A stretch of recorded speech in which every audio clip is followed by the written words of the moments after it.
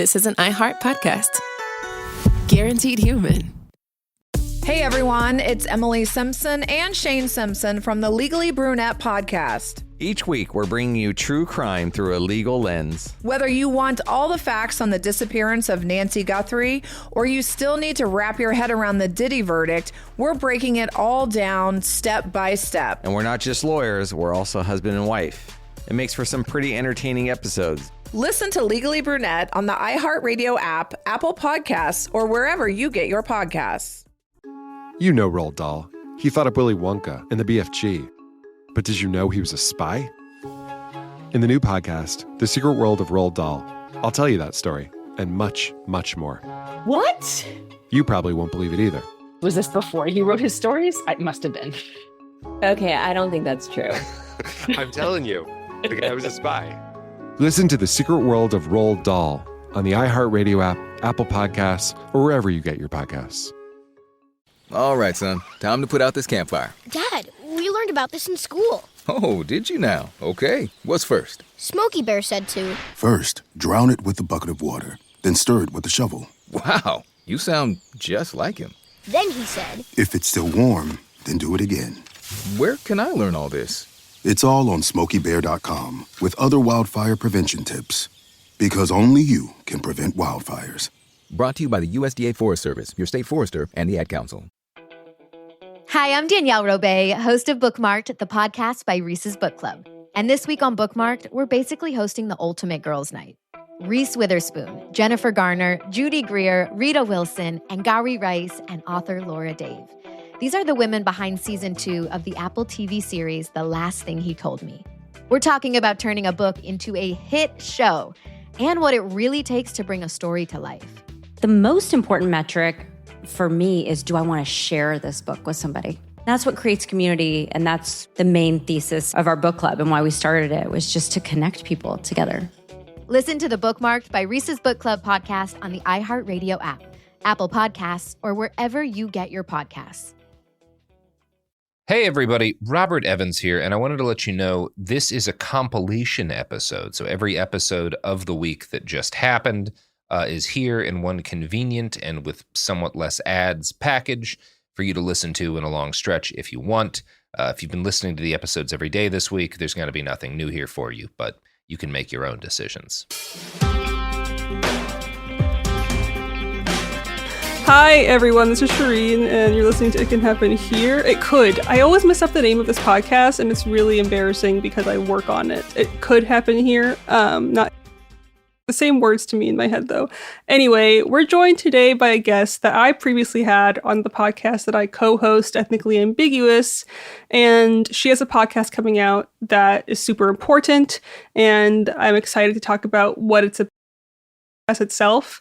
Joining me today are Garrison and Chris, and our guest, Neha Aziz. Hi. Hello. Neha, hello, welcome. Thank you. Welcome to the show. So you have a new podcast called Partition. Explain what that's about.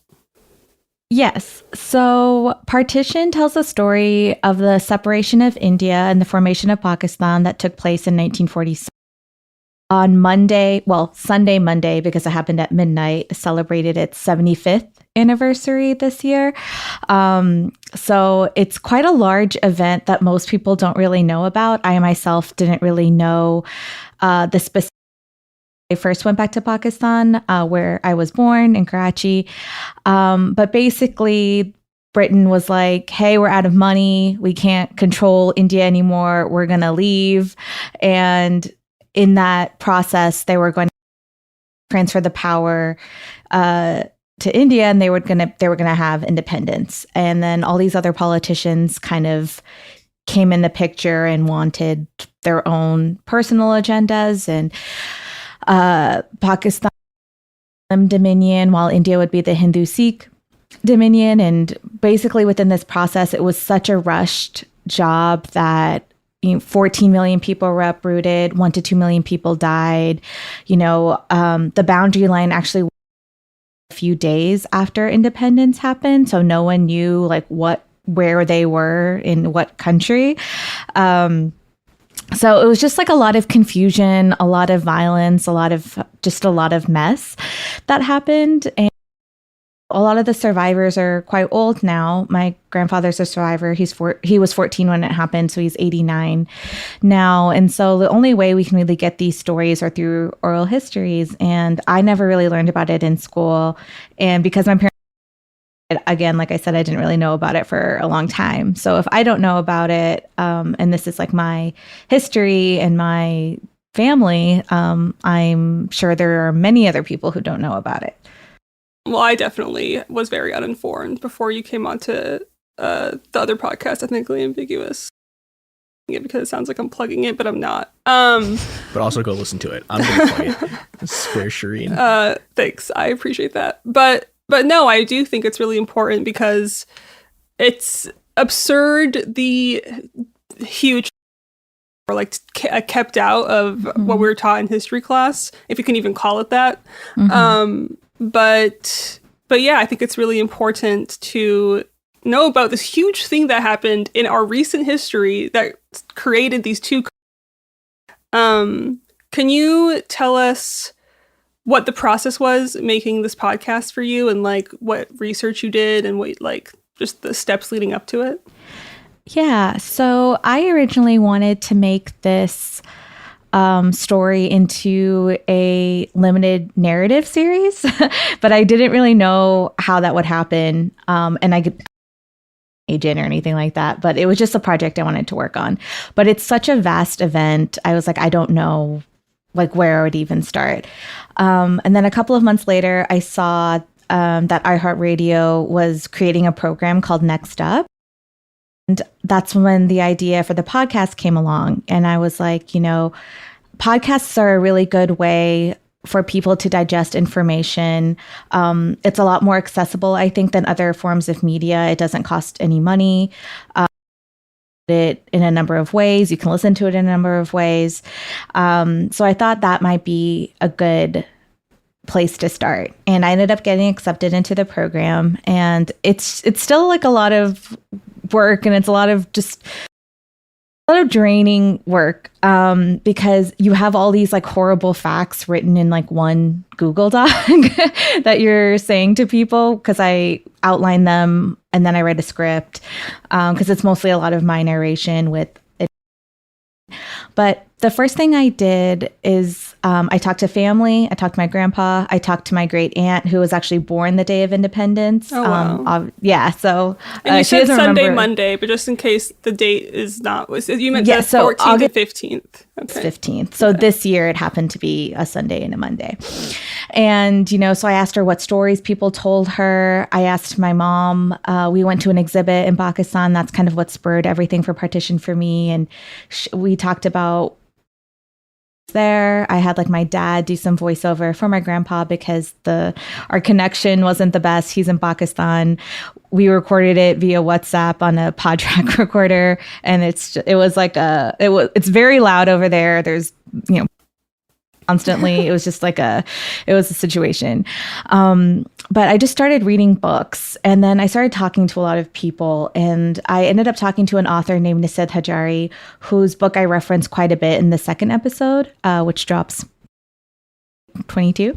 And, you know, the first thing he told me was, you can't cover everything. So once you understand that that's going to be the case, and it's going to be a lot easier. And it's true. Like, you can't cover everything.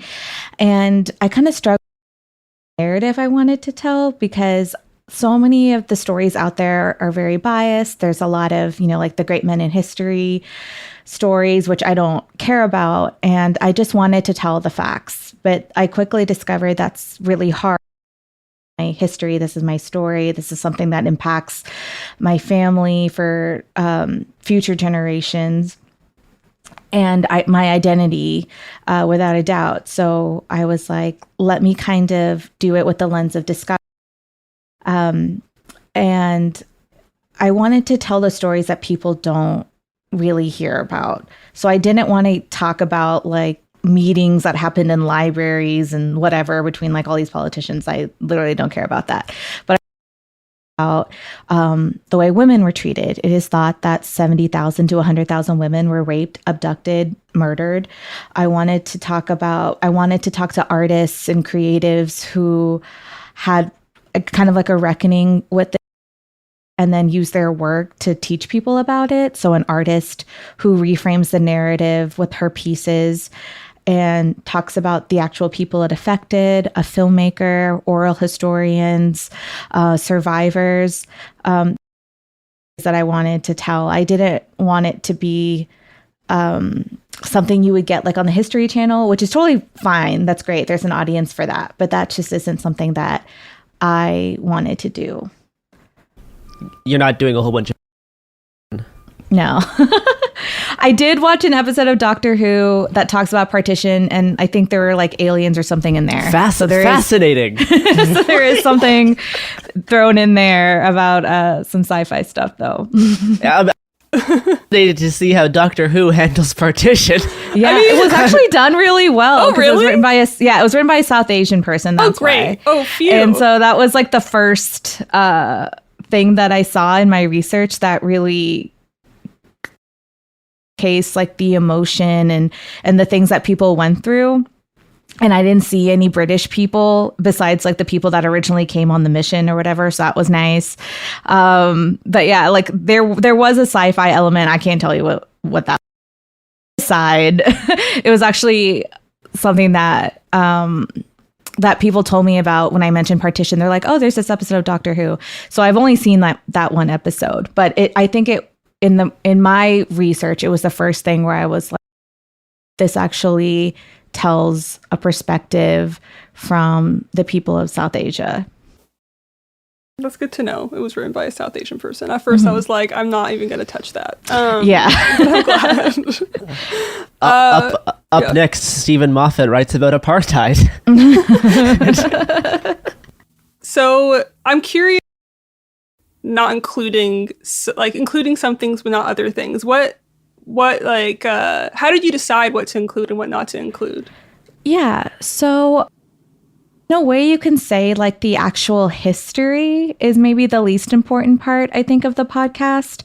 Like I talk about like events, like there's something called Direct Action Day that happened about a year before the boundary line was announced.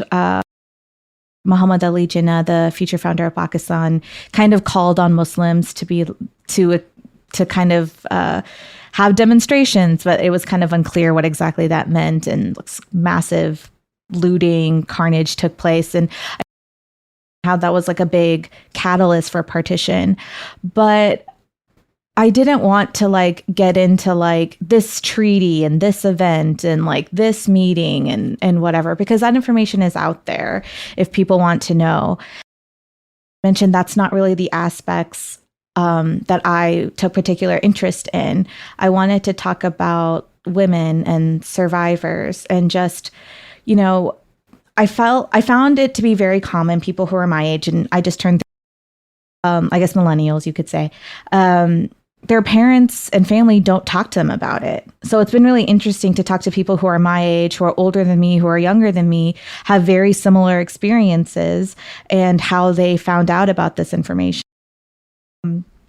So those are the kind of things I wanted to focus on because, you know, a lot of our stories from minority communities that are out there in like mainstream media are rarely told from our perspectives. And so I wanted this story to come from me and from other people who have just different experiences with partition, whether they lived through it, whether they're an oral historian, they write a fictional novel about it to cope with their trauma, which I interviewed a woman who did do that. She was 4 years old when it happened, and she disassociated herself a lot with partition until she wrote about it in this fictionalized novel. And I wanted to talk about what forms of media were also out there, which is why I watched that Doctor Who episode. I also watched Gandhi, 3 hours of my life I'm never going to get back. Terrible. So not great. You know, I love Richard Attenborough. Like Jurassic Park is great, but this wasn't it. So I wanted to wanted to point people in a direction where if you actually wanted to dig deeper into this information, like here's where you should go. Like don't don't watch. I mean, I love The Crown, but I mean, like, let's be real. Like, like they mentioned, I think India once in the pilot episode, and it took place about 3 months after partition happened. Philip is getting married to Queen Elizabeth, and what's his name? Winston Churchill is walking, and he sees Lord Mountbatten, who is tasked with the separation of India, who is also Prince Philip's uncle. And Churchill goes, "Oh, that's the man who gave India away." And I'm like, that's not really what happened, but okay. And that's the only thing that they say. Wow. But I do love period dramas, and I do love corgis, which is one of the main reasons I watch The Crown. But yeah. Wait, sorry. Can I ask? Mountbatten's the guy who got whacked by the IRA in the 70s, right? Yes. The same guy. Jesus. Yes. Yeah, I actually didn't know that until I watched The Crown. So, because again, that was into him and his history. 'Cause I don't care, but I ended up seeing it in The Crown. So I really wanted to focus on South Asians and like our story and working through how trauma is and kind of reclaiming our narrative with just kind of the truth. And, something that popped up when I was creating, kind of getting deeper into the podcast was Ms. Marvel. I knew it was going to follow a most great, but I didn't know that they would talk about partition and how that was like a major plot point. And so people are starting to learn about the history because of that show, which is amazing. So if I can kind of add on to that and expand people's education. Something else I also wanted to do was I want people to have empathy and sympathy for immigrants and refugees, especially ones that don't look like them, because we come in all colors and sizes. And, I think their response to Ukrainian refugees in the UK was great, but I don't really think that same courtesy was extended to refugees from Syria. And I think that's really important because I'm an immigrant. It took quite a long time for me to become a citizen. And it's very hard, and it's something that people don't know about. And so I just kind of want people to care about things that don't directly affect them, which I think is very much like an American rooted thing. So I don't think my podcast is going to change that, but if people can like look outside themselves with this, I think that would be really great. Yeah. I was wondering, what do you actually think about the way that Ms. Marvel talked about partition? Because I saw a lot of, I don't know, I saw a lot of conflicting sort of arguments. Yeah, so I liked it, but I'm also, I think with minority and you see something that has affected you and your family or has oppressed you, you expect this art form to talk about every single thing, burden that we bear as creative artists of color, that if we don't talk about every single thing that's oppressed a community, then it's not worth our time, is kind of like the mantra that we have. And for me, I'm like, the show is 6 episodes. Well, you need to understand that is not something that they can encapsulate in there while talking about all these other things. So I think it does a really good job capturing emotion. I feel a lot of times you get the partition story from people who are currently in India. So it was nice to see people from Pakistan, and they're from Karachi, just like I am. And I found it, every episode just made me just cry more. I'm also very sensitive. And so I would just, felt it. There was a particular scene where Kamala is talking to her nani, which means grandmother. And her grandmother is like, my passport says Pakistan, but my roots are in India. And I really felt that because my parents were born in Pakistan, but all other generations were born in India. And that is a place, because of how tense the borders are between these countries, I will not get to visit. for the foreseeable future. If you are born in Pakistan, you are not allowed to go to India. You are not allowed to go to Pakistan. And it's just crazy because I'm like, well, that's where I came from in a sense, you know? So for me, just because, like I said, I am a sensitive person, like the emotion, you know, the people going on trains, that, you know, that is something that I talk about a lot in my podcast. A lot of people experienced or read about. A lot of people were hoping to get on trains, and when they tried, those trains were filled with dead bodies and not people who were alive. And so I think it did a good job capturing the emotion, but it's like there's just no way you can capture the complexity of that event with that. Even with my podcast, it's 10 episodes. And like Nisid, you just can't cover everything. So you have to pick and choose what you want. And also, like, it's, as an artist, like for me specifically, it's like I want to give you like the crumbs of something, and then I want you to look into it more, right? Like I shouldn't have to force feed you information. I should keep you intrigued enough for you to want to look at this information on your own, you know?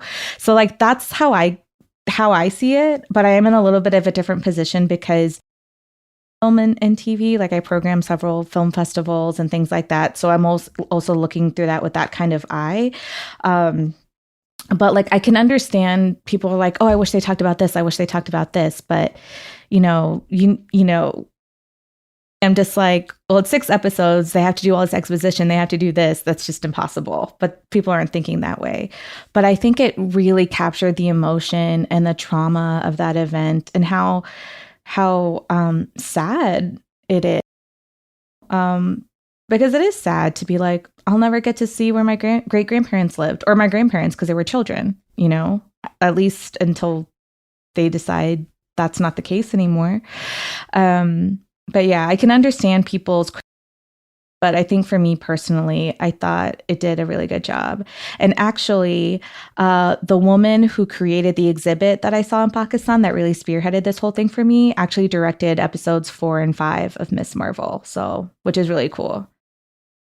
That was another thing I guess I sort of wanted to ask about was like, what was the process of doing this like emotionally? I know I wound up doing somewhat similar things for a couple of episodes about too, and like talking to my family about what it was like in China was just like, and like just doing the sort of archival research was just like brutal. Mm-hmm. And yeah, I want to know like what that was like for you and what that was like for like your family having to talk about it. And yeah. It was really draining because you're just reading so many awful things. Like I read a number of different books and, you know, talking to all these people. And I think for my grandfather, I think like, he's not a very emotional person, and physically there with him when he was talking to me. And I think it's like something that's for sure like in the past for him. And he was fortunate in the way that he came from an area that did have violence, but it wasn't to the extent that of other people's account. But talking to survivors was really hard. I actually went to San Francisco to talk to someone specifically because they're very hard of hearing. And so doing it virtually would have been very impossible. And hard because he was saying all these things and then he would tear up. And it's like, where do you just listen to this person? And then where do you comfort them is really hard because I don't want to interrupt, but I don't want them to be like, I don't care about what you're saying. Like it's affecting. And that person spoke to me for 2.5 hours, and I have yet to really listen to his audio. I've just like listened to bits and pieces just for like clarity purposes. So that's going to be rough when that happens, and it's going to come up soon. It was just really draining, and it's just like highlighting. It's like, you know, when you're reading, I read all these books and then you're highlighting things, but it's like you're going to highlight the whole book because it's just, there's just so many crazy things. And yeah, it's just really sad. It's really draining. Like I'd mentioned writing this, and I'm like, here's just like 20 minutes of terror in like an 8-page Google Doc that you have to say. And that also brings up another point where even though this podcast is sad and it's not particular in ways, I did want to be myself. And so I try to add a little bit of levity in there. Like there was an artist who, that I mentioned her work. Her name is Prithika Chaudhary. She had these really beautiful installations of like female body parts, but they ended up getting ruined in transportation. And so she digitized them and made NFTs. And so me trying to explain what an NFT is just the most ridiculous thing in the world. So I was like, I'm not going to talk about it, but it's like levity in there that we're talking about NFTs in this podcast, you know? But yeah, it's still like a really draining process, because I say this a lot, and people I've interviewed say this, that partition isn't something that's in the past. It's something in breathing. And, you know, Prithika said it in a really succinct way where she's like, it lives in families, and it really does. So like every day I feel like I just kind of, it's hard for me not to get bogged down with all this information. I am a sensitive person, so I tend to hold things and carry things with me. But yeah, it's been a really rough process, but I think what kind of makes it a little easier is like, well, these people's stories are getting out there. People are going to learn about it now, and maybe that inspires them to learn about other events that they didn't learn in school. Like all of my education was done in Texas, and that can be another podcast within itself, because our education is something, to say the least. So that's kind of the way I try to look at it. Like, it's really rough. And then I also, I love reading and everything. So I'm just like, well, I'm going to read this like thirsty rom-com to get me away from like the horribleness of the work I'm doing every day. Definitely a little bit of balance too. I do think to hear you say that I'm very sensitive as well, and how you hold stuff in.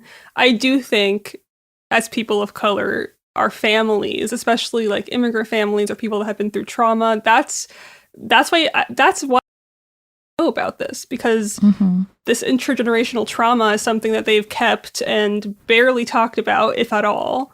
So I'm really glad that like you went to San Francisco and that person was able to like release all of this and that they were holding probably for their whole life. Yeah.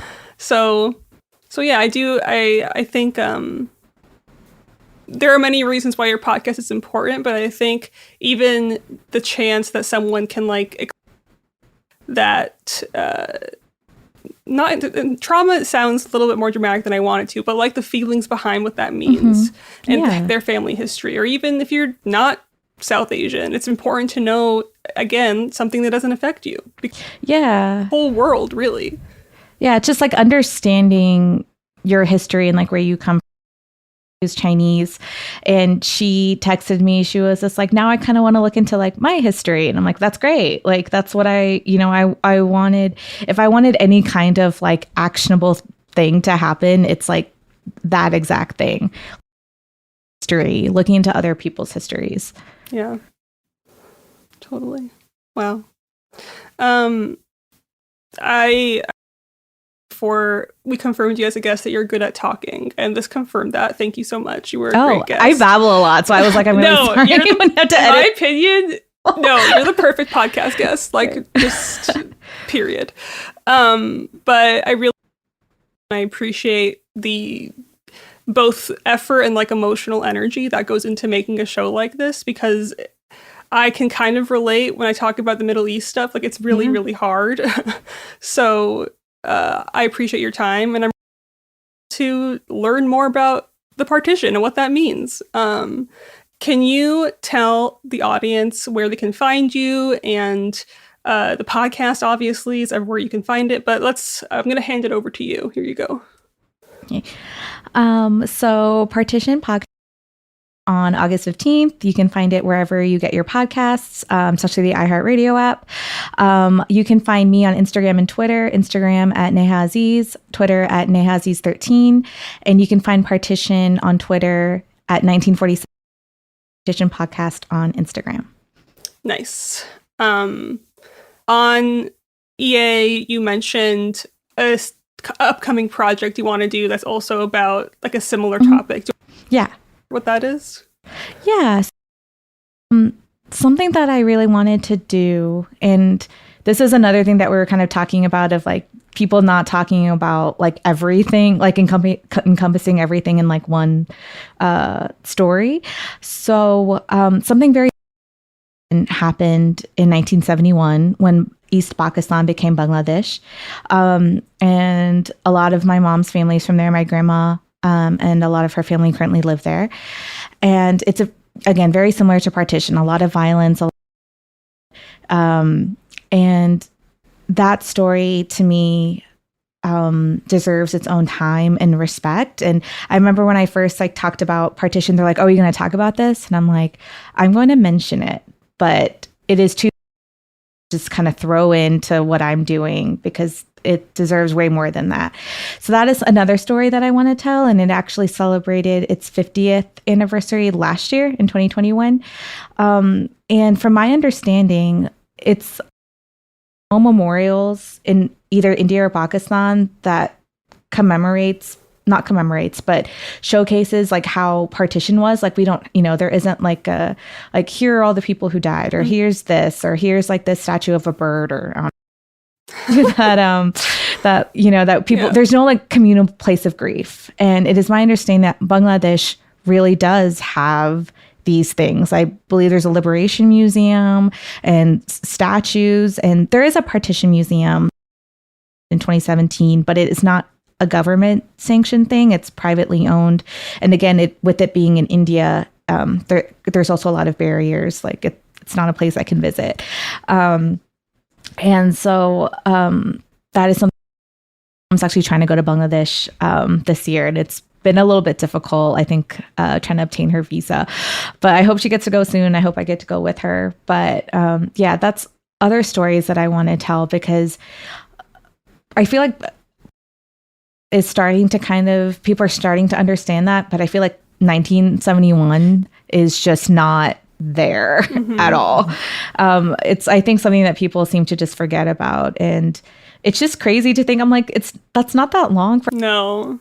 It's 75 years, it's 50 years. That's not a long time. Yeah, it's really so it's just really insane when you think about it that way. And especially when you think of how ancient these and just how new these places are. That's something I would definitely love to tell. I would love for my next project to be on that. But that decision is not up to me. So hopefully it'll work out. Yeah, I really hope so too.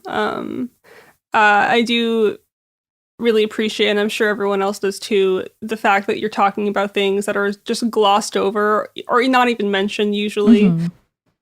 I hate that it's usually our job to educate people, but in the meantime, you're doing a fantastic job, and I can't wait to see the other projects you do. But obviously, listen to Partition, everybody, first. That's the show.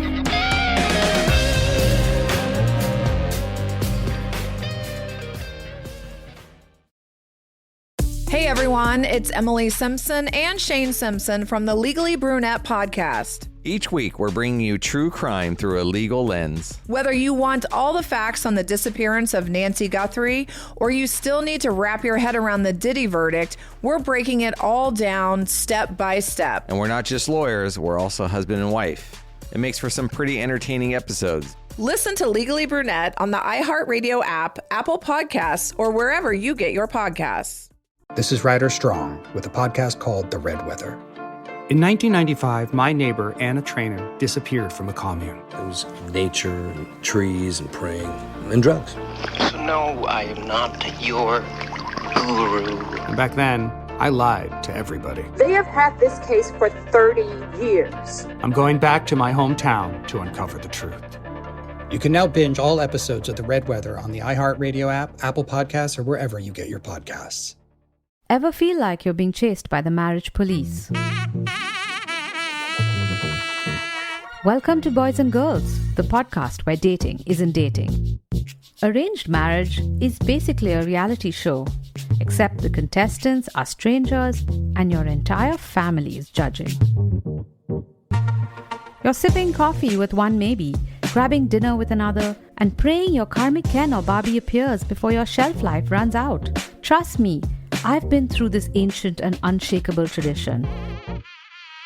I jumped in hoping to find love the right way, and instead I found chaos, cringe, and comedy. And now I'm looking for healing.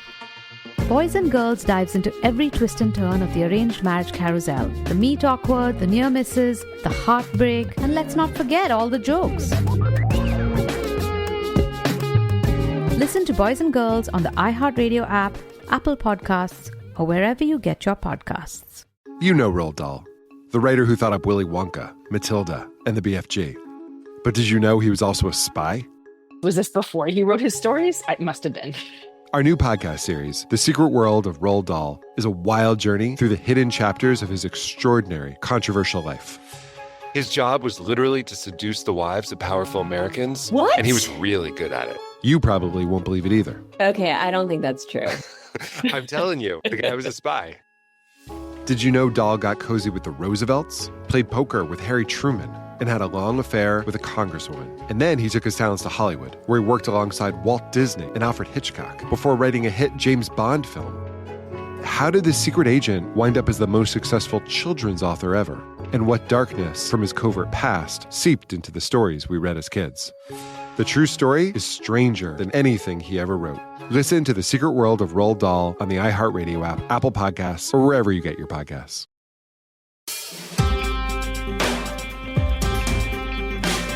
Hello, this is It Could Happen Here, and today it's me, James, and I'm joined by San Diego, and we are talking about San Diego's lying mayor and how he likes to punch down on poor people even though he promised he wouldn't.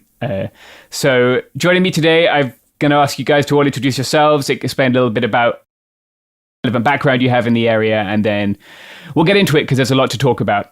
So Mandy, would you like to go first? Hi, I'm Mandy. I'm a homeless advocate. I mostly do on-the-ground work with mutual aid, and then I advocate for them as much as I can with city municipalities and just organize that way. Great. And Colleen, you can go next if that's okay. Yeah, my name's Colleen Cusack. I'm a criminal defense attorney, and I represent approximately 50 homeless persons pro bono right now who are cited with crimes of survival, such as encroachment and overnight. So I can challenge laws and have them declared unconstitutional. McConnell. I'm an advocate for people who are living unsheltered or homeless. And I've been working on this for about 13 years. First part, working within the system as a philanthropist, advocate, volunteer, former vice chair of the Regional Task Force on the Homeless. I'm was a founding member of a local philanthropy group called Funders Together to End Homelessness, San Diego. I have participated on quite a few initiatives. Blitz Week, where we housed about 100 people in 3 days. 25 Cities Initiative, where we worked on ending veteran and chronic homelessness. Created the region's first by name list for veterans. Worked on a lot of COC, Continuum of Care initiatives, such as how we score projects to get homelessness funding.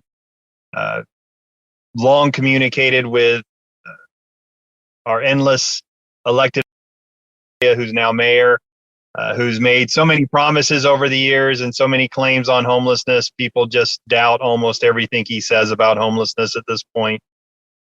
Rightfully so. And probably most my on-the-ground advocacy now, where I do a lot of encampment support, work with, of course, unsheltered people, film the police around encampment sweeps and enforcement of laws that target, and continue that till this day. Nice, yeah. You're doing a lot of work on this. And then Levi, last but not least. Hi, you guys. I'm Levi Giappilioni with Homeful Solutions. I have lived experience in being homeless. I also work with a group of advocates called Lived Experience Advisors here in San Diego. We try to hold them accountable. And we're also able to advocate for a lot of what these people need in the recovery process, just beyond like housing, which is the main thing. We know that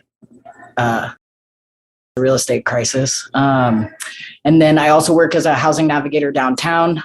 So I work with a caseload of about 200 clients. About 60 or 70 of them, I would say, have SMIs. Really in like kind of one of the main areas of town that, we have a lot of these people living outdoors. So I'm at kind of the front lines of it every day when it comes to people needing to get a shelter, one that they cry to. When they think that it's when they don't understand that it's the system that's broken, I'm the one that they get yelled at, that gets yelled at, that, they think I'm not doing enough, and be able to see all sides of it and see the promises that get made. And I literally have clients come in and say, oh, hey, look, everything's going to be fine because the mayor just said this week he's opening a new shelter. And I'm like, all right, let's do the math. That's right. And there's 8,000 homeless people in the county. So, I have to kind of break down that. It's a good responsibility, I guess, to break down the system to my clients so that they can understand how broken it is. Me being able to teach them patience to get them through the process too. So, and yeah, that's me. Yeah, that's good. Thank you. I want to get into how broken it is because it consistently, I think, every time, I like to ride my bike around a lot. I'm always riding around town.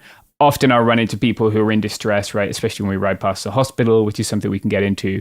And they'll be like, oh, just call up, you sort them out with a shelter.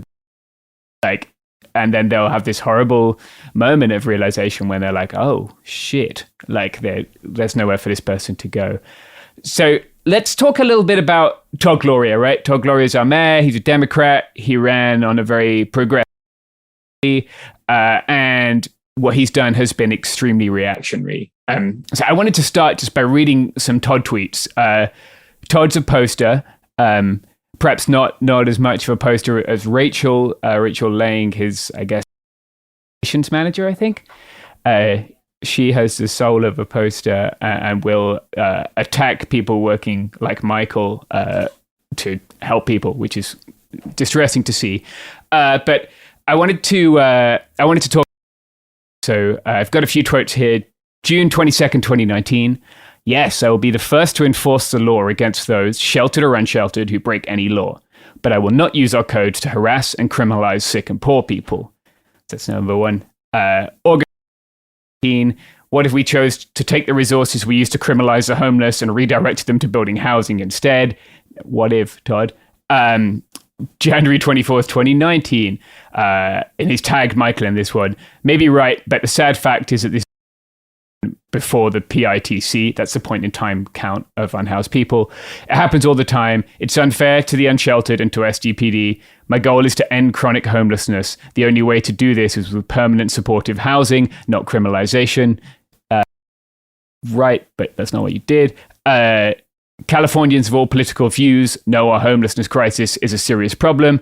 More housing and services, not criminalization. It's past time to tackle this problem. I could keep going with these things, but I won't get the picture. So Todd's talked a lot about how we don't need to criminalize poverty, how we don't need to criminalize living on the street, and then has proceeded to criminalize living on the street, right? So maybe we can just start with these happened pretty much consistently, I think, since Todd took office. And people might be familiar with a little bit, they may have seen some of the bikes being thrown away. That was Michael had a video of that, which had how many? Oh gosh, I don't. Yeah, a lot of people have seen that, but perhaps one of you would like to describe exactly how a sweep goes down, right? There's a process of posting, sometimes a process of posting notices, but you don't notices because people are encroaching. What's the sort of justification for it? And then what does that look like for people on the ground? February 14th of this year is Todd Gloria started his sweep enforcement.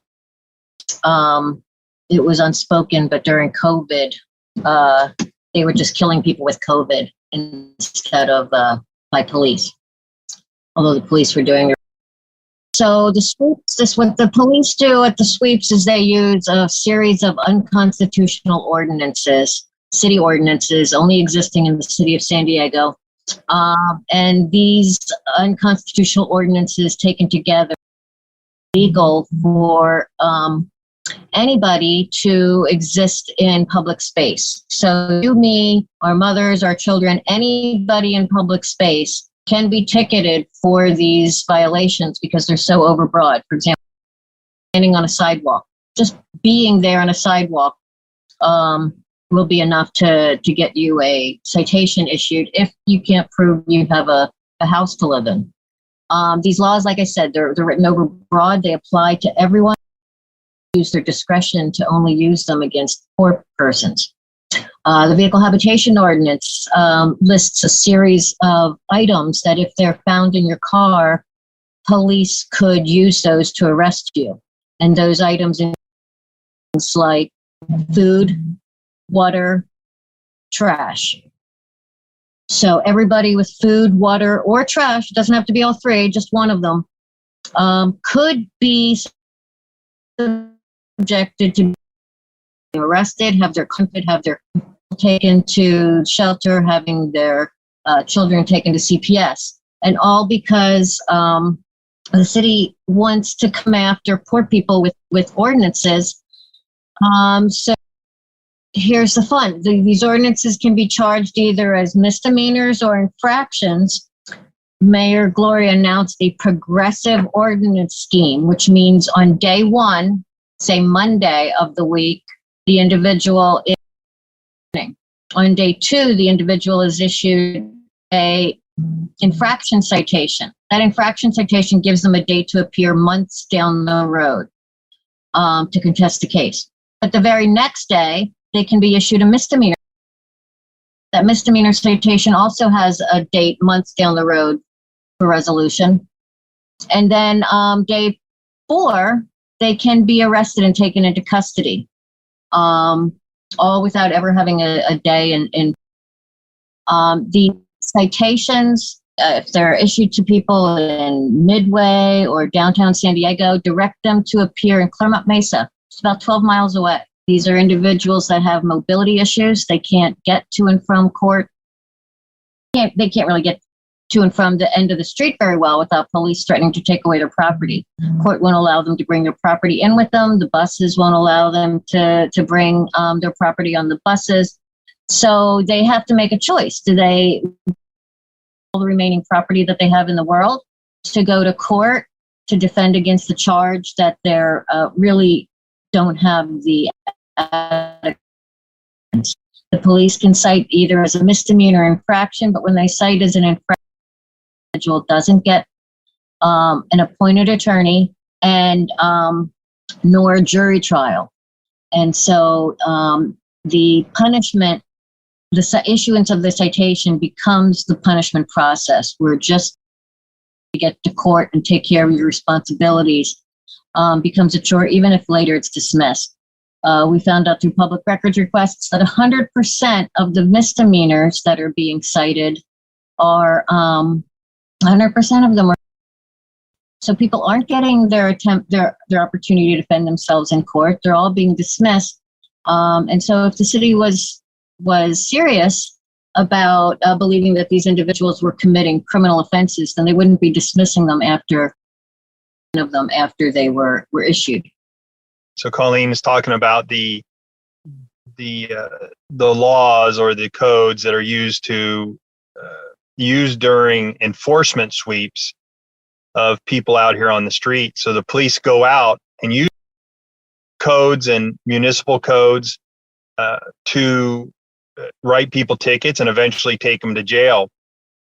That's just one kind of sweep. That's the enforcement sweeps. There's also sweeps or abatement sweeps. We call them homeless encampment sweeps or homeless community sweeps, where per settlement with past lawsuits, the city has to post 3-hour or 72-hour notices in areas. Then police and environmental services and cleanup crews, and they'll throw away all your belongings if you're not there. So that's another kind of sweep. So there's actually two kinds of sweeps. There's these cleanup sweeps where they throw away your belongings. And then there's the enforcement sweeps where they just go out with sometimes, oh gosh, Colleen, we've probably seen as many as 15, maybe 15 plus police go out to ticket people in a particular homeless community. So, and just do the ringer with all these citations that Colleen went through. Yeah. And then perhaps, Levi, you're familiar with the system, right? I think maybe the idea here is that the police are supposed to offer them shelter, right? And if they ask for shelter, they're supposed to offer it to them. Can you just explain that shelter can be extremely difficult or impossible for people to access? Yeah, absolutely. And then I'll tell you kind of some of the consequences that people face even or as a result of this. But so basically, like, let me paint the picture for you. So our location is having housing here on site. And so the clients will typically, there's a line out the gate when we get here at 8 o'clock in the morning. At 8 o'clock in the morning until 9 o'clock, all I do is shelter refer. That's everybody that's coming in the door that wants to get a shelter bed for that night, right? We're doing this at 8 o'clock in the morning. And oftentimes I will get one or two, some days I don't get anyone into shelter. Clock, all of those beds are full. And that's what they report back to me as the service provider, right? Is at 9 o'clock in the morning, there's no more shelter beds. On top of that, other thing to mention too is, like, you know, the police are supposed to offer them shelter, but we have like some kind of like conglomerates as far as organizations go in the shelter space. So if a client is for some reason not allowed to go back, that's one, pretty much forever. And B, it could be something like behavior, like they got anxiety and yelled at somebody, right? Or it could be someone who can't complete their ADLs, as they call it, or like an incontinence issue. So there's times, yes, it is sanitary and medically necessary for you to use this little bottle or whatever. But then the shelter will then kick them out and not let them return for that kind of thing. So by 9 o'clock, the shelter beds are full. In the beginning, when they were playing, they were doing their sweeps real early.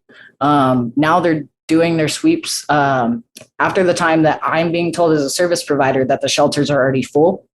And on top of that, our shelter system, you're there during the day, right? So some of these people that they're taking their stuff and throwing it away are actually in shelter. You know, they just had to take their belongings with them back to the streets where everyone can see them every day. And recently I had a client who we had spent like a month and a half trying to get him into shelter every single day, and it wasn't going through. Finally, we got him into shelter, and a ticket for encroachment that, you know, was not paid and he didn't go to court. So even though he was in shelter in the middle of the day, the police officers stopped him. They arrested him for his warrant. He was in there all weekend and he lost his shelter bed. Jesus. Yeah. So let's, perhaps you or Mandy could explain then, like, some of the things, because, yeah, under the guise of, I guess, a cleanup or a base, call it, like, often they're actively stripping people of the things that they need to access shelter, to access housing, to transport themselves around, right? So just one of you want to take on, like, what this means. Well, they'll, you know, they do it under the guise of we're cleaning up the area. But they will drag entire tent people's belongings and put them in the compactor. They won't go through them. They never look. Oftentimes there's medication in there, IDs, paperwork, things that, you know, people have to survive. People can't have identification. It's really difficult for them to get identification. Living on the streets, you know, it's a process, and that process sets outreach workers back. So, you know, you've got an outreach worker who may have gotten them an ID, and, you know, they've taken their, it's called a VSPDAT, where they're entered into the housing system and they're waiting a housing match. And then their ID and everything gets thrown away. So then the outreach worker has to take time to go back their ID when they could be helping, someone else get set up to maybe get into housing. They don't look through the things. This causes so much trauma for these folks. I've seen, so a lot of times with sweeps, sometimes I say they'll allow people to gather their things and move them, and then they'll sweep the area. Yeah. I've seen times when they have had things, they moved their things, and then the police surround their things while people are standing there, and they place their things in front of them while they are begging for their things, and they will put them in the trash compactor in front of them. And the only way that you can view that is it's just punishment. Like, you're not, you're out here, you're poor, we don't have any options for you, but we're going to do this to deter you because we just don't want to see you here. Yeah. I remember I was talking to someone downtown a couple of weeks ago when I'd stopped to give some folks some water, and this is the shit I chose to bring with me. I didn't, it's not like I could take everything, and these are the things that I wanted to keep because they were special to me. And yeah, now they're being trashed. Indeed, in 2018, I think it's 2018, a person was thrown in, right? Yeah, inside their tent. Just fucking unbelievable. So yeah, we've established that these sweeps are cruel. We've established that there's not really anywhere for people to go. That they don't provide a lasting solution to homelessness. They just move people around and make it harder for them.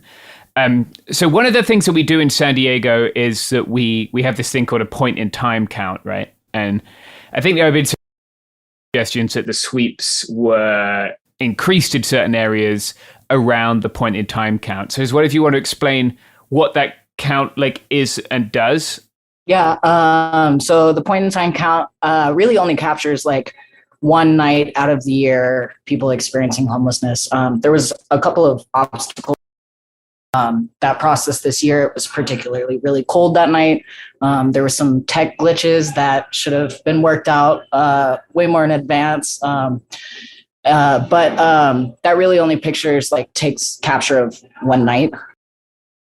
The data I like to often refer to, because it just feels more realistic to me, is RTFH states that in any given year, there's 30,000 people seeking assistance for homelessness. So our point in time count, shows one night. There is data being collected all year round. So at the point in time count, you have a lot of volunteers go out very early in the morning. They have them count the population, do some interviews with them real quick. The interviews are very personal. It's not necessarily something somebody wants to wake up and answer at 5 a.m., but we found some people that were, willing. But that's the point in time count in a nutshell. Okay. And then, what's, I know that I think the Downtown Partnership collects their own data, right? Because the data we have is very unreliable. What's our best guess at people, maybe in the city sheltered at this time? Over 1,500 unsheltered homelessness, meaning that they're not in a shelter or, some kind of program. Okay. And that's just in downtown San Diego, not the whole county. Okay, yeah. So downtown San Diego, for people not familiar, is a pretty small part of a very large county, right? I think San Diego has the highest ratio of average income to property prices anywhere in the country now. Correctly, yes. It's incredibly unaffordable. So this has led, unfortunately, but probably pretty predictably, to a number of deaths on our streets, right? And four last week, or in a 7-day period, this August, as it's hot for San Diego right now. And despite this, we've seen this just incredibly callous response from the city, I guess. We've seen Todd, for instance, Todd Gloria, who's our mayor, giving a speech in front of a shelter where somebody's remains were taken away a few hours before, and not mentioning that someone had just passed away in that place. I want to talk the gap between rhetoric and reality, because if you were only learning about this from the city and Todd's Twitter account, you'd think that it was fine, right? Because he's posting about these new shelter beds. But perhaps you can explain how, at best, it's a distraction from a problem that's getting worse. I think that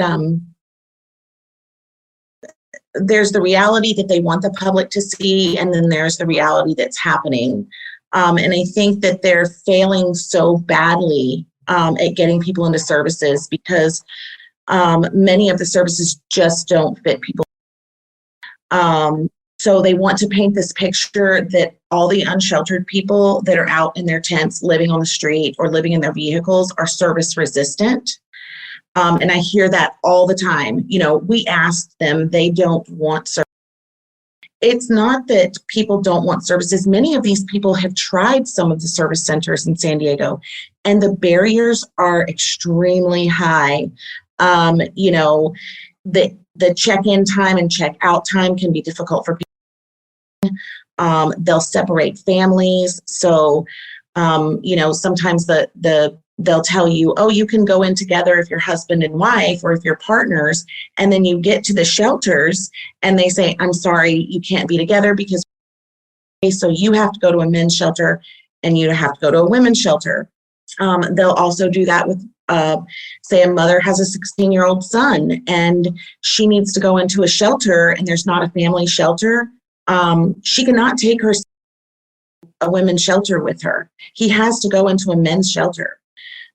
So, you know, then, you know, people with their pets, their only source of like love and acceptance, you know, a lot of places won't take pets. A lot of places they're using substances. So we've got all these boundaries that are keeping people on the streets, and no one's talking about that. And no one's talking about the fact that not all of them, but some of the service providers are profiting off of these poor people because they represent state and federal dollars.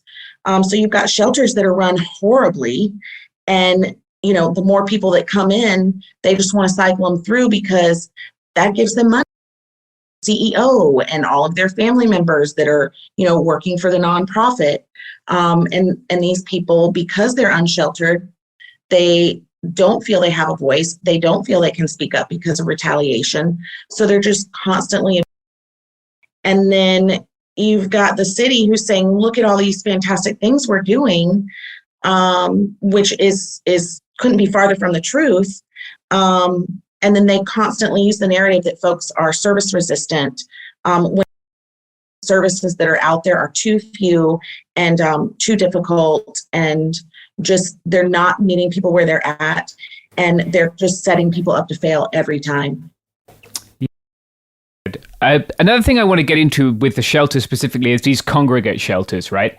And what in the context of an ongoing pandemic that maybe is transitioning into another pandemic, can you explain what's a congregate shelter, right? It's a long word, but what does it mean? And how are those dangerous, especially for medically compromised or older people living on the street? The bulk of our shelter system here in San Diego, in the city of San Diego, is congregate shelter, meaning people are just placed in one big room, or in some cases, big circus type tents. We have a few of those where people are sleeping in cots 3 feet apart. So you can imagine how horrible that is for the spread of disease. That's why we've had some very large outbreaks of COVID in our shelter system, and they're frequently closed to new intakes. I think it's really important that folks know that, like you said, if you look at Mayor Gloria's Twitter or social media feed, you think they're doing everything they can, and there's all these resources. But on any given day, there may be a few dozen shelter beds, literally thousands and thousands of people that are sleeping on our streets at night. And the only reason there's a few dozen shelter beds is because they've kicked some people out that day for breaking some minor rules. Most people who leave shelter street.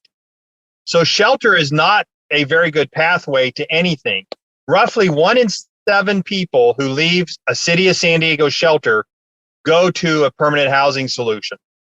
That's a very, very, in fact, under Mayor Gloria, I've seen some of the lowest success rates of our system than I've ever seen in my 13 years of working on this.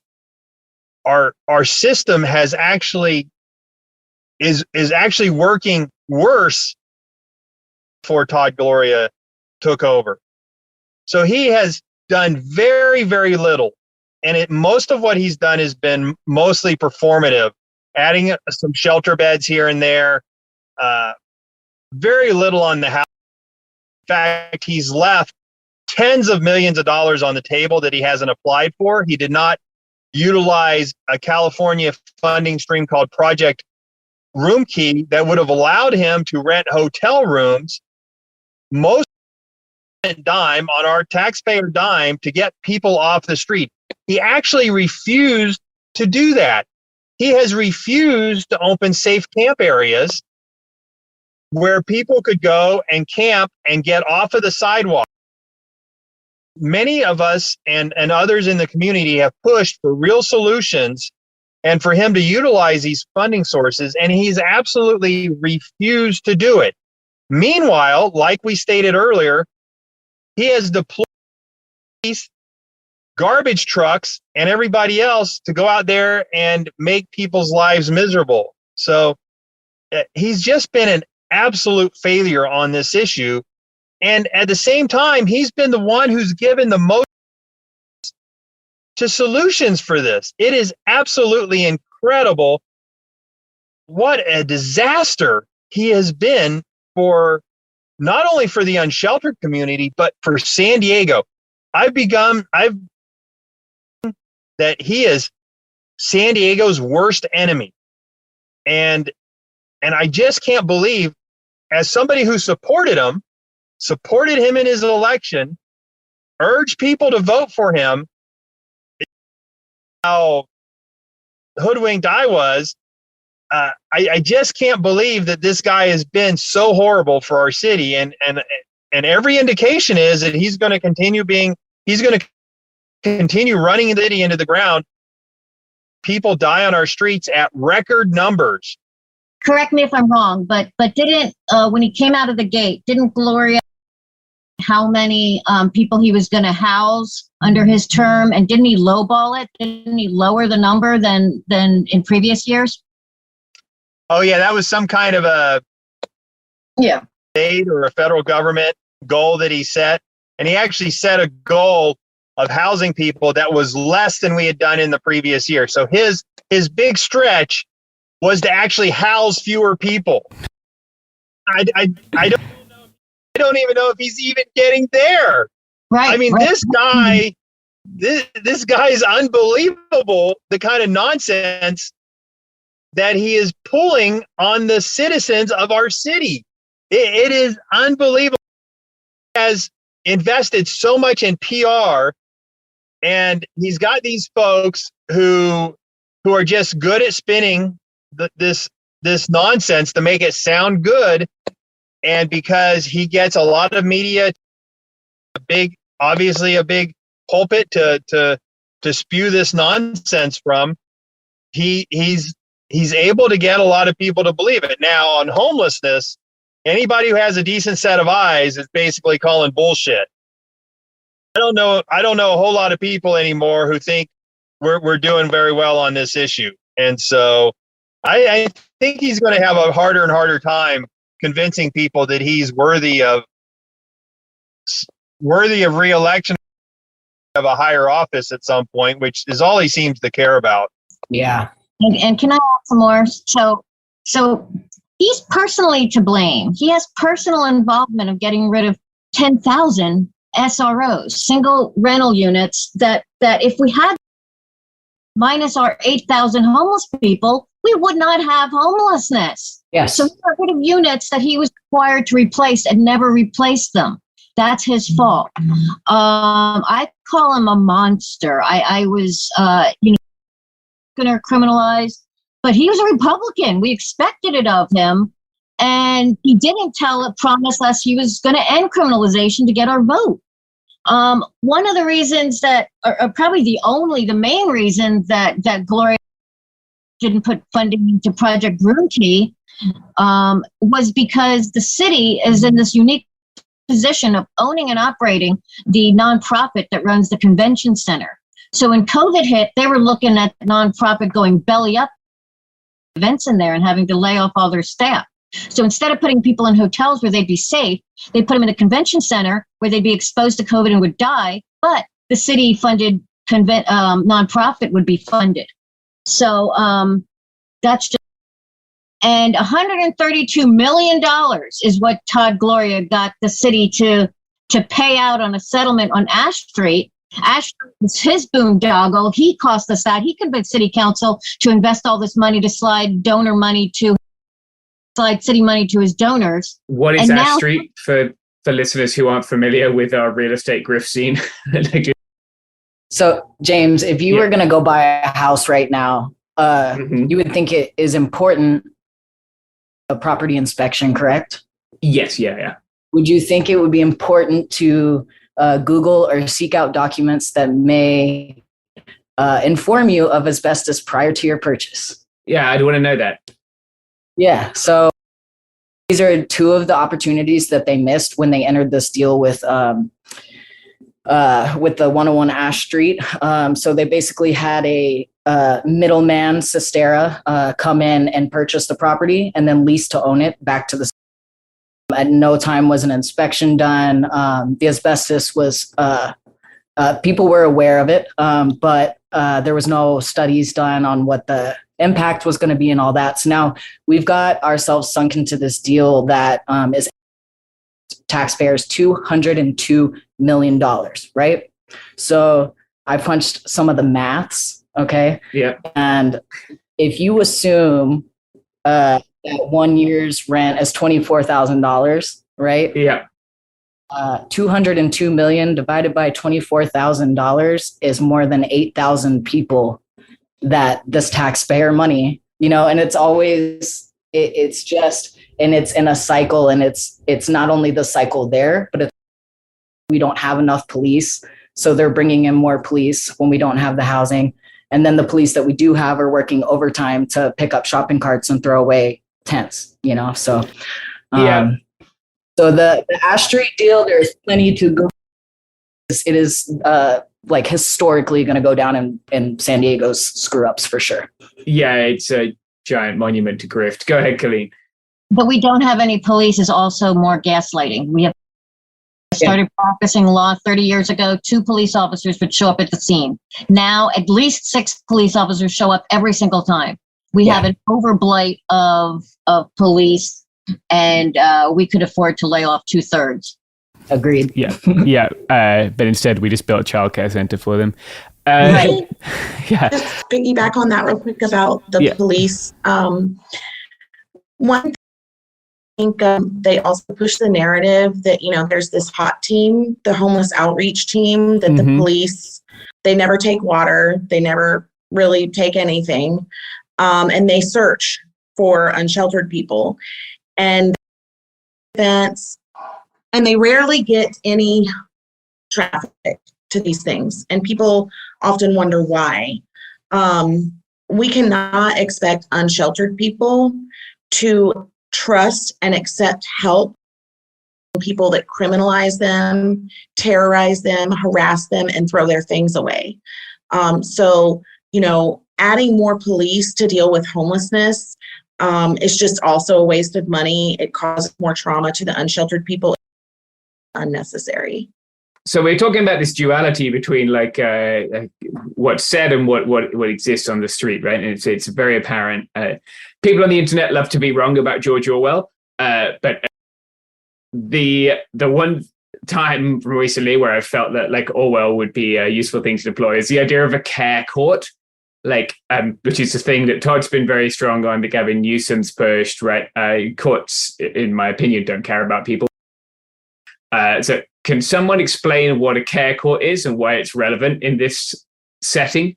So framework of this is you have a bunch of liberals in Gloria and Gavin Newsom's ear saying we have to we have to end homelessness. And the politicians are saying, oh, well, we can't end homelessness because they're all mentally ill drug users. Okay, so that's the first premise that we're working with, and they're not. 10% are use drugs and have mental illness to a debilitating extent in the homeless population. Use parallels the rate of drug use in the house community. We don't take houses away from drug users who are housed and make them get sober before we return their houses to them. So requiring that they be sober before the house is ass backwards. We have to get them into housing first. Now, the care court is set up just to pass more money to their donors. That's all it's set up to do. It's not going to ease anything. It's going to set up a situation where if a person is considered gravely disabled, then they can be put into a conservatorship. And gravely disabled is defined as unable to provide shelter for oneself. So essentially, everybody who is poor, gravely disabled, and the rich who got them in this position can make all the decisions for them. I'm very passionate about this because it's cruel, and it's essentially the return of all the that was turned off. The whole reason that Reagan got everybody released from the prisons because of the mental illness, but he never paid. There was never any payment into community mental health services. So now they want to return them to the institutionalization after never providing any sufficient street services for them, and that's just cruel. Yeah. And so with the whole care court plan, there's like a rules in it. One is that it does not mention that there is any housing stipulation at all. So it does not say that the conservator must provide them shelter. The check-in guidelines are once every 30 days, which is about the time period that we have them check in with their case managers. Is at least once every 30 days. And they also try to tell it like, it could be temporary, right? Like once they get better, then they'll be off the conservatorship. As to me is it's like, okay, you force them into treatment, and then once they get kicked out of treatment, you say, okay, they're healed, and then they're back away from their services. And I've had clients who thought maybe a conservatorship is right for me, begging, where they're like, I just can't do stuff right. Like, and I had one client specifically ask me to be her conservator, and I care about her so much. And if I thought that her having a conservator would really benefit her, but as of right now, there's no difference in whether a conservator can get somebody shelter better than me as a service provider, or if they can get them into a treatment program better than a service provider. Now, Colleen was talking about how only 10% of our homeless population has a drug. In San Diego County as a whole, 15% of San Diegans have a substance use issue, right? My 10% was debilitating, a debilitating. Okay. Yeah. Okay, good to clarify. Instead, 15% is way more than our homeless population. Those aren't the only ones with substance use. But if you are on Medi-Cal, right, if you're low income, and low income in San Diego is anyone making less than $76,000 per year, which is a lot more people than they realize. If you are low income, can I bump in just because you said if you're low income, but I have some memes here. I want to point some facts on the care court. Care court claims to address houselessness, $5 million budget, 0 will go to housing, and 0 will go to mental health services. That's shocking. 0 to mental health services or housing. Care court will weaponize its unchecked power and worsen the historical violence against communities.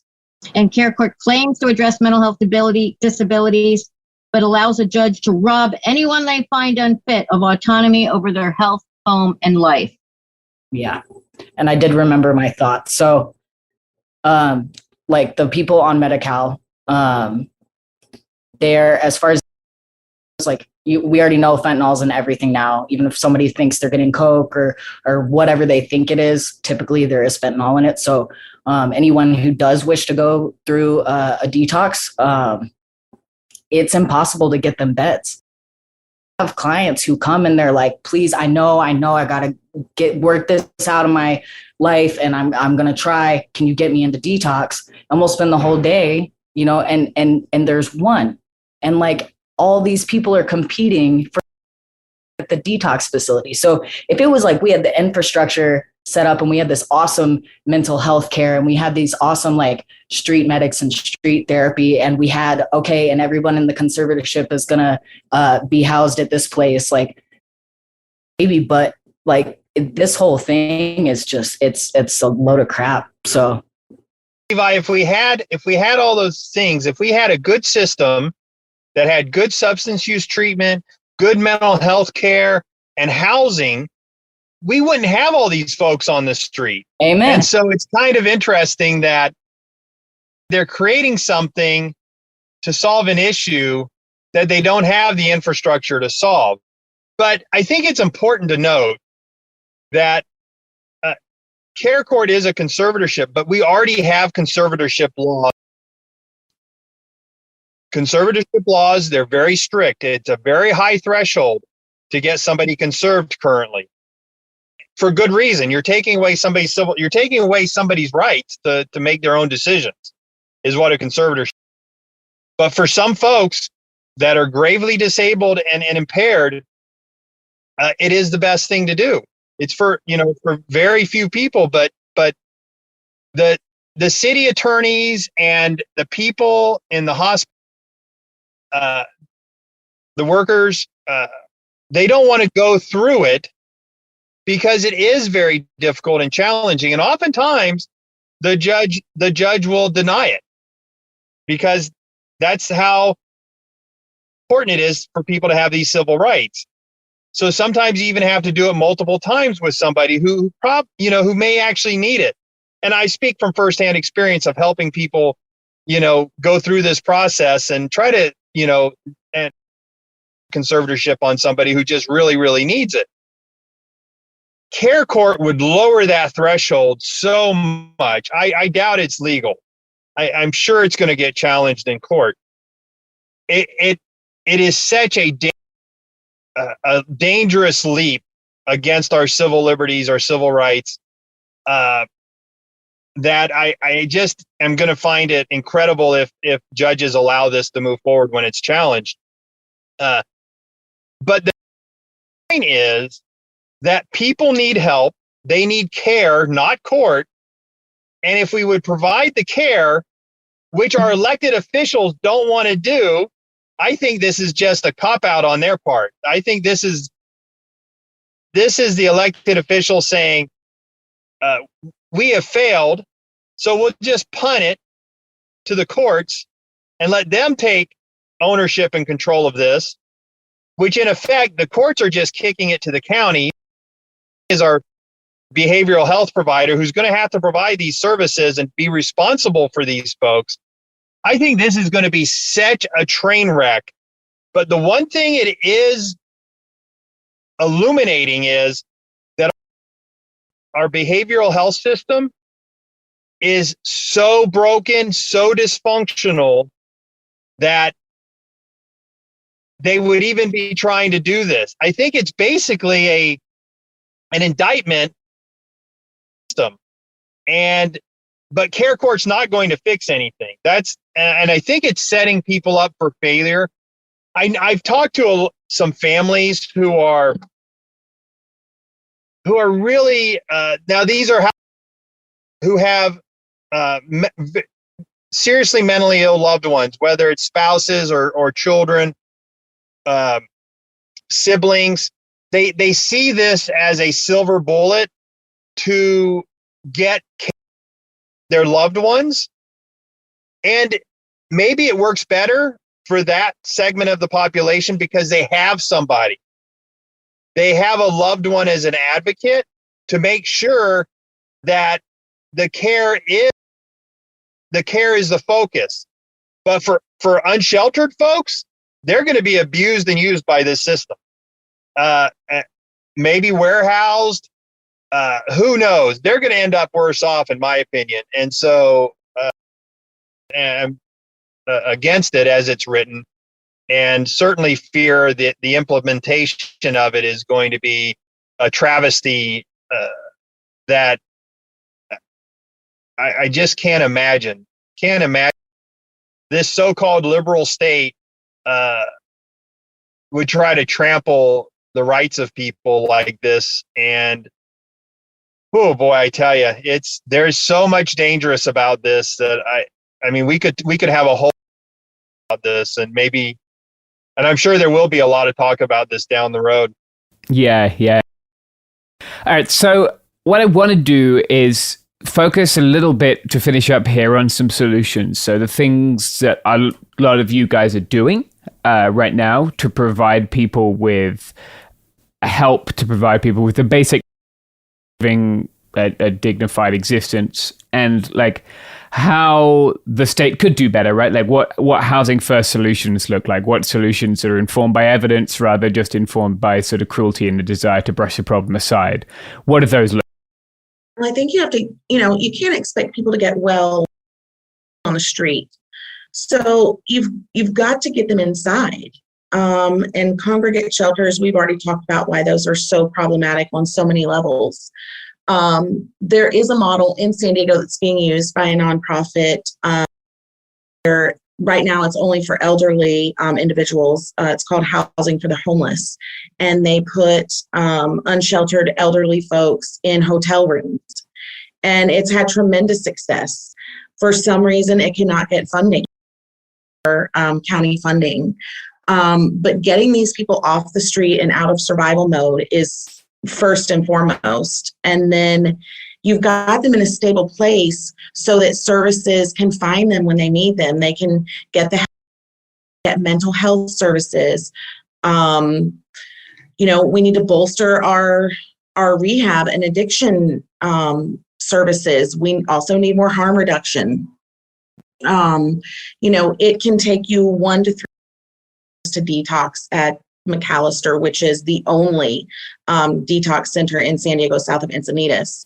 And detox is separate from sober living. So you may detox, and then it may be another 1 to 3 week wait get into sober living, which is just enough time to get turned back out on the streets and relapse again.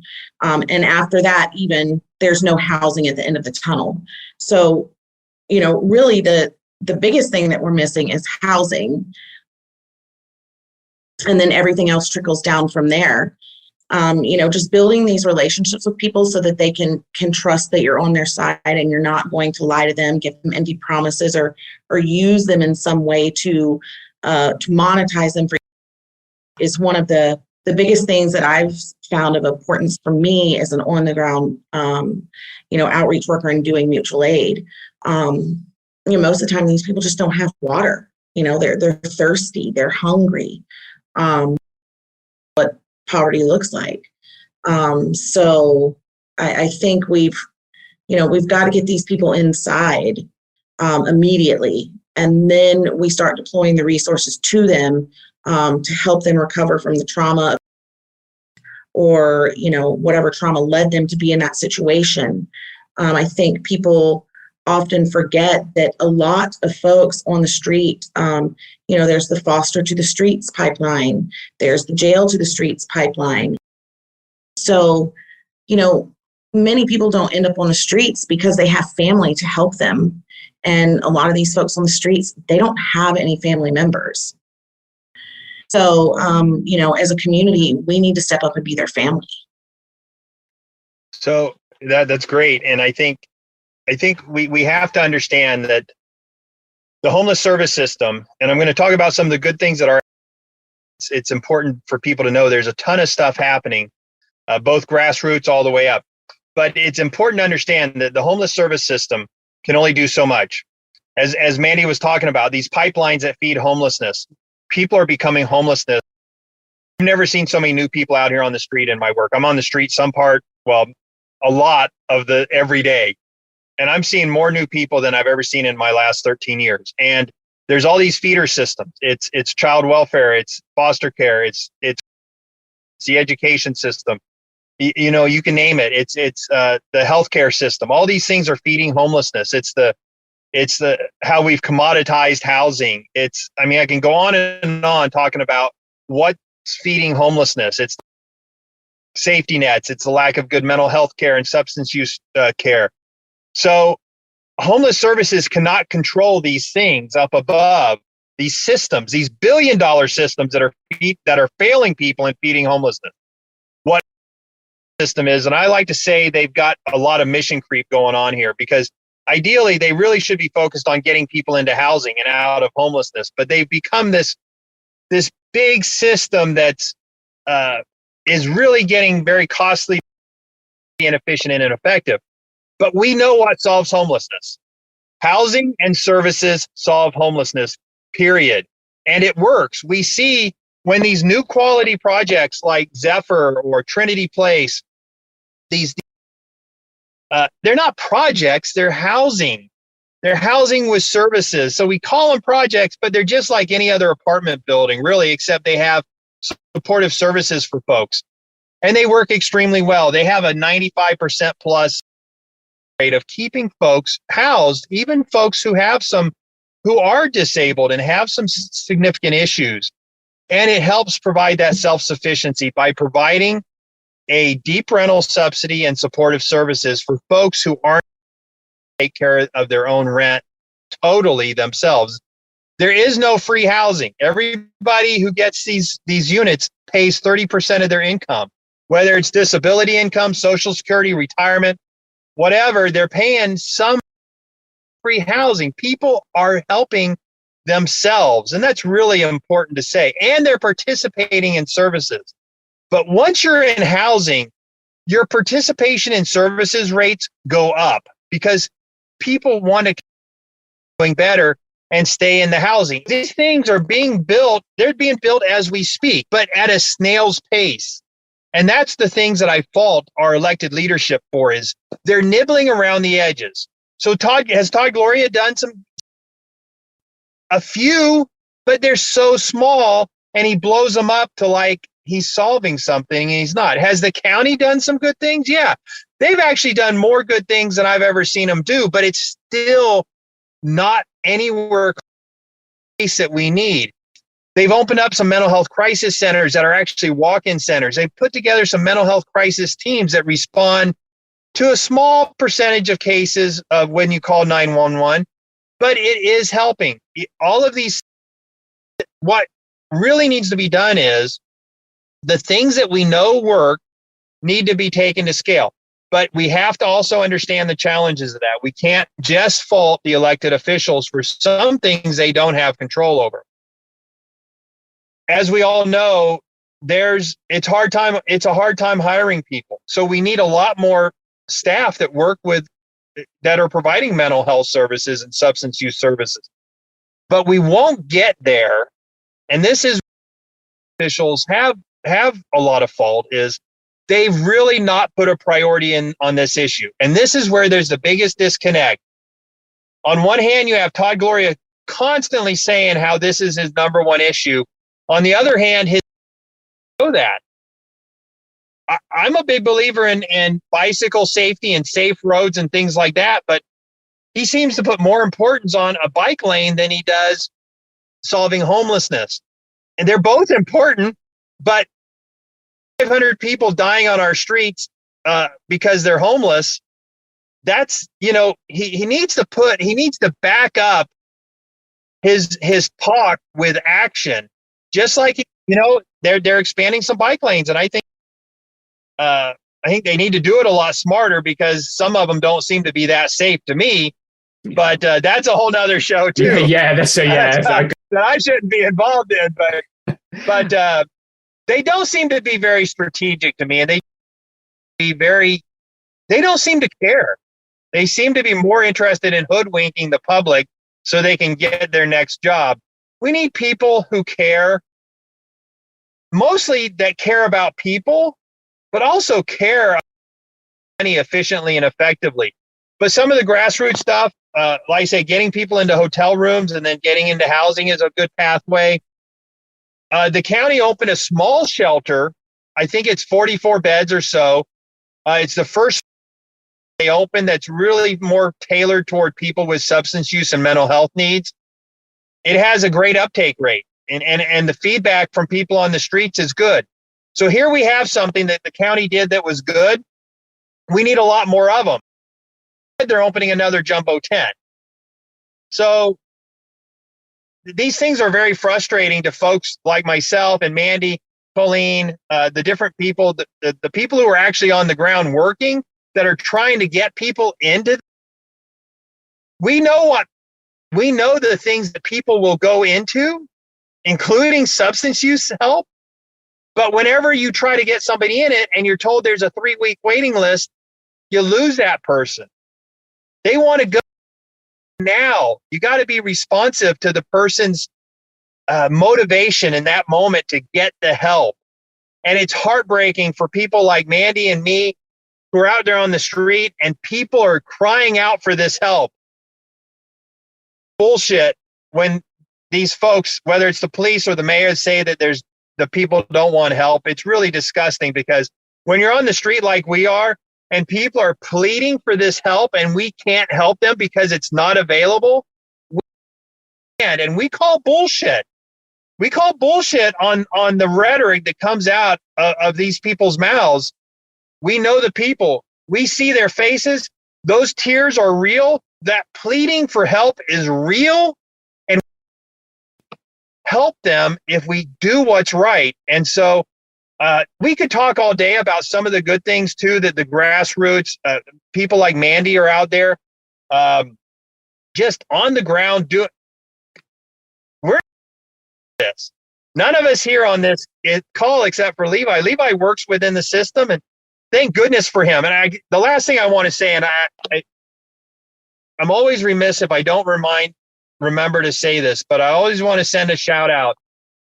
It's not the fault of the hardworking people on the street, whether you're paid or not. I just want to say thanks to all of the folks who take on this job, paid or not, to go out and help people firsthand, do the best with this shitty system that they're given. So there's a lot of people who take very little pay. They do this because they care, or the volunteers who do it because they care to help people. And there's a lot of folks out and hard to help folks, and they are helping people one by one by one. And we need the support. We have to have the support of the Todd Glorias and the Nathan Fletchers of the world and the Gavin Newsoms to do the right thing and to keep funding what works and to quit doing what doesn't. And so I think it's just important to round out by saying that. Yeah, I think that's very good. All of you are out helping people. I see it all the time on your social media. Where can people find you? And how can they support what you're doing, if it's getting people tents, getting people water, that kind of thing? Should we start with, let's just go down the list. I'll start with Mandy. I usually kind of bum off of Michael for funding because most of everything I do, I pay for myself. So he does a GoFundMe, and then, he'll be like, hey, I got GoFundMe money, and, I meet him and he loads up my car and off I go. People can find me on Twitter, Cooper too. I'm very passionate. So, it's like, be careful what you look at on my feed. I love these people, and I want to see them because I want to see them get the help. And one thing that Michael taught me in the very beginning of this, because, I started this maybe about 2-3 years ago. One thing that Michael said to me that resonated with me, because, he's, I call them parades now, which are like liberal marches, yelling at buildings where no one's in, and, then going home and feeling good about what I did. And he said, Mandy, he said, social justice issue that everyone fights for, Black Lives Matter, immigration, disability, all of these things come together. LGBTQIA+.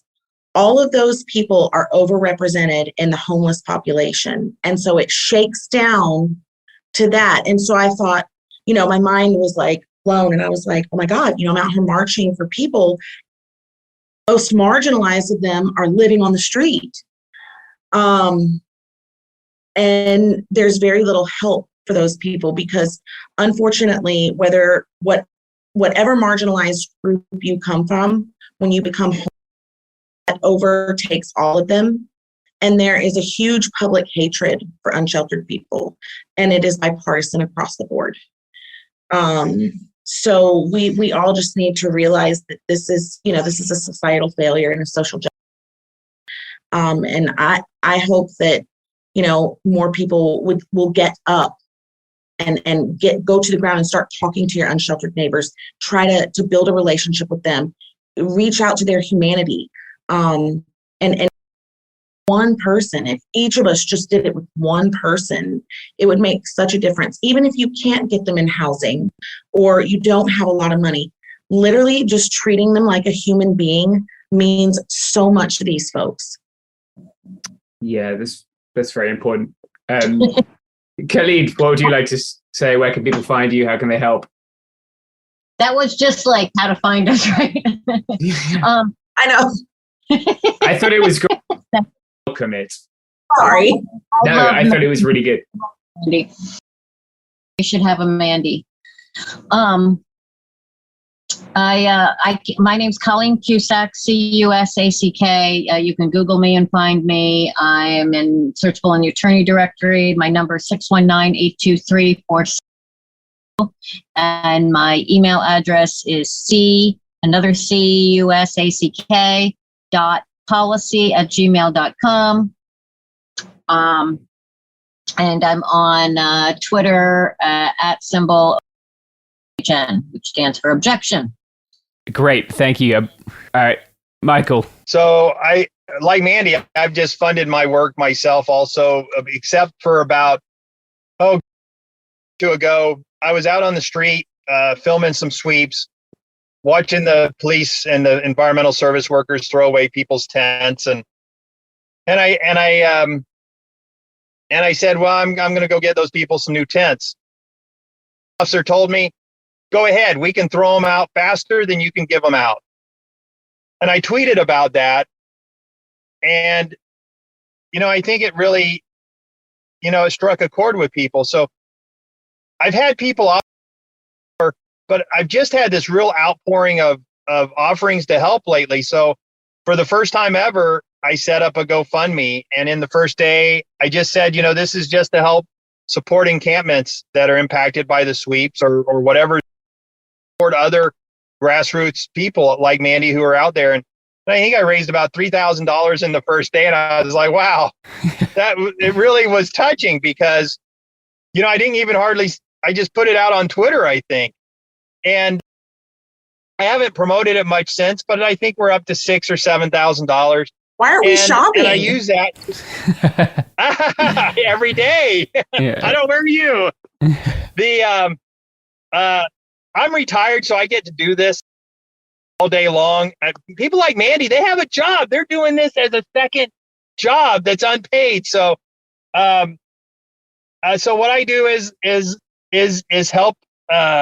Is to buy stuff. I help other organizations. I also promote vetted GoFundMes of other people on my social media site. So I really would appreciate you following me on Twitter. It's @homelessnessSD. On Facebook, it's Homelessness News San Diego. On Instagram, it's the same. And on YouTube, I think it's Homelessness News San Diego on YouTube. I just started a YouTube page. Well, but I just started posting stuff on there. So I have a lot of followers. It's a pretty active conversation, especially on Twitter. Yeah. I get the mayor's people lashing out at me, attacking me because they don't like me calling them out. I get haters on there too. I let them voice their opinion. I let the conversation flow. But what I do is I do warn you that, especially on Twitter, it's heart-wrenching stuff. On the ground, I'm seeing people die. I'm seeing horrible stuff, and I'm sharing it with you because I think people deserve to know the truth. The elected officials like Mayor Todd Gloria, they don't want you to know the truth, but I'm going to bring it to you.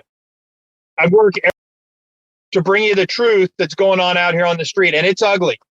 But it's also, I also see some amazing stuff. I also see some amazing heartwarming stuff, people helping people. So it's everything. Roller coaster ride, folks. So, just be prepared. And from there, you can find my GoFundMe. But most of all, you can get educated on the issue.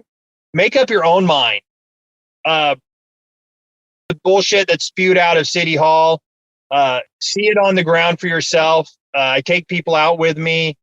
I do a lot of work with the media, but just join the conversation.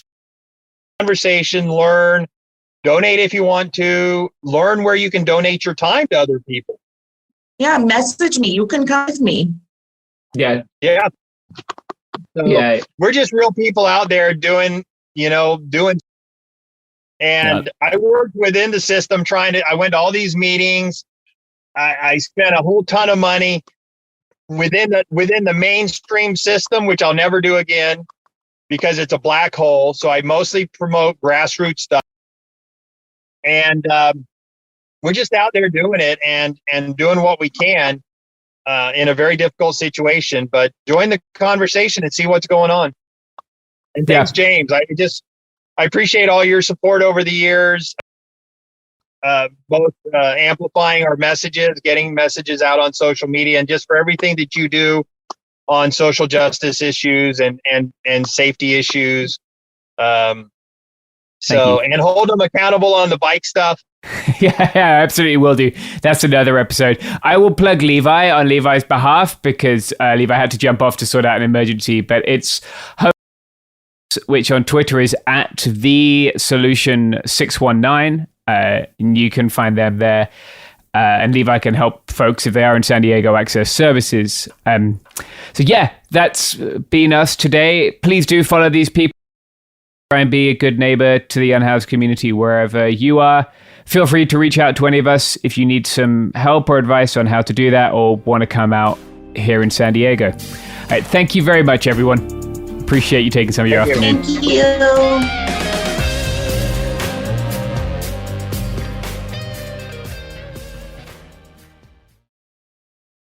Hey everyone, it's Emily Simpson and Shane Simpson from the Legally Brunette podcast. Each week, we're bringing you true crime through a legal lens. Whether you want all the facts on the disappearance of Nancy Guthrie or you still need to wrap your head around the Diddy verdict, we're breaking it all down step by step. And we're not just lawyers, we're also husband and wife. It makes for some pretty entertaining episodes. Listen to Legally Brunette on the iHeartRadio app, Apple Podcasts, or wherever you get your podcasts. This is Ryder Strong with a podcast called The Red Weather. In 1995, my neighbor, Anna Trainer, disappeared from a commune. It was nature and trees and praying and drugs. So no, I am not your guru. And back then, I lied to everybody. They have had this case for 30 years. I'm going back to my hometown to uncover the truth. You can now binge all episodes of The Red Weather on the iHeartRadio app, Apple Podcasts, or wherever you get your podcasts. Ever feel like you're being chased by the marriage police? Welcome to Boys and Girls, the podcast where dating isn't dating. Arranged marriage is basically a reality show, except the contestants are strangers and your entire family is judging. You're sipping coffee with one maybe, grabbing dinner with another, and praying your karmic Ken or Barbie appears before your shelf life runs out. Trust me, I've been through this ancient and unshakable tradition. I jumped in hoping to find love the right way, and instead I found chaos, cringe, and comedy. And now I'm looking for healing. Boys and Girls dives into every twist and turn of the arranged marriage carousel. The meet awkward, the near misses, the heartbreak, and let's not forget all the jokes. Listen to Boys and Girls on the iHeartRadio app, Apple Podcasts, or wherever you get your podcasts. You know Roald Dahl, the writer who thought up Willy Wonka, Matilda, and the BFG. But did you know he was also a spy? Was this before he wrote his stories? I must have been. Our new podcast series, The Secret World of Roald Dahl, is a wild journey through the hidden chapters of his extraordinary, controversial life.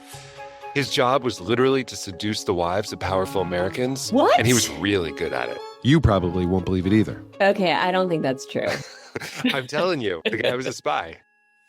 Did you know Dahl got cozy with the Roosevelts, played poker with Harry Truman, and had a long affair with a congresswoman? And then he took his talents to Hollywood, where he worked alongside Walt Disney and Alfred Hitchcock before writing a hit James Bond film. How did this secret agent wind up as the most successful children's author ever? And what darkness from his covert past seeped into the stories we read as kids? The true story is stranger than anything he ever wrote. Listen to The Secret World of Roald Dahl on the iHeartRadio app, Apple Podcasts, or wherever you get your podcasts.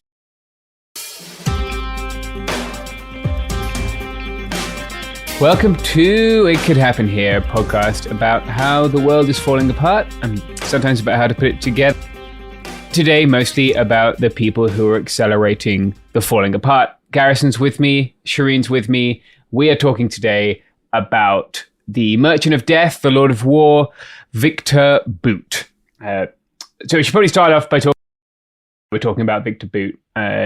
Victor Boot's always an interesting topic of conversation, but he's come up recently because he's one of the people who has been proposed to be exchanged for 2 US citizens held by Russia, one being Brittany Griner and one being Paul Whelan.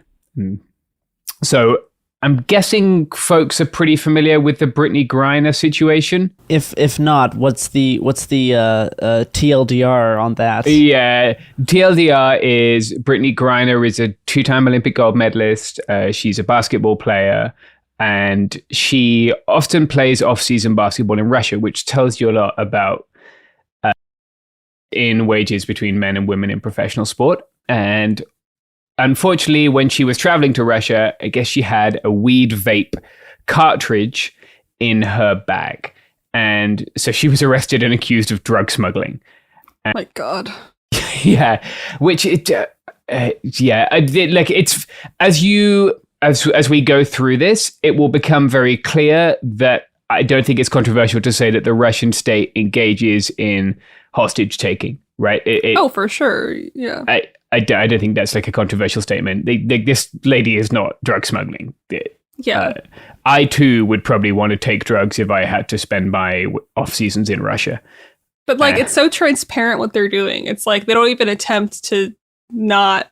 It's just they're not being sneaky about it. They're very clearly being like, we're taking this person hostage. Yeah, and we will hold this person hostage until you give us the person that we want back. Right.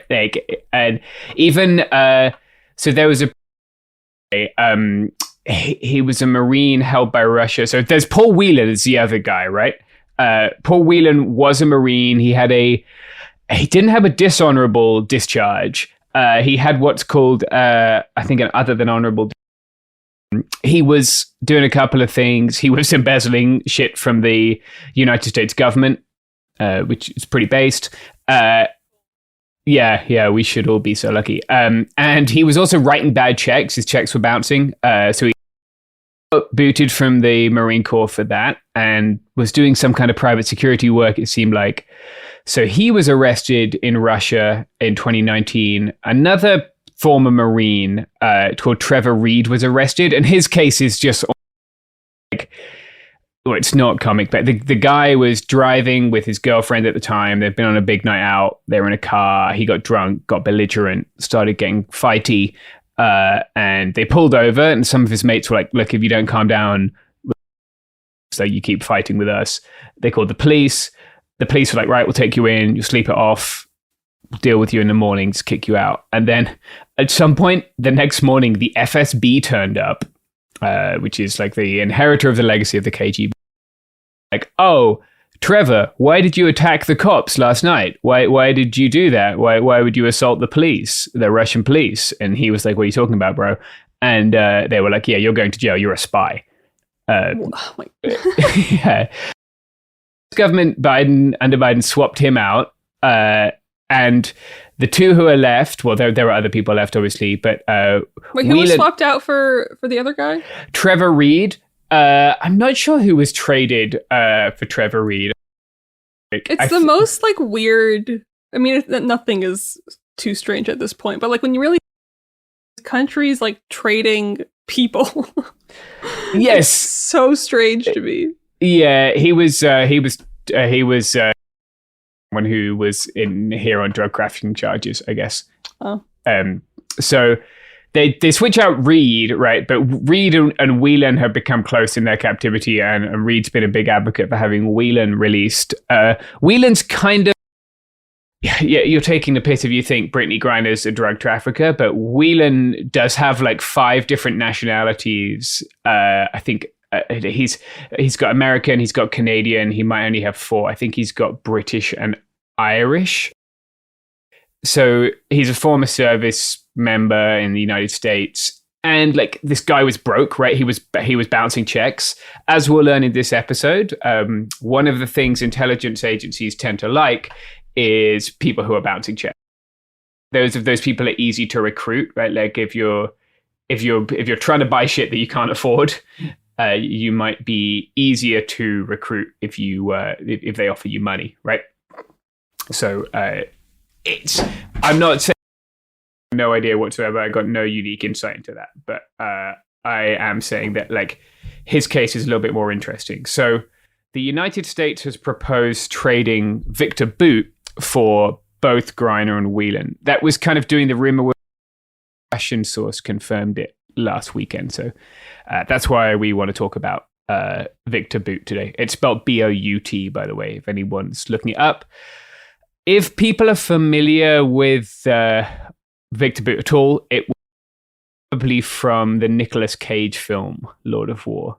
Have you seen that, either of you? No. I subjected Chris to it.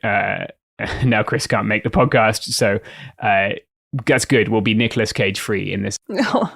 It is a pretty epic film. It's a good film. Wait, does Nicolas Cage play Boot? Yeah. Oh, fuck yeah. Yeah. In a like. I need to see that. I need to see that. Yeah. I wish I could share with you just the scene where like he just turns to the camera, like there's 550 million guns in the world.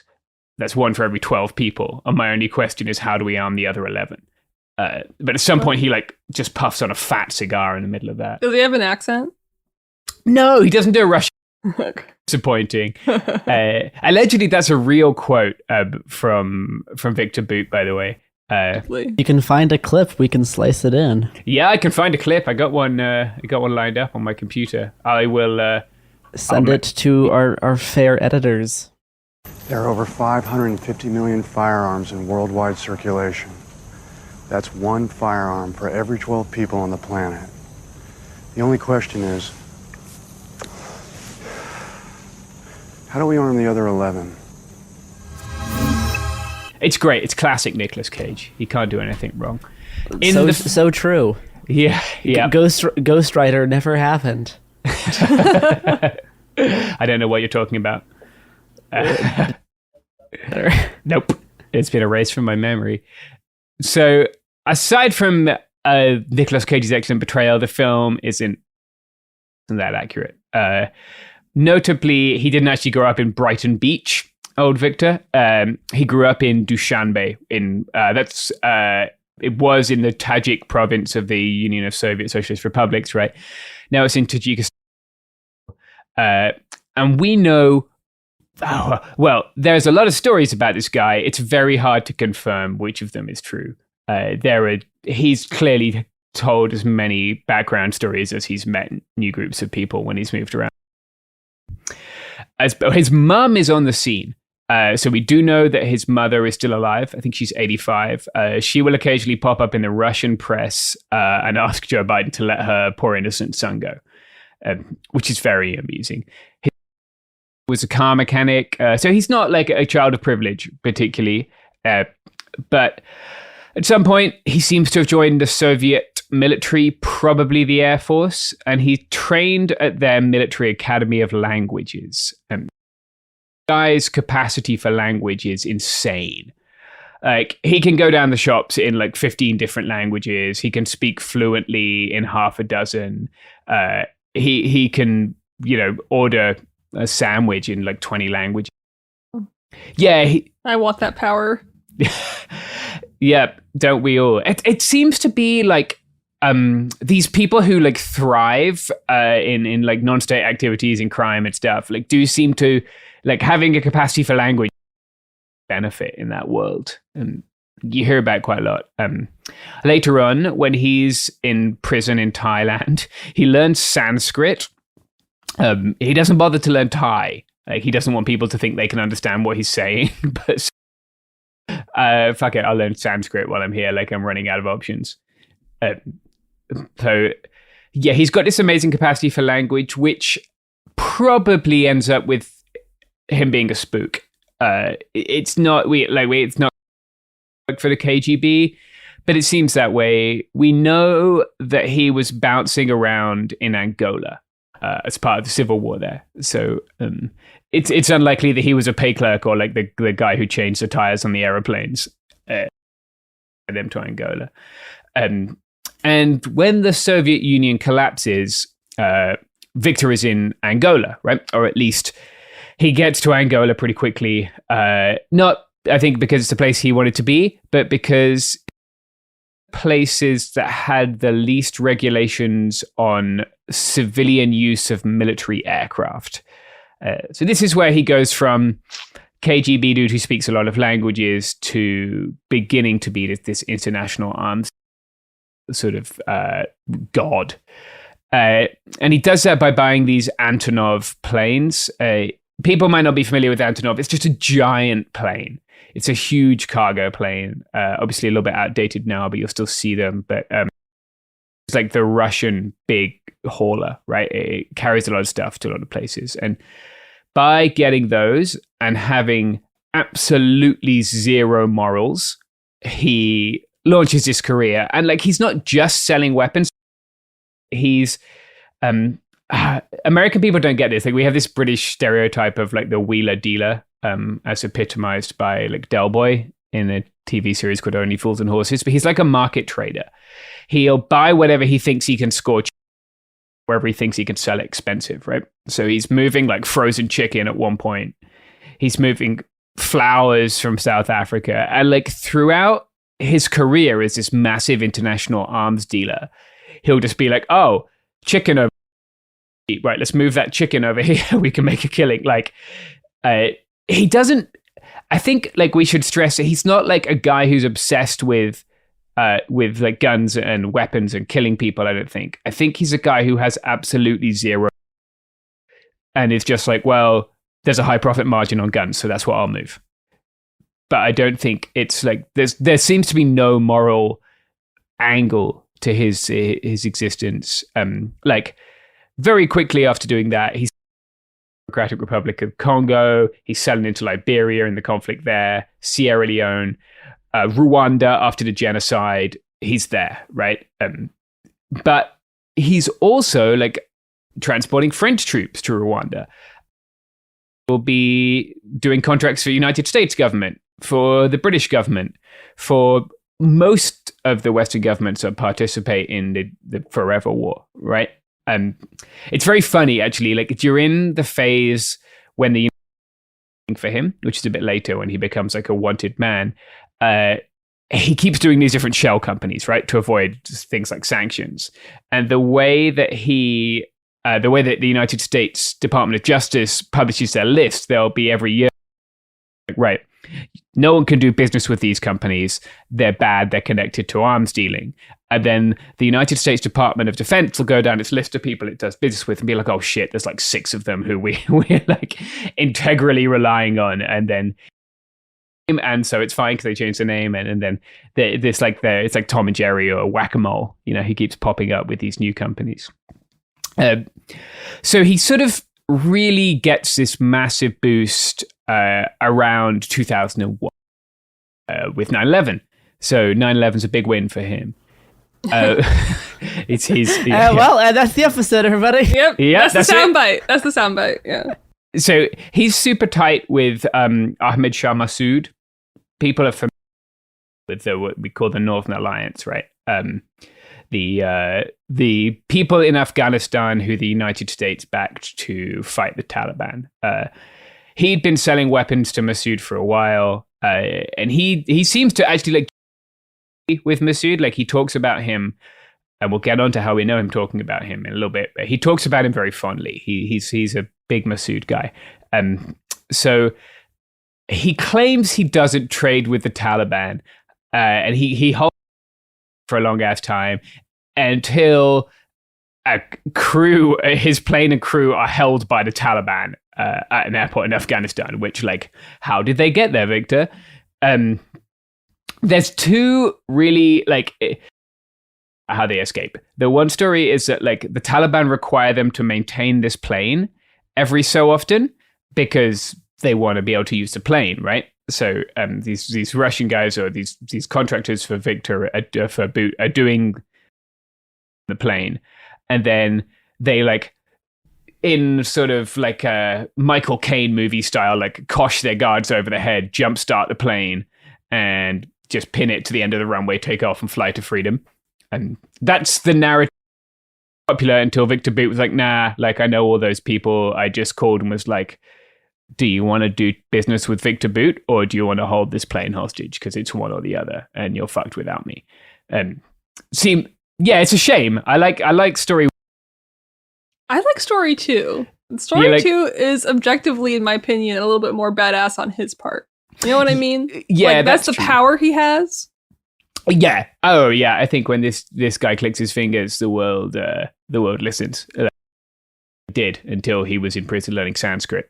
Right. Yeah. If you're the pilot, there was an interview I found on YouTube with one of his pilots as well, where he's like, "Yeah, man, you can't do that for very long." He's like, "We're constantly landing. Like we're being shot at when we're landing. We're being shot at when we get on the ground and just like yeet everything out the back and then just take off again. And like we make a ton of money because no one else is prepared to do that, but it probably isn't great for your long-term well-being."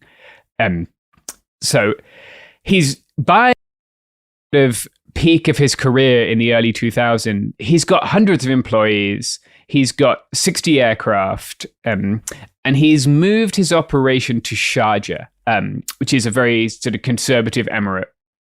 It's a twist emirates, right? But it has what's called a free trade zone. So on top of all his other shit, he's also not paying import-export taxes. So he's based there, which seems to allow him to operate pretty much without him. He's moving a ton of small arms from Ukraine. So at the end of the Soviet Union, Ukraine makes a big thing of being like, we're returning our nuclear weapons, right? People will be familiar with this. Like they don't want their nukes anymore.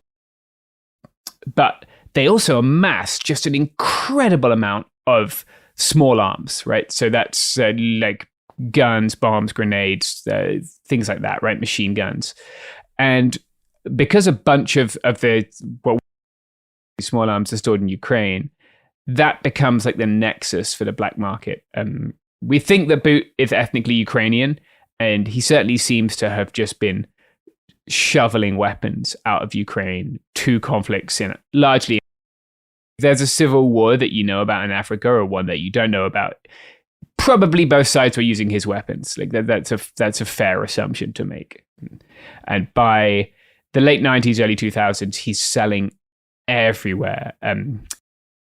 Business to launder money for other legal activities. And he was linked to the Gaddafi regime. He was also selling to rebels in Libya. So it's a huge operation. He's the go-to guy for weapons, right? And he sort of comes. They Interpol go after him in 2002.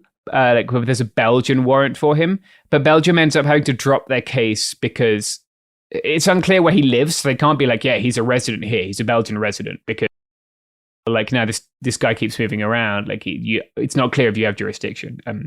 Central African Republic also, I think, had a warrant out for him, but they haven't, I guess, been successful in serving that warrant.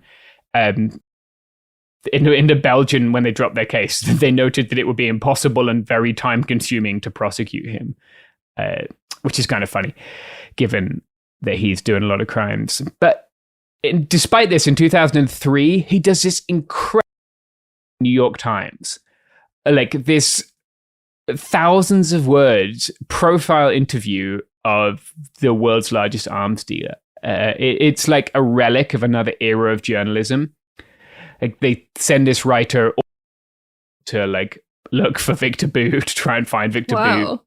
What year was this? 2003. That was a different era. That was completely different. Yeah, that is it's a shame. I looked at it and I just couldn't help.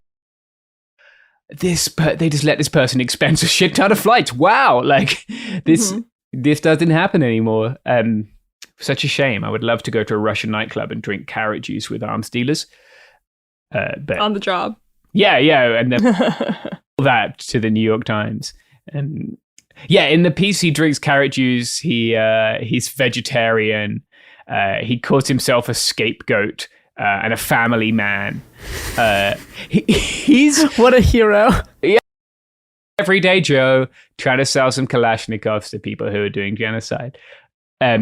Is this interview how we know a lot about him? Yes, that and his this man loves a home video, right?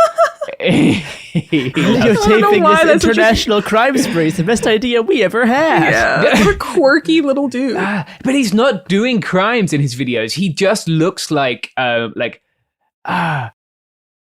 from The Office, who's just like the most mundane dude in an ill-fitting suit.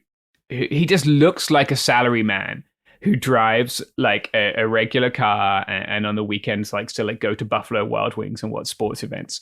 Like he to slide with his like white ass body and pot belly at one point in one of these home videos, and like he just strikes you as the most boring family guy. Like he's not. He seems to be like drugs at one point. Like it's fascinating and bizarre. I'm assuming he has children if he's a family man. I think he does have children. He certainly has a wife. His wife is out there. His wife is pretty vocal about let my man go. Right. Yeah. So I'm pretty sure he does have children. Yeah, probably more than we know about. But maybe not. Maybe he's a wife guy. I just think it's funny in these home videos. Like you know what I mean? Yeah, but like no one else, no family members. It's just him on a slide or something. Yeah. That would be pretty. That would be pretty entertaining. So, 2003. It's the article clearly has these 2000. Like it's named after a George Bernard Shaw play called Arms and the Man. And it's just like epic and meandering and very long. And he talks about in the article, he's like, look, they're using me as like, this is a thing that like the reason that it's very hard to prosecute Victor Bout is because there are not that many laws against arms dealing. And the reason there are not that many laws against arms dealing is integral to how we do foreign policy, right? Like we are hosed without people like Victor Bout, and that's like the other side of this coin. That we need a Nicolas Cage bad guy to pin this stuff on, and he pretty horrific things or sold weapons to people who did horrific things, but what he's doing is not that like abnormal, and it's not that always illegal.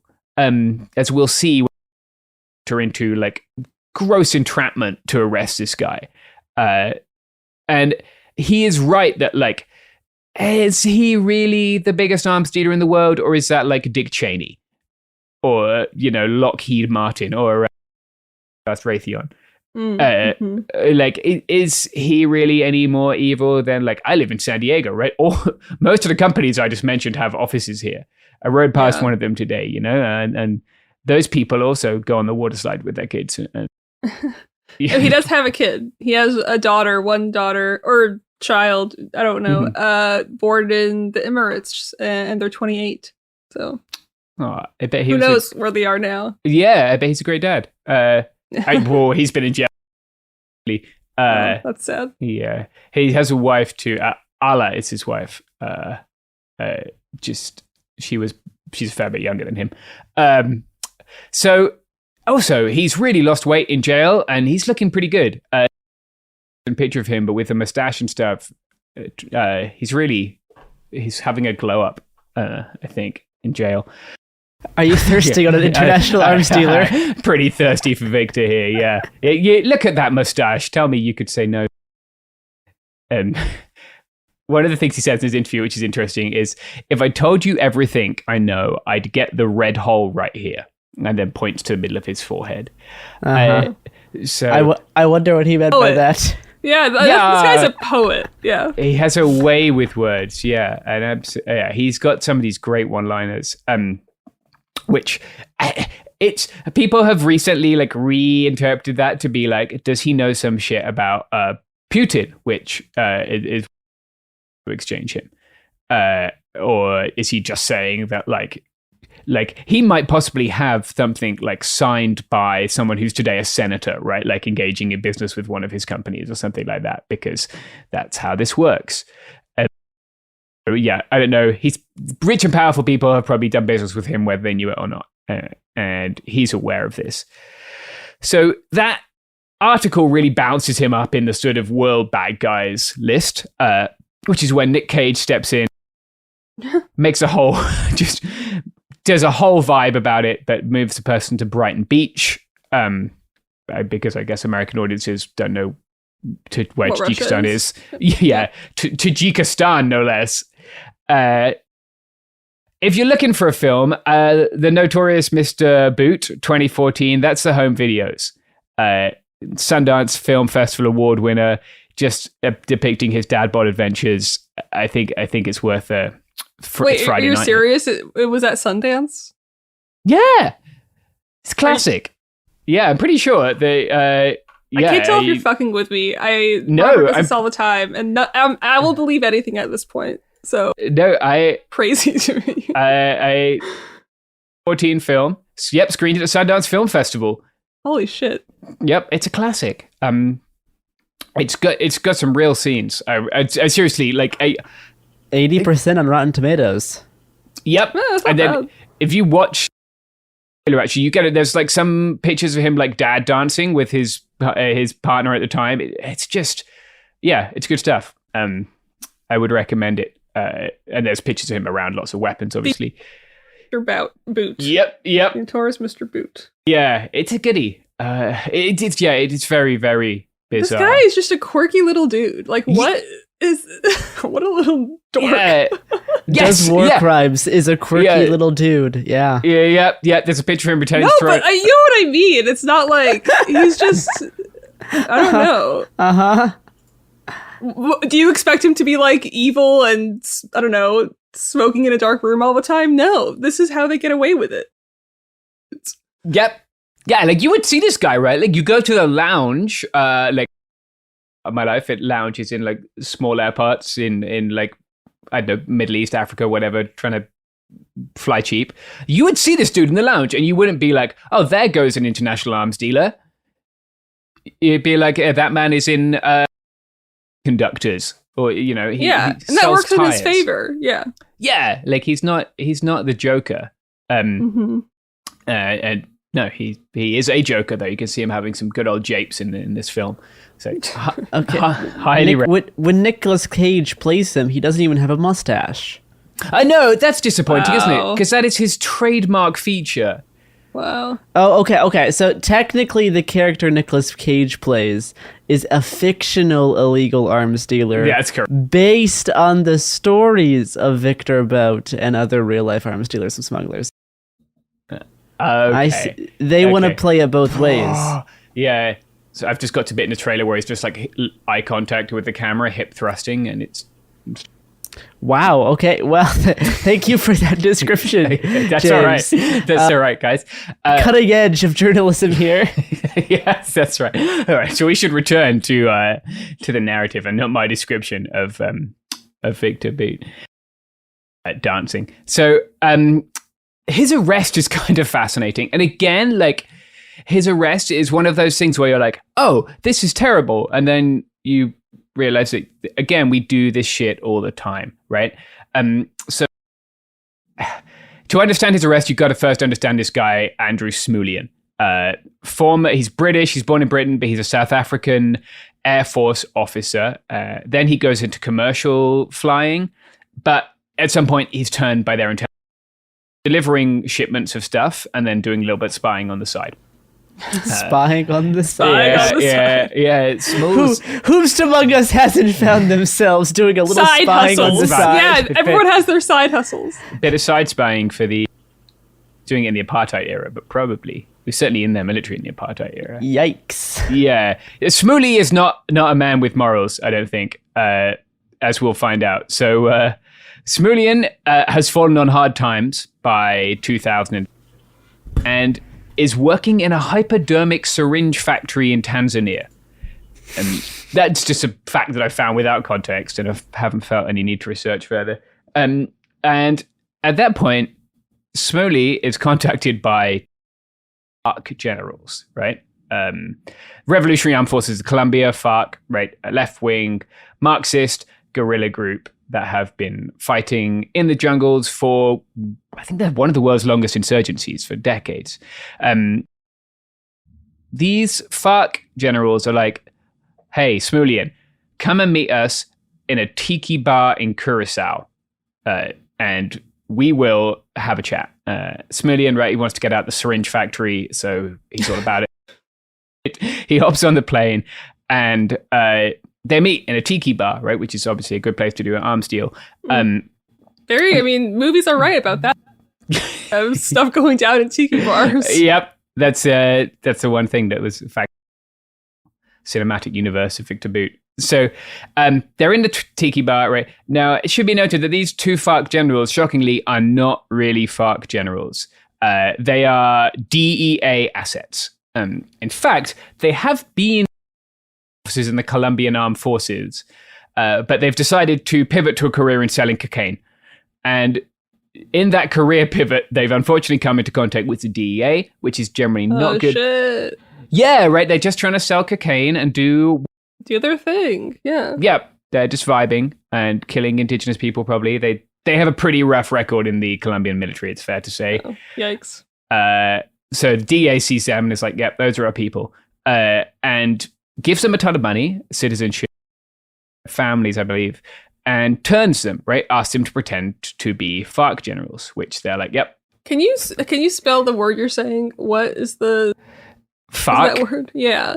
FARC, Fuerzas Armadas Revolucionarias. Okay. Yeah. Thank you. FARC, FARC. I might have got the acronym. I am someone that does not know what that is, so no. Honest about that. Sorry. There's no reason to, unless you're a global conflict understander / dork. They're very nice people, some of them actually. They've started a microbrewery now. They have a microbrewery. I don't believe anything you say. I will send you a story. Brewery. I'm like scarred by Robert. He just tells me all these crazy things that are not true, and I believe it. I'm not like Robert. I'm a man of the truth. I will drop it in the chat. They definitely have started a microbrewery. These are such weird little dudes. That's what I'm saying. Okay. Actually, the person who runs a microbrewery is a woman. Good for her. We love feminism. We love a girl boss on the show. Yeah. Girl boss. The FARC were very committed to gender equality. They had women there in their military. Yeah, we'll do an episode. Robert and I want to go to their microbrewery. It's one of our goals. Why not? Sure. Yeah, we've got this far. No one's called us out yet. So anyway, interestingly, the US government had just done exactly the same thing to Monzer al-Qasr, who's a Syrian arms dealer. They'd done the same, we're two FARC generals, we would like to buy these weapons. And in the discussion, the quote FARC generals are like, we would like to buy these weapons to kill Yankees. We want to kill Americans. It would be great to have this gun with a sniper scope so we could see if they're American before we shoot them. just like this is where we get to like the entrapment, right? And Smulian's like, yeah, whatever, bro. Like, you want guns? I know a guy. And they're like, to kill the Americans, so? And he's like, yeah, dude, whatever you need. Okay, it's getting weird. But then Smulian, that he is, goes, okay, so my guy is Victor Boot, VIKTORBOUT. Oh my god! Which that is a poor move on Smooley's part.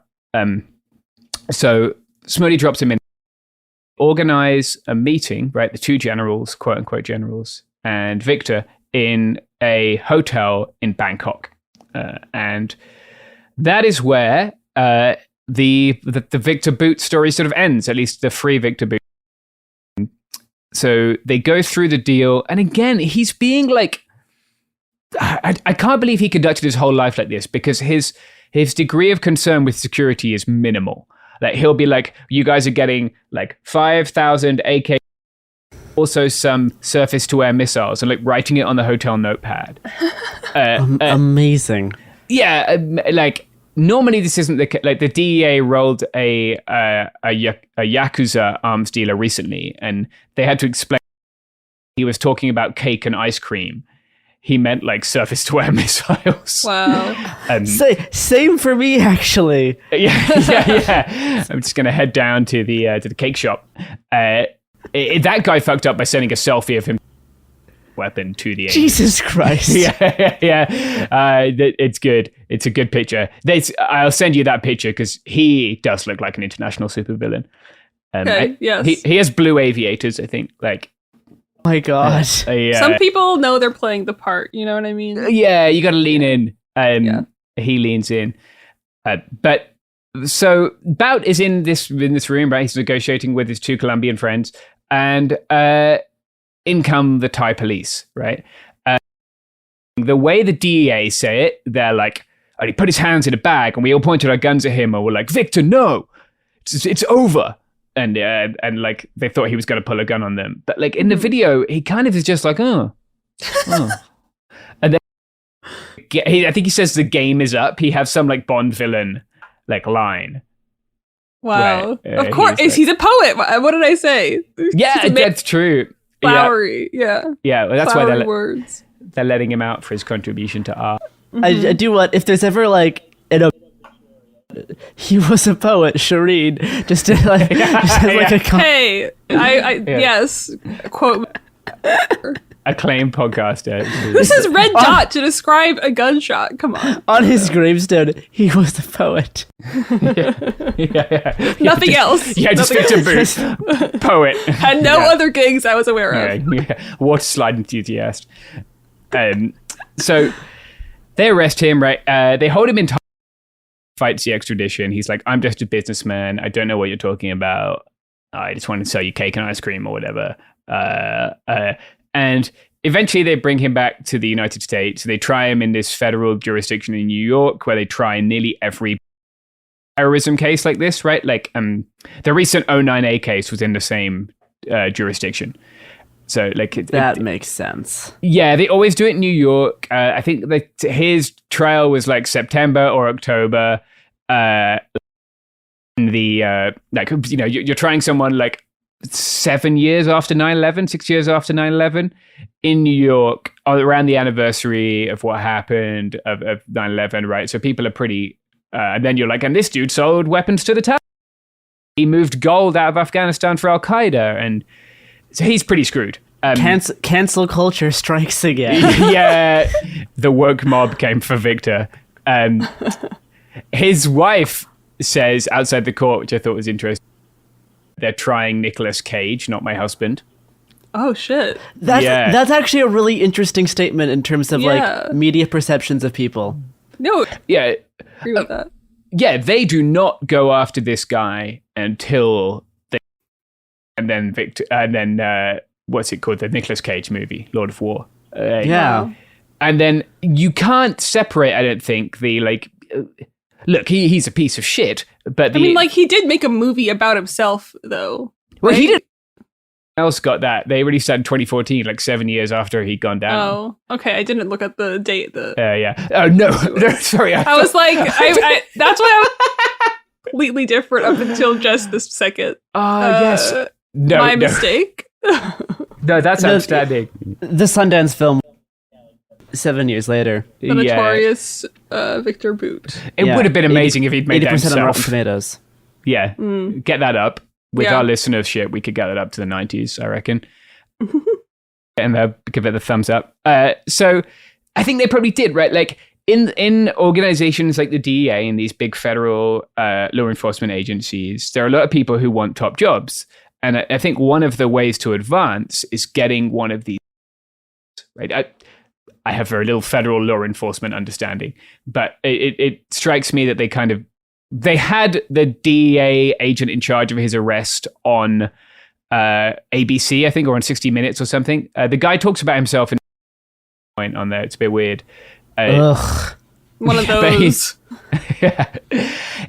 It's clearly like a career-defining thing, right? And I really don't think it would have been if, like, no one made a film about Monterey Casa, right? He was selling a lot of weapons to, they did entrap him in the same way, actually, but it's not such a big thing.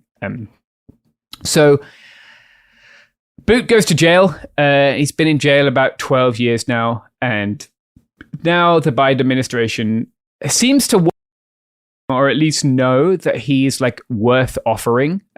They offered him in trade for Snowden, apparently. Yeah, and Russia didn't take that. I think there's probably they see more value in Snowden, but they seem to have offered him again in this Griner-Whelan trade. It's still unclear if Russia will accept him or not. Like we said before, it's a very weird practice to be like Pokemon cards.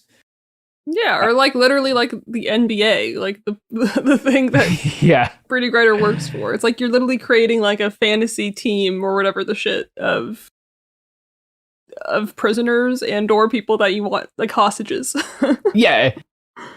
It's interesting to see like Russia kind of just like, I don't know if they sort of want to be like, look how much we owned you. Like we made you trade the world's most notorious arms dealer for a basketball player. Like if they kind of, I don't know, the ridiculousness of what they've done is somehow a win for them. Or if Russia wants him back because he has some kind of intel that they're afraid of. I'm not sure if that's the case. He lived in Moscow for a while. I didn't know how close he was to the Russian state. I'm sure he knows some stuff. It's almost, there's not much of a state in the world that he doesn't have something on, right? So it's possible.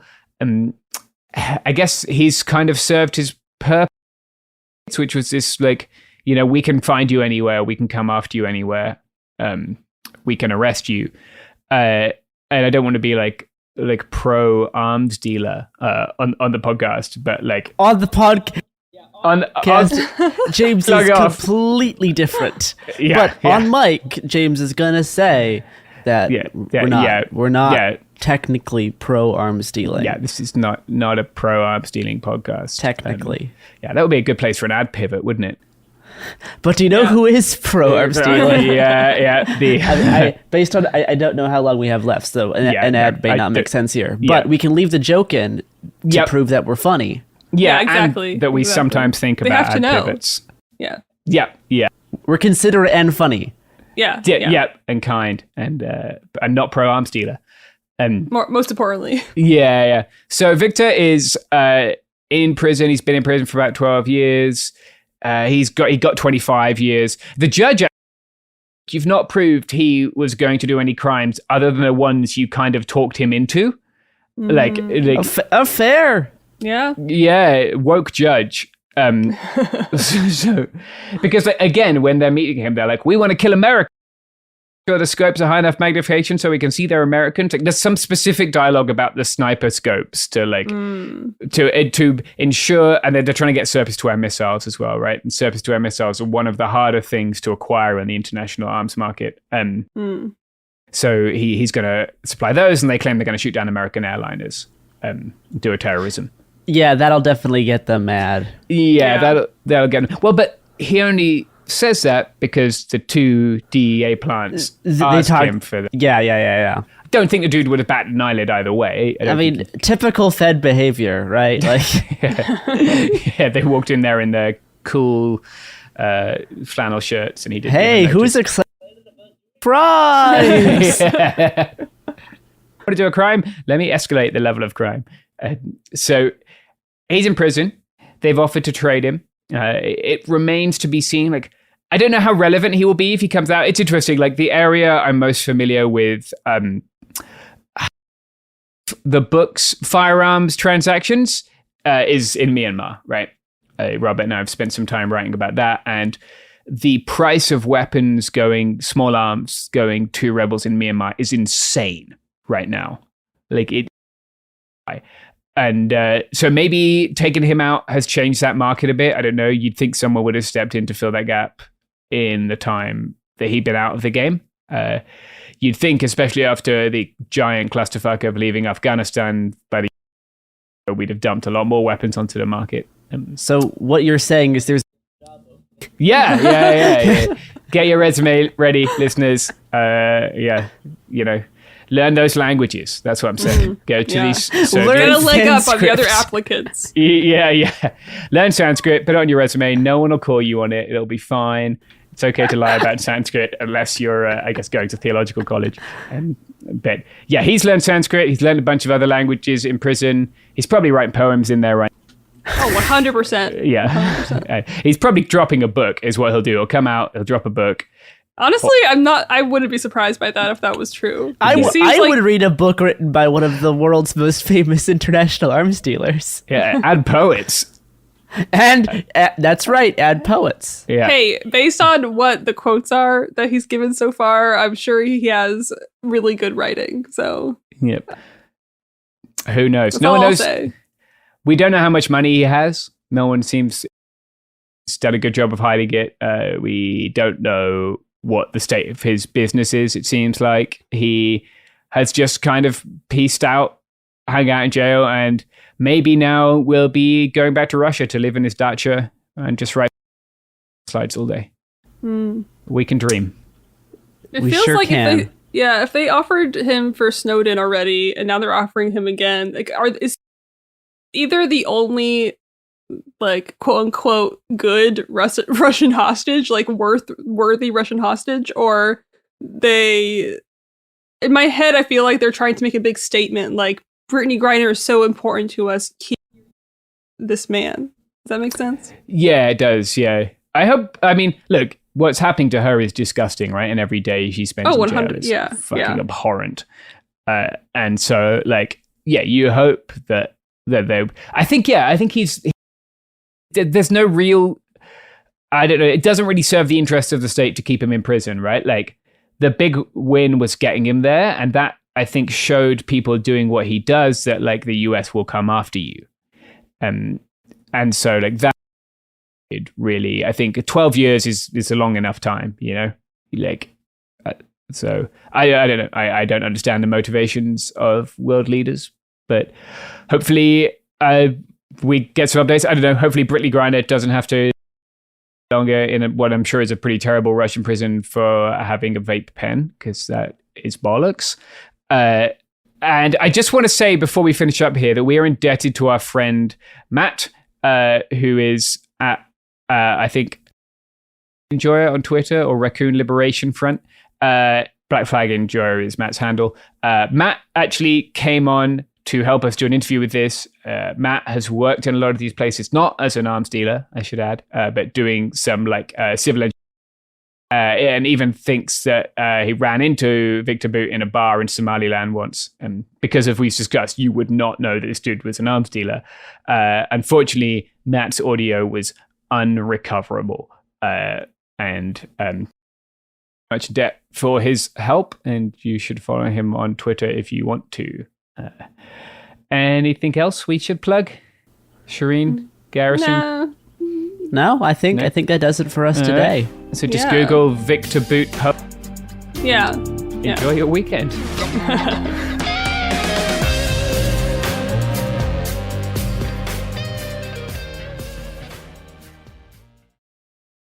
This is Ryder Strong with a podcast called The Red Weather. In 1995, my neighbor, Anna Trainer, disappeared from a commune. It was nature and trees and praying and drugs. So no, I am not your guru. And back then, I lied to everybody. They have had this case for 30 years. I'm going back to my hometown to uncover the truth. You can now binge all episodes of The Red Weather on the iHeartRadio app, Apple Podcasts, or wherever you get your podcasts.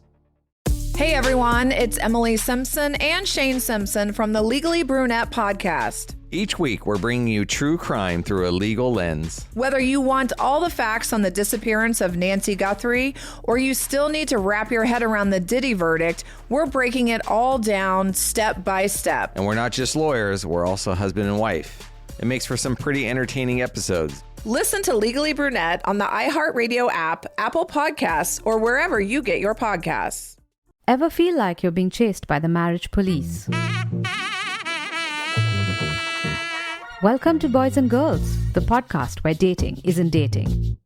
Arranged marriage is basically a reality show, except the contestants are strangers and your entire family is judging. You're sipping coffee with one maybe, grabbing dinner with another, and praying your karmic Ken or Barbie appears before your shelf life runs out. Trust me, I've been through this ancient and unshakable tradition. I jumped in hoping to find love the right way, and instead I found chaos, cringe, and comedy. And now I'm looking for healing. Boys and Girls dives into every twist and turn of the arranged marriage carousel. The meet awkward, the near misses, the heartbreak, and let's not forget all the jokes. Listen to Boys and Girls on the iHeartRadio app, Apple Podcasts, or wherever you get your podcasts. You know Roald Dahl, the writer who thought up Willy Wonka, Matilda, and the BFG. But did you know he was also a spy? Was this before he wrote his stories? It must have been. Our new podcast series, The Secret World of Roald Dahl, is a wild journey through the hidden chapters of his extraordinary, controversial life. His job was literally to seduce the wives of powerful Americans. What? And he was really good at it. You probably won't believe it either. Okay, I don't think that's true. I'm telling you, the guy was a spy. Did you know Dahl got cozy with the Roosevelts, played poker with Harry Truman, and had a long affair with a congresswoman? And then he took his talents to Hollywood, where he worked alongside Walt Disney and Alfred Hitchcock before writing a hit James Bond film. How did this secret agent wind up as the most successful children's author ever? And what darkness from his covert past seeped into the stories we read as kids? The true story is stranger than anything he ever wrote. Listen to The Secret World of Roald Dahl on the iHeartRadio app, Apple Podcasts, or wherever you get your podcasts.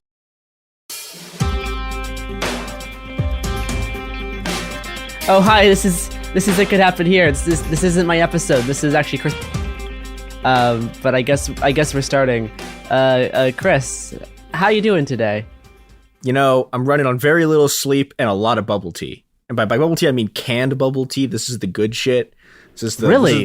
Yeah. Really? Well, I mean, in terms of it being bubble tea, it's kind of okay. In terms of it being a thing that has more sugar than like any human should ever consume and functions as an energy drink while tasting good, it's good shit. See, that's why I live that Bang life, baby. We would not get any of my scripted episodes done without Bang. Bang. Yeah, I drink Rip It. Think of colonialism. It really is. So speaking of colonialism, actually, I don't have a colonialism tie into this. But what I do have is a bunch of people attacking a children's hospital. So on August 30th, 2022, police in Boston were called to investigate a bomb threat against Boston Hospital. As parents waited outside in abject terror for their children who were still trapped in the building, police bomb squads swept the building for hours. This time, there was no bomb. Next time, we might not be so lucky. Welcome to the next stage, trans people. So, okay, how did we get to right-wingers calling in bomb threats to a children's hospital, a thing that I feel like I need to make a carve-out at the beginning of this episode to talk about how absolutely absurd it is that people are sending death threats to a children's hospital? It's a children's hospital. They take care, they do healthcare for children. Like, what? So, the answer to why is this happening is basically the right's new media strategy. of it all, once again, is Chaya Raychik, who is better known as Libs of TikTok. And yeah, Libs of TikTok. Friend. Yeah, enemy of the pod. Recurring character on the pod. Yeah. She's kind of displaced. She's kind of displaced. Hasn't done that much lately, as like the recurring pod like person. Her and Matt wanting to become. Oh, don't worry, he's bigger coming. Bigger character. Yeah, he's the Walsh will appear. And the Washington Post editorial page, that one always. Oh God. You know, I could write like all of my episodes about the Washington Post editorial page, so I don't do it, and I instead talk about this fucking Twitter account, which was, and you know, okay, last seen sicking rabid mobs of reactionaries on teachers, schools, drag queens, and random children on the internet for the crime of being queer or supporting queer kids in any way.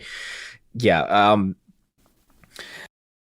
not the last time we're going to talk about her unless like miraculously she's destroyed in the next like 3 days. But what we're going to do here is sort of take a deep dive into how our media strategy works and how sort of like the broader right-wing media sphere uses and launders Raychik's talking point, pseudo-intellectual babble stuff to sell to a wider audience. And the strategy, like, functionally is like it's literally the same thing Alex Jones does. It's like, okay, so you misread a headline, right? Or someone puts a video in front of you that you haven't watched. You lie about what it says, and then you invent basically some incredibly dramatic story about what it says, and then you get a bunch of other people in the right-wing media sphere to like back you up for it, and then when inevitably someone's like, hey, you're wrong, you claim you're being censored. Yeah, But I don't mischaracterize anything. I just post people's own videos that they themselves post, and then also just call them a pedophile for saying that they wear pronoun pins. Anyway. Yeah. So on August 11th, Libs of TikTok posted a tweet that said, quote, Boston Children's Hospital at Boston Children's is now offering, quote, gender-affirming hysterectomies for young girls. And there's a video attached to this, right? The video, young girls. Video does not say anything about this, right? The video is literally just an explanation of what a hysterectomy is. And you know, but this like goes viral. Like literally 3 hours later, Matt Walsh, a man who once said on video, and I violate my kids' consent all the time, tweeted, quote, he said that. That's on video. I am not selectively editing this. He just said that. So yeah, he tweeted. Nice effort to fight back against the drugging and mutilation of children. There should be rallies outside of the hospitals that butcher children. There should be marches on Washington with hundreds of thousands of people. I will try to get this ball rolling. He's been increasingly trying to do like this moral like superiority war and be like, of course we should hate. I'm not a morally compromised degenerate, and that's kind of the style of talking points that he's trying to mainstream. He's a popular guest on Fox News. He made the infamous anti-trans documentary "What Is a Woman" earlier this year. Talk about it at some point. Yeah, but he's trying to present himself as like an authority figure in the war against trans people. His work's been boosted by J.K. Rowling. He describes himself as a theocratic fascist, kind of jokingly, just completely accurate. There's no substantive difference between what he believes and like what the fucking people believe. So like like he's wanting to organize rallies outside of like trans health clinics to like destroy trans research. What does where have we seen this before? Never happened in human history before. Anyway, continue, Chris. Yeah, so sorry. Walsh, I also want to mention this. Okay, so as bad as Was a Woman is, he's actually created something even worse than this, which is like maybe history's most dog shit children's book, Johnny the Walrus, which is like just unbelievably transphobic piece of shit thing that he made that like I don't think a single child has ever read willingly. The Daily Wire's kind of push to like children's media creation has been kind of wacky. It's awful. Like it's I don't know. These people like they're all hacks, but the problem is if you want to make a children's book thing, like you actually have to like make something, but you have to make something that like a child will. Oh, literally just like no, a Facebook you don't. rant. You don't need to. You have to sell it to parents. Well, yeah, that's sure, the thing, right? It's not about the actual between- kid. It's about the parents. No, like the actual children will be extremely unhappy about this. Yes, but like yes. you know, okay, yeah, you can sell pictures of a walrus to rooms To your and like children. 40-year-old mothers who Yeah. are scared that their kid is wearing dresses or Yeah. whatever. So, all right, so Matt Walsh, the kids' consent man, is on by August 15th. Matt Walsh is on his show, which is called The Matt Walsh Show, which is the thing. All of these people, great title. all of these people, the name of their show is just their name, and it's like, really? That's why this show is called The Robert Evans Show. It's true. Why? In which Robert Evans occasionally appears on. It's true. So you got to okay, hand it to Tim Pool. He made the Timcast. He showed some real initiative there. Look, this is the kind of innovation that only the right and only entrepreneurship can bring us. They changed The the market title has delivered. by 3 words. No, I mean, I still remember like a decade ago when Matt Walsh was like a niche but growing figure in like the evangelical influencer community. It's like a younger evangelical kid kind of interested in what Matt Walsh was doing because he was like kind of like a hipster and trying like doing like more like modern spins on some more kind of classic evangelical topics. And then as I was getting evangelical Christianity, Walsh was like was getting way more radical in kind of in line with like, you know, the lead up to Trump. And then he just went fully off the deep end. And even as like in me stages of being Christian, we're like, oh, this Walsh guy is like kind of nuts. He is like going in some weird directions. He used to be kind of more like a moderate evangelical, still very conservative, but like used to kind of be the cool kid on the block in the sphere. And then we were like, oh no, he's doing some weird shit. Yeah, and that weird shit. So like, okay, so he goes on his show and he starts screaming about how puberty blockers are chemical castration. Yes, which is like, this is objectively not true. Like people like Matt Richik will argue that like it's the same drug, and like, yeah, you can use fertilizer to make a car bomb. That doesn't mean that gardening is terrorism. Yes, as long as you are taking it, make you not able to reproduce as you are taking it. Then when you stop taking it, you can reproduce again. Also, it's kind of concerning how much they're worried about 12-year-olds not being able to reproduce temporarily. Look, Matt Walsh. Matt Walsh. Let me go back and read this exact quote. It is. I don't want this to be taken. I don't want him to argue that I'm quoting him. I violate my kids' consent all the time. Oh man, no. He claims that forcing his kids to clean their room, but that is some interesting word choices. Okay. And obviously for like the puberty blocker thing, we've talked about this on the show before. They're trying to frame this as like if your kid gets on puberty blocker, permanently sterile, which just isn't true. That's just false. Like that's not how these drugs work. They also claim that these drugs are like fatal. They're like, look, people who took this drug, this massive percentage of them and as they were on it, and this is because the drug's also used to treat terminal illnesses. So it's like for like a specific like heart condition or I think it's some sort of heart condition thing. So people like old people who are on the drug will because of their like condition that drug is treating them for. So they try to use that false statistic to then make it be like kids are dying on this puberty blocker, which is not true. It's all blatantly false things. Yeah, we're gonna get into more of the bullshit they get into in a second. Great. Yeah, it's a time. Yeah. He's doing it. They've really started leaning into this one. Is screaming about like hospitals mutilating children because it's an incredibly sort of lurid image, and it's like, okay, so he's just like literally what he's describing is just a hysterectomy, right? Which is like a thing that is just a regular.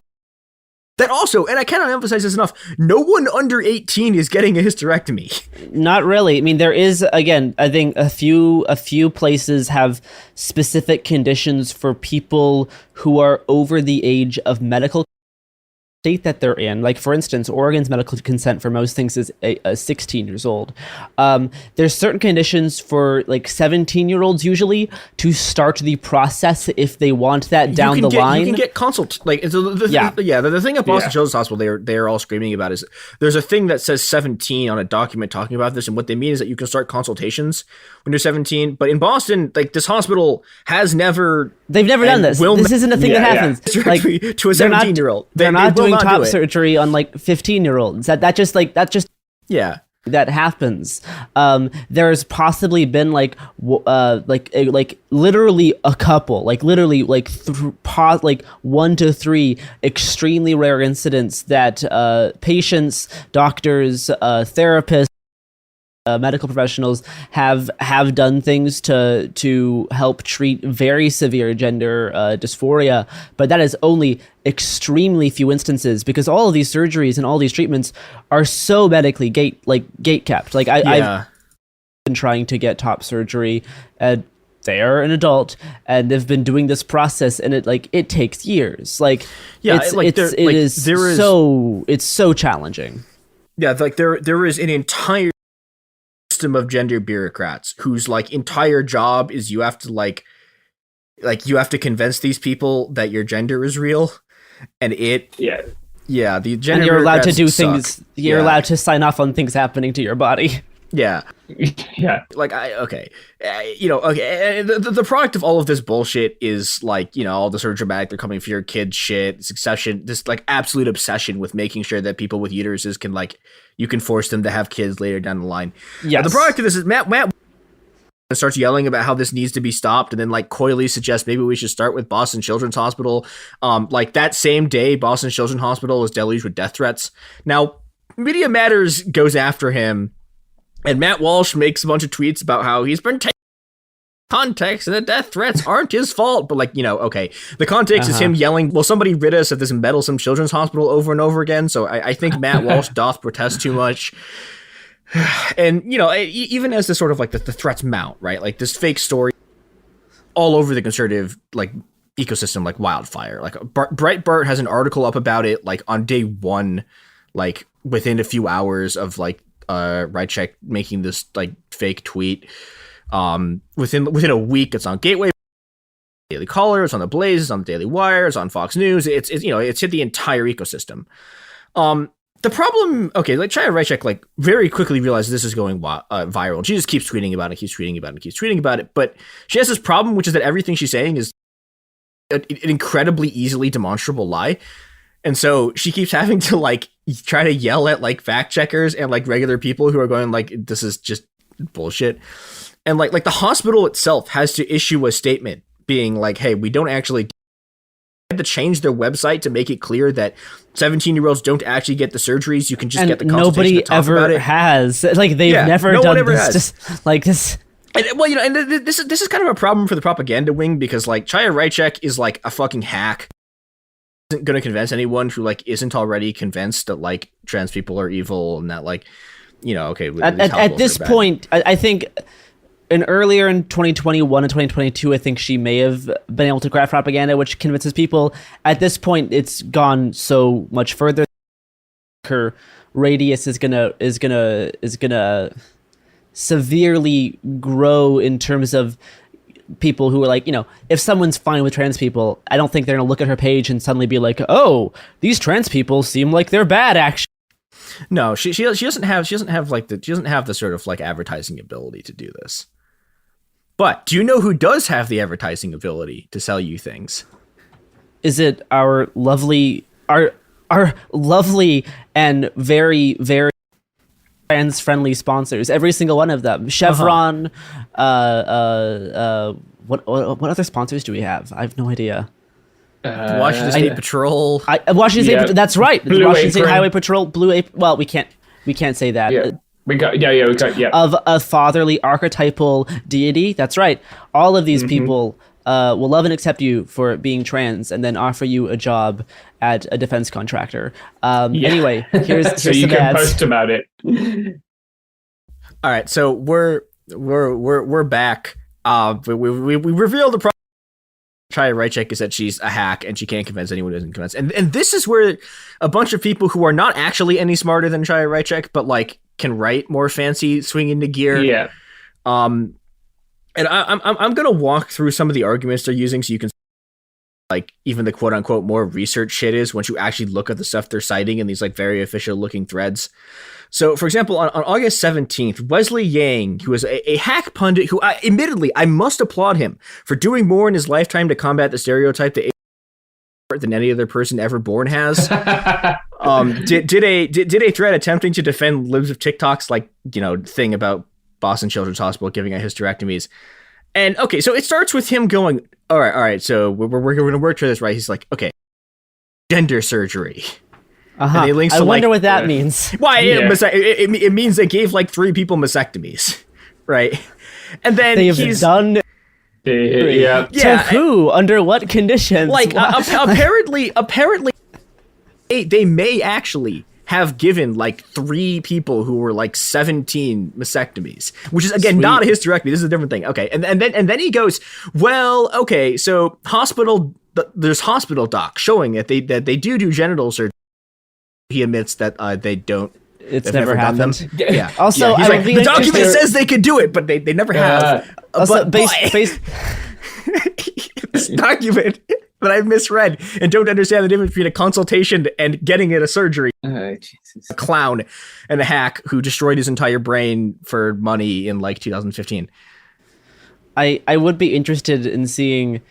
If they're arguing that 17-year-olds cannot medically consent to surgeries, I are on what 17-year-olds can consent to in other situations. Well, I mean, there's 2 angles for that, right? There is what percentage of these people like fucking Tucker Carlson have gone on a show and defended child marriage, and then there's the second question, which is okay. So if these people aren't okay, so if 18-year-old is too young to quote unquote mutilate their bodies, why are you allowing these people to be in the lead up to joining the army, a place where you will in fact get actually mutilated? Also, ignore the concept of circumcision. Anyway, let's continue. Okay, yeah, it's great. So okay, so and the last thing that he does is he starts ranting about other clinics who've done mastectomies. So let's take this piece by piece. So first of all, again, no trans dude under 18 is getting like at this hospital. It has never happened. It will never happen. There's anecdotal evidence that suggests that trans women have been able to get bottom surgeries like elsewhere when they were like at like age 17. But if you chase down the citation, the evidence for this is purely anecdotal. So there's no actual like evidence that like this happened. It's just they found several studies, all of which are citing with each other, and the beginning one starts with I heard some stories about this. This is going great. Yeah, I love this. On the mastectomy front, there are some trans men who have got mastectomies like when they were technically a minor, right? But like, okay, I should put this out, depending on the age of medical consent in the state, and depending on what other and other treatment options were available after years of therapy and consultations. Yeah. And also we should mention this, like with mastectomies, cis girls get mastectomies like all the fucking time. This is like this is a regular procedure that like get. We should explain what mastectomies and hysterectomies are for people, and just in case they're not familiar, I think. Yeah, so hysterectomy basically is the okay, what's the simplest way to explain it? Like surgical removal of the uterus, right? Like, yeah, well, yeah. So it's mostly it's the surgical removal of the uterus. There are like some versions of it where you get your ovaries taken out too. Yeah.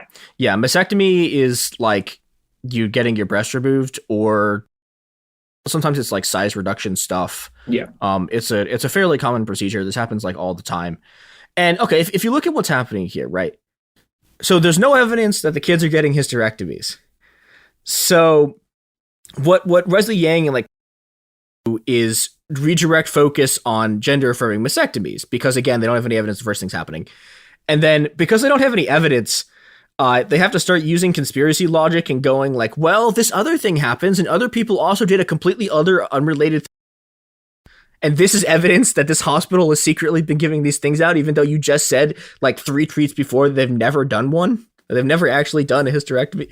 It's incredible stuff, right? Like this guy, I need to point this out. Like Wesley Yang, like there was a period of, to get an understanding of like people who weren't around in 2010s to understand like how bad the intellectual scene was. Like there was a time where this guy was like the rising Asian American intellectual like star who was like supposed to be like this sort of like great revolutionary like thinker of the new 21st century. And here he is doing this bullshit because the absolute goddamn clown.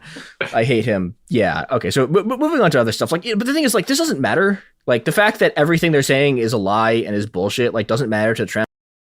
Is like, they need this sort of like visceral emotional pull of the sort of like they're mutilating children shit. And then the other thing they need is like threads that make it look like what they're saying is true. And this is enough to get a huge part of the sort of conservative base on board. And you know, it starts to move, right? The story spreads to the Donald, which is like the rehosting of the old r/, the Donald subreddit that was banned for being like an absolute cesspool of abuse. And they start organizing campaigns to harass people who work at this hospital. And this just gets worse. People like Steve Deese like start targeting specific doctors and calling them demonic and screaming about like butchers. And so, okay, so by the 18th, we're on like day 6 or day 7 of people like doing this. Day 5 of people sending death threats to a children's hospital. And finally, a platform does something. So Facebook bans libs of TikTok for 1 day. Right. And then they're back the next day. It worked. We did it. You know, okay. But they use that time to reflect, right? And to think about what they've done. Yeah. Their change was we need to post more about this. And so, you know, we should like the social media companies are never actually going to TikTok because libs for TikTok, especially with Twitter. Libs for TikTok is good for Twitter in the same way that Trump was. Like, you know, its presence, it brings traffic. They generate conflict, which is the entire purpose of the Twitter algorithm. They drive advertiser revenue. They get a lot of engagement. There's no reason to ban them. Yeah, and with Twitter especially, like they like with Trump gone, right? They had to ban Trump for political reasons because he, you know, tried to overthrow the government. But like, you know, with Trump gone, like Twitter is like just a declining like social media. It sure is. And, you know, man, so, I watched the Donald Trump Pizza Hut commercial yesterday, and I forgot how funny Donald Trump was. Like, as long as he's playing the character of Donald Trump, he's actually really funny. And then I remembered all the fascism parts, and then else anyway. Yeah, but like, you know, okay, so like the way this sort of thing works, right, is that they get all these users and engagement from the right, starting like a campaign against the children's hospital. Then they get engagement from the left going after them. They make money no matter who wins. And like, you know, sometimes they'll ban like Trump, right, because, you know, or they'll do temporary of right-wing people because that gives you like good liberal media attention, and then, you know, and that gives time for a cycle to sort of build up for the conservatives to all talk about how they're being censored, and then when they return to the platform, they do their whole "I was censored" arc. Like we've seen this with Jordan 15 times. So with libs of TikTok on the 25th, on August 25th, they start targeting another children's hospital. And this time it was a Children's National Hospital in Washington, D.C., which is like D.C.'s by far largest and most important children's hospital. And they bring their website down, like the same stuff is happening. And Twitter finally locks libs of TikTok off of their account for a week. Partially what's happening here was like there's pressure by friend guest Alejandra Carballo, who's been doing like a lot of great work, like documenting what libs of TikTok have been doing and like sparring with them, and Chaya Raichik like keeps misgendering her because Chaya is a fucking enormous piece of shit who should be flushed down the shit belongs. Unfortunately, like so some of the like dozens of tweets that libs of TikTok made about children's hospitals have been taken down. A lot of them are still up, and, you know, probably what's gonna right banned off Twitter, but like, you know, what's going to happen is there's going to be like a wave of like good liberal media press, and then there's going to be the next wave of the conservative outrage over censorship and cancel culture stuff, and then she'll be back. In a Substack post, Raichik said, quote, "Now more than ever, I need your support." consider becoming a paid subscriber so I can continue this important work. When I get banned permanently, it's only a matter of time. I'll need your help to keep the lights on so I can continue telling the truth. They can't cancel me if you don't let them. Because there it is. Yeah, the grift begins. Yeah, I mean, like I can't emphasize enough. Like, this has always been a grift. Like, this is like her fourth attempt. Like, she's been trying her fourth attempt. Yeah, to like she's been trying to become a viral Twitter personality for years. Yeah, she just found the one. She finally found something that worked, and that's baiting conservatives into being mad at her. Yeah, or giving them like some kind of excuse for being mad at trans people, right? Like. Yeah, it's like a self validation thing. Yeah, they want targets, like specific. They want specific targets too. And like, yeah, I mentioned this. Like, okay, like Rychik like is an actual human piece of shit. Like, her ideology is bad, but like it is the stuff that she's doing is mostly about money, and this is true of like the entire ecosystem, right? Like all of the conservative outlets. This is why like Matt Walsh and his like. Like all of these people spend all of their time staring at metrics and looking at their fucking viewer data, looking at their the anti-trans data.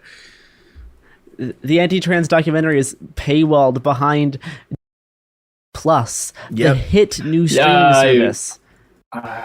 Like it's funny because like all of these people like rant constantly, and there's like increasingly anti-Semitic versions of it about how like the trans activists, the trans lobby are like funded by billionaires. Like every single one of these people paid by fucking George Soros, presumably. Well, all supposedly we're all getting paid by George Soros. In reality, it's the rights all getting paid by what am I blanking on the guy's name? The fucking Fox guy. Teal? No. They are now getting paid. Well, they are getting paid by Teal, but why am I blanking on the guy? The guy from the fucking media guy. Murdoch. Yeah, they're all getting paid by Murdoch. They're also all getting paid by just like their rabid base of like dealerships and think they're working class because they have a Ford F-150, and like it sucks. So true. Yeah, they're at about 900,000 subscribers to this. Daily Wire Plus. To Daily Wire Plus, the hit new streaming service? That's correct. Yeah, that's why it's a hit. Then they give it such a catchy name. But yeah, that's a shit ton of money for someone, right? Pumping out hate, getting Gina Caruso to make crappy films. That's right. Yeah, that's an amazing career arc. And yeah. She went from Deadpool to Star Wars to Ben Shapiro. She was gonna have her own Star Wars show. Terror on the Prairie. It's amazing. Like the fucking Hunter Biden, like that's the god. Like the Hunter Biden trailer. Yeah. There's this trailer for a film that I forget who's making this one. But it's a film about all of Hunter Biden's scandals, and Gina's in it. And man, it looks like if this was directed by a smart person, this could be an amazing comedy. Like this, the way everything about it is so innately comedic, yet they're playing it as a political scandal. But no, it's just. And if it was directed by somebody with any competency, they would have recognized it's a comedy film, and it would be hilarious to watch. But instead, it's going to be boring. Because look, conservatives are getting good at comedy. The left is worried. The left is getting very scared. Like the other thing. The moment I knew that Glenn Greenwald had like he wasn't just purely grifting, had like actually fallen down the rabbit hole, was when he spent like fucking like 2 years pretending that literally anyone on earth gave a shit about Hunter Biden. Like, also, he's been simping for Libs of TikTok for yeah. Oh, of course. Yeah. This is all leading up to his incredibly hardball interview with Alex Jones. Great stuff. I forgot about that. Incredible journalism. Just God, I love it here. Yeah, so it all sucks, and the other big problem here, right, is like, okay, on the one hand, like all these people are just doing this to make money, but the problem is that, and I cannot emphasize this enough, it is easier to get the material bomb than it is to get gender affirming surgery. And this is a real fucking issue, because it turns out when you convince a bunch of people that children's hospitals are mutilating children, what happens? Oh, wait, hold on. I don't even need to go back to the anti-abortion terrorism, the people burning down abortion clinics and murdering healthcare workers. I can just talk about the reaction to Like almost immediately after the lockdown started, a guy tried to buy a bomb to blow up a children's hospital and was killed in a shootout with the FBI. He was killed like a week, maybe like a week and a half before another guy tried to derail a train to ram a Navy medical ship. Mm-hmm. There was also the stabby lady, the lady who tried to take all the knives on board the hospital ship. Yeah. Like, it's just like, okay, like, if they're allowed to keep doing this shit, like, people are going to die.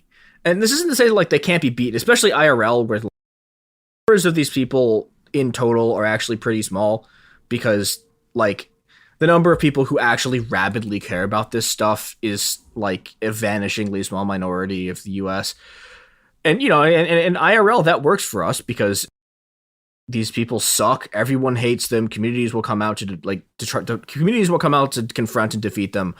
But this is, you know, this is the ecosystem, the media ecosystem of the modern right. It works by spreading conspiracy theories, inciting mobs, and then claiming they're being censored when everyone tries to stop them.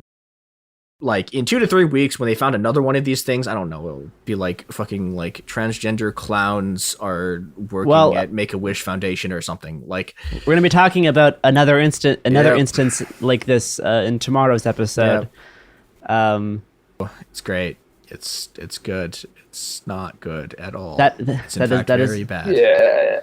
Yeah. If you do want to be mad about forced hysterectomy, that our immigration services has forced hysterectomies on people in their custody. It's a good thing to be mad about.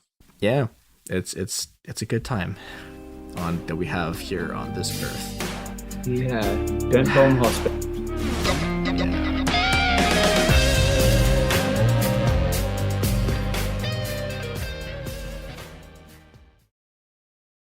Hey everyone, it's Emily Simpson and Shane Simpson from the Legally Brunette podcast. Each week, we're bringing you true crime through a legal lens. Whether you want all the facts on the disappearance of Nancy Guthrie or you still need to wrap your head around the Diddy verdict, we're breaking it all down step by step. And we're not just lawyers, we're also husband and wife. It makes for some pretty entertaining episodes. Listen to Legally Brunette on the iHeartRadio app, Apple Podcasts, or wherever you get your podcasts.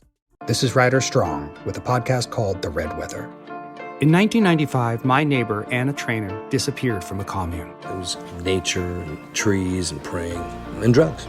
So no, I am not your guru. And back then, I lied to everybody. They have had this case for 30 years. I'm going back to my hometown to uncover the truth.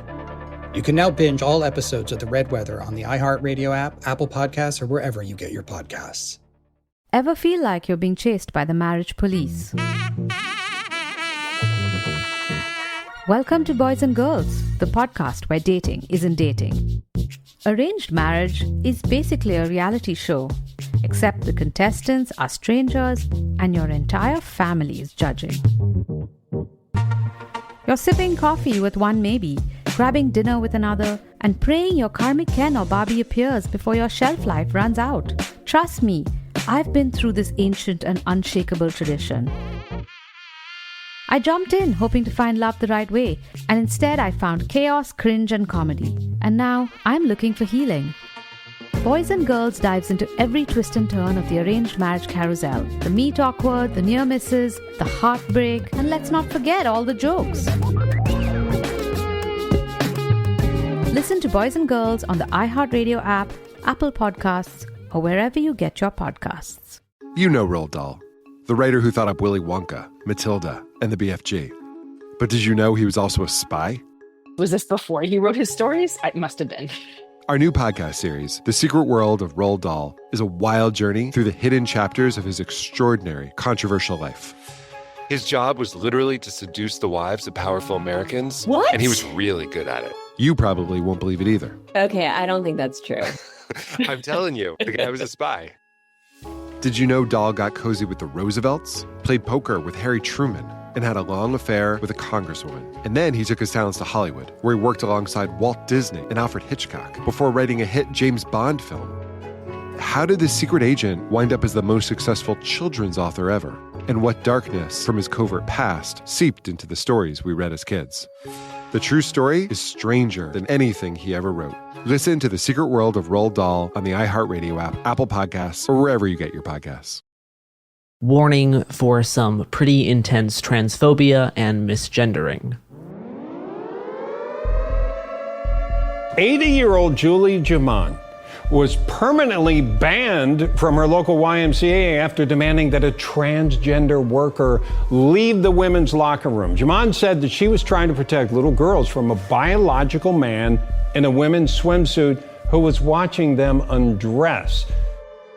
So this week, a few dozen people joined Jaman to protest the YMCA. Some of the protesters, including her, were assaulted by lunatics, men dressed as women. Okay, first of all, that granny rocks. But when pressed, Port Townsend, Washington police said that Mrs. Jaman had an emotional response to a strange male being in the bathroom and helping a young girl take off her bathing suit. Well, I should hope the response to that would be emotional. Yeah, because this, you can just picture this kind of situation where they're grooming little kids completely inappropriately, and you're doing the thing that a lot of people want you to do, and that a lot of people watching would. But I hope everybody is aware that this, from what I understand, is a pretty wonderful profit for big pharma and medical systems. And what's happening to children becomes even more disastrous. And you were protecting the kids. You were protecting the kids. I mean, they should have a responsibility to do that. The Young Men's Christians Association should be doing that themselves if they are playing any role in this whatsoever. It's pretty frightening. This is It Could Happen Here. I'm Garrison, and today we're talking about a recent flare-up of anti-trans hate and the anti-trans protests and campaigning that's engulfed a small town in northern Washington in what conservatives describe as the culture war front. The past month, far-right media personalities and anti-trans so-called feminists have partnered together to create an international nexus point for the increasing attacks on trans and queer people, resulting in a wave of harassment, death threats, and rallies, including an upcoming anti-trans rally in association with the Proud Boys and 3%ers, slated for Saturday, September 3rd. Port Townsend is a small city of just around 10,000 people, located on the Olympic Peninsula in Washington state, just north of Seattle. The city has a geographic footprint of just under 10 square miles. Over the course of the past month, the quaint beachside city has become the focus of a disinformation campaign against trans people and transgender inclusivity. But unless you frequent right-wing news outlets, you probably haven't heard anything about this story, let alone are aware of the massive amount of harassment and death threats being targeted at trans people and their allies. Anti-trans and far-right activists have already descended on this small city from all around the country and plan to do so again on September 3rd, with Proud Boys and 3%ers promising to show up. So, what actually happened that escalated things to this point? On July 26th, an 80-year-old woman named Julie Jaman was in a pool locker room and began verbally harassing a trans woman who was on the job as an employee of the Olympic Peninsula YMCA. Julie Jaman asked invasive questions about her genitals and later accused her of engaging in inappropriate conduct, while continuously misgendering this employee. Both the employee and YMCA officials, and like everyone else present in the locker room, have disputed Julie's highly publicized version of events, which we'll get into in a bit. But first, we're going to hear from the original target of the harassment. A few days ago, I was able to talk with Clementine, a young trans woman, about what happened to her near the end of July while working at the YMCA. It was a pretty normal day. That week, we were doing swimming with the kids, and me and the other childcare workers use the locker rooms kind of as expected. And I was using the women's locker room just because, that works for me. and that lines up with how I feel. We went through all of that, no problems. We got the kids got changed in their stalls, and then once we were out in the pool, one of the kids needed to use the locker room bathroom. So I took that kid and another kid into the locker room in accordance with the WISE rule of 3 system. To clarify, at the YMCA, there is a, quote, rule of 3, where staff always accompany children in a group of 3 so that a staff person is never alone with a child and children are never alone with each other.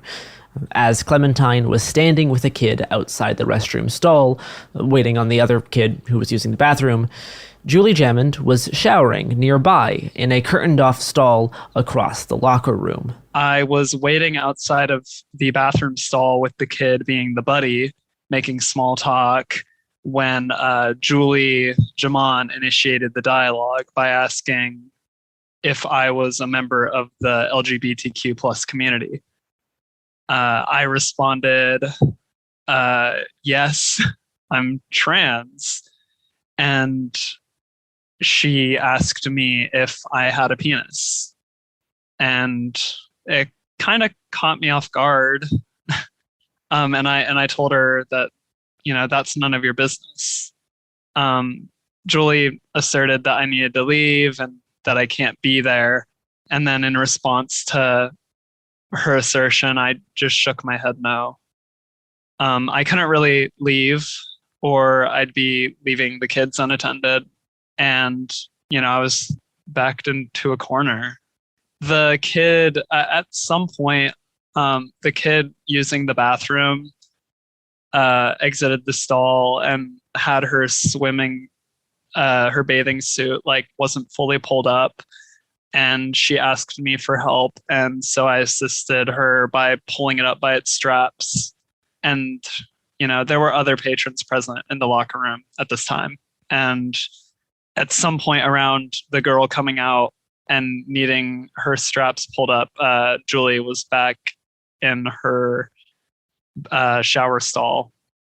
And then around this time, 2 more kids entered the locker room. It might be good to mention, I have prescribed glasses. I wasn't wearing my glasses and I couldn't see anything, which was kind of terrifying because, it was like a shot in the dark. I just heard a voice and I had to search around before I figured out who was talking to me.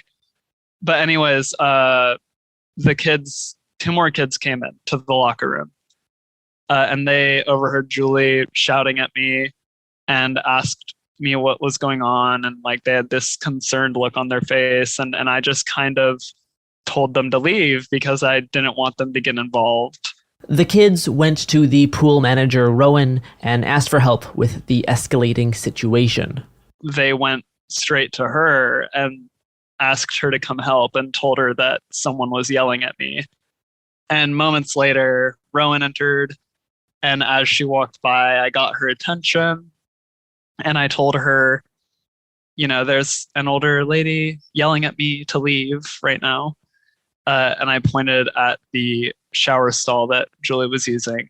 Rowan kind of posted up, and Rowan stood in between me, the kids, and Julie and waited for her to come out. And then Julie, poked her head back out and said, "Get out, you're a man." And Rowan, intervened when she sort of popped back out and said, "No, actually, you need to leave. Because right now you're discriminating and kind of being a bigot. So it's actually that it's actually you that needs to leave right now." And Julie told Rowan she was confused about gender. And then Julie pointed at me and said, "He has a fucking penis. He has no business being around little girls. He has a penis and he could rape someone." And after that, Rowan sort of ushered me and the girls out of the locker room and told me to go to her office. And then the other staff members found me and helped me. And Rowan stood outside the lobby side of the office when I was in there. And I guess, after the police had been called, Julie came out and engaged with her, and they were yelling, but I couldn't hear what was going on. And I mean, that's kind of the end of it. I know that Julie left after that, and I just kind of checked out for an hour or two. It shocked me. I haven't had someone do that to me before. I've never been talked to in a bathroom or locker room before, especially in that way.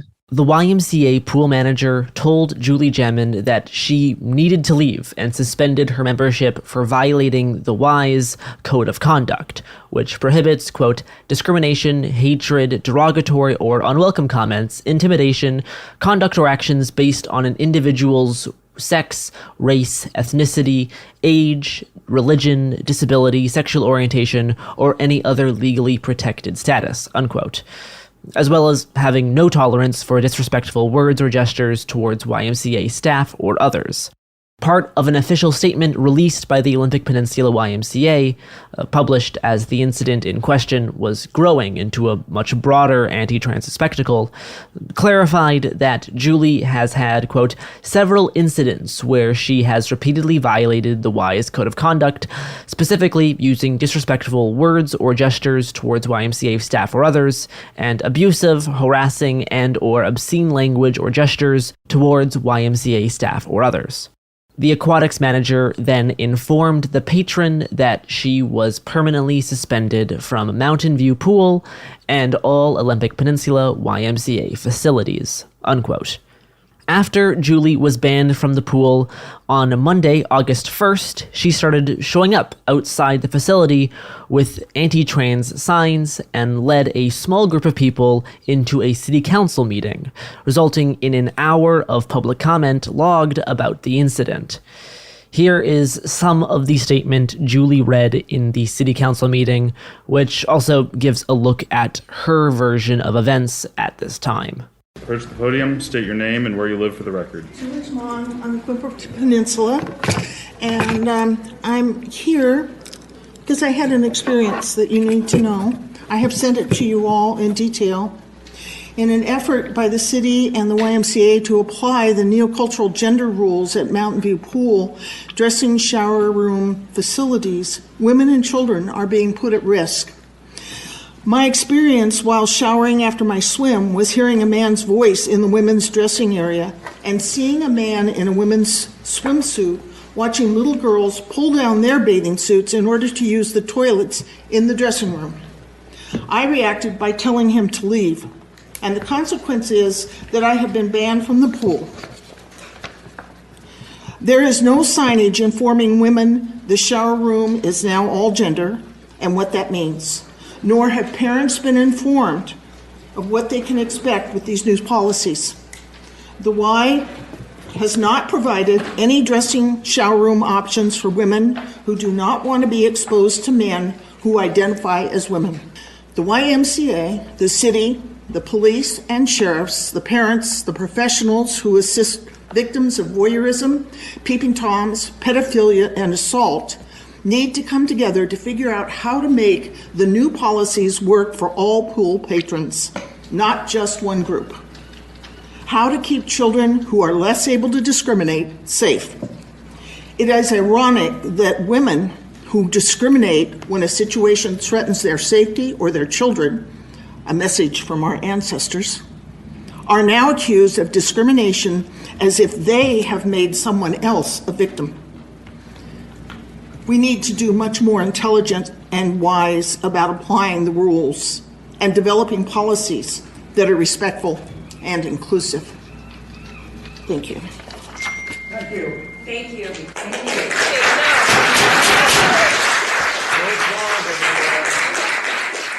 So, just a few notes about that. Trans inclusivity at the Y is not some new policy. For years, it's been literally Washington state law that people have the right to access the locker rooms, changing rooms, and bathrooms that align with their gender identity. This has been the case since 2016. The law states, quote, entities shall allow individuals to use the gender-segregated facilities such as restrooms, locker rooms, dressing rooms, and homeless or emergency shelters that are consistent with that individual's gender expression or gender identity, unquote. And regarding Julie's account of the incident, there have been no complaints from children or parents who are using the pool, and multiple accounts conflict with Julie's telling of the story, as the employee never did help anyone undress, nor was watching anyone change. Throughout this city council meeting, there were several public comments in support of trans rights that pushed back on Julie's outrageous claims and called out the overall trend of misgendering and the groomer-style transphobia. At the end of the meeting, city officials themselves took a stand against the transphobic rhetoric that was present throughout the hour of public comments. Oddly enough for this show, one of the people I interviewed for this episode serves as a Port Townsend city councilwoman. Right. My name's Libby Wenstrom. I'm an elected city councilor for the city of Port Townsend, and I'm speaking today as myself rather than as a representative of the city or a representative of the city council as a whole. When did you first kind of hear about this thing that's now ballooned into this larger issue with people coming in from out of state to do protests and all this kind of stuff? I think I first heard about it on Sunday night, which would have been, I guess, the 31st of July. And I heard about it from the YMCA aquatics director, Rowan Matkins. And it was more in the tone of kind of a heads up that this was a thing that was going on. And then I heard a lot more about it the next day, which was Monday, the 1st of August, when Julie Jemond showed up at the pool with a whole group of people doing a protest that they were picketing at the pool. And she also submitted a public comment to the city council meeting that night. And at that point, I realized that a group of people, including Julie, was probably going to plan on attending the city council meeting, and reached out to some friends and acquaintances in the trans and allies community, Olympic Pride, the social justice group, and at the Unitarian Church here in town, and various other people who had been kind of resourced and say, hey, this is going on, you need to be aware of it. And in fact, that night, there was over an hour of public comment. There wasn't anything on this council agenda. There wasn't anything we were discussing. It wasn't really a matter. It wasn't really, I think, even on the city's radar. But 30-ish people showed up at the city council meeting. And normally when there's a public comment about an item that's not on the agenda, they cut off public comment at half an hour, but for whatever reason, let it run that night. So it was well over an hour of public comment. And some of the things said were pretty shocking. And, to the tune of that, all transgender people were pedophiles, or that, this was a rape happening, and some statements that were just not true. And then based on what I heard that night, I was really concerned and felt that this was both, this was ballooning out of proportion, which now seems kind of funny given how much more ballooned it's out of proportion it's gotten. There's not really any action here for the city or for the pool. I mean, one of the things that Julie Jemond has retained legal counsel and sent a demand letter to the city, but her demands were like, well, you should fire people. Well, they don't work for the city. They're YMCA employees. Well, you should change your policy. Well, the policy is literally state law. And, a bunch of things that it's just, you can't do this. So it's not really clear why this is all focusing on the city, because the city doesn't really there's not really any action that the city could take here.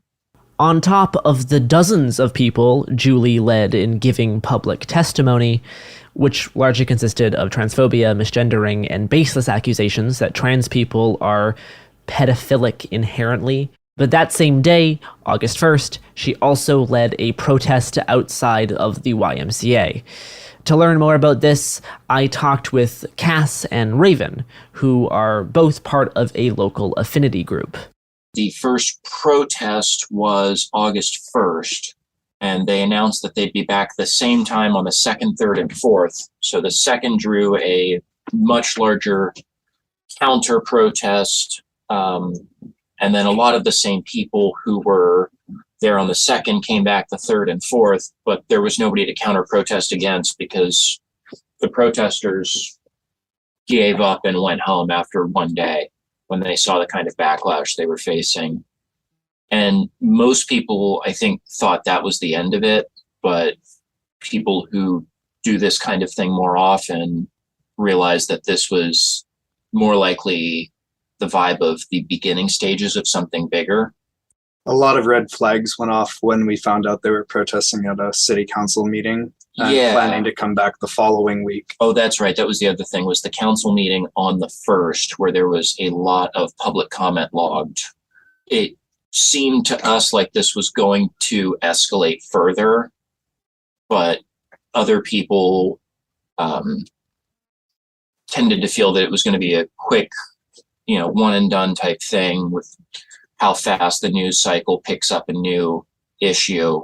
And I think it was probably about a week later on the council meeting on the 8th, because by that point we knew about the planned turf action on the 15th. That's when it started to click for a lot of people that this was going to become a bigger thing. But I don't think anybody, including us, thought it was going to become an ongoing issue. When I searched Port Townsend on Twitter and saw trending hashtags on a wall of anti-trans rhetoric, a lot of red flags went off. Since the city council public comments, the YMCA had started receiving threatening phone calls, and Jamin had been returning to the facility nearly daily with some friends to protest, approaching everybody coming in and out of the pool and talking about how men are allowed in the locker room, and bearing signs that misgendered the employee. Julie's group had said they were going to be picketing every day at the pool that week. That they showed up, and there were about 100 counter protesters isn't even really the right word. People that there was sort of like a little pride parade there. And Olympic Pride had a kind of a booth table set up, and we're handing out pride flags. And the social justice group from the QUF had a, standing on the side of love banner. And there were kids blowing bubbles. And it was much more of a just kind of a lot of people here. As these initial picket-style protests were happening in front of the Y, the head of the Jefferson County Transgender Support Group called some friends and assembled this sort of counter-protest to voice their support for the trans employee and the YMCA, which resulted in this gay-ass trans rights party massively overshadowing Julie Jamin and her friends' little protest. As she was getting outnumbered in person, Julie took to alternative tactics by getting in touch with media outlets that'll give her a soapbox, resulting in a new wave of harassment targeted at the Y. There were about 100 people, and I think it was Julie and one or two other people. And people had some conversations with Julie, and it sort of seemed like that was going to be the end of it. And the next day, the pool was closed, and about 50 trans rights supporters showed up, and nobody showed up to picket. And the pool was closed because pool employees were receiving death threats and just so much harassment. They basically couldn't use their phones because the phone lines were jammed, and voicemails were filling up in 15 minutes, things like that. And then the pool ended up staying closed, I think from the 3rd, which was a Wednesday, all the way through that week and the following week. And it was just kind of a safety issue of not wanting to have children present for day camps and patrons there if they were going to be harassed. Right after, I think probably on Monday the 1st of August, Julie reached out to, there's a local sort of far-right blog site called the Port Townsend Free Press that isn't really a newspaper or a news source at all. It's kind of this one guy, James Scarantino's blog. And she reached out to that, and he did an article. That first Port Townsend Free Press quote-unquote article came out August 2nd and served as a mouthpiece for Julie's inflammatory version of events, coupled with some conservative transphobia.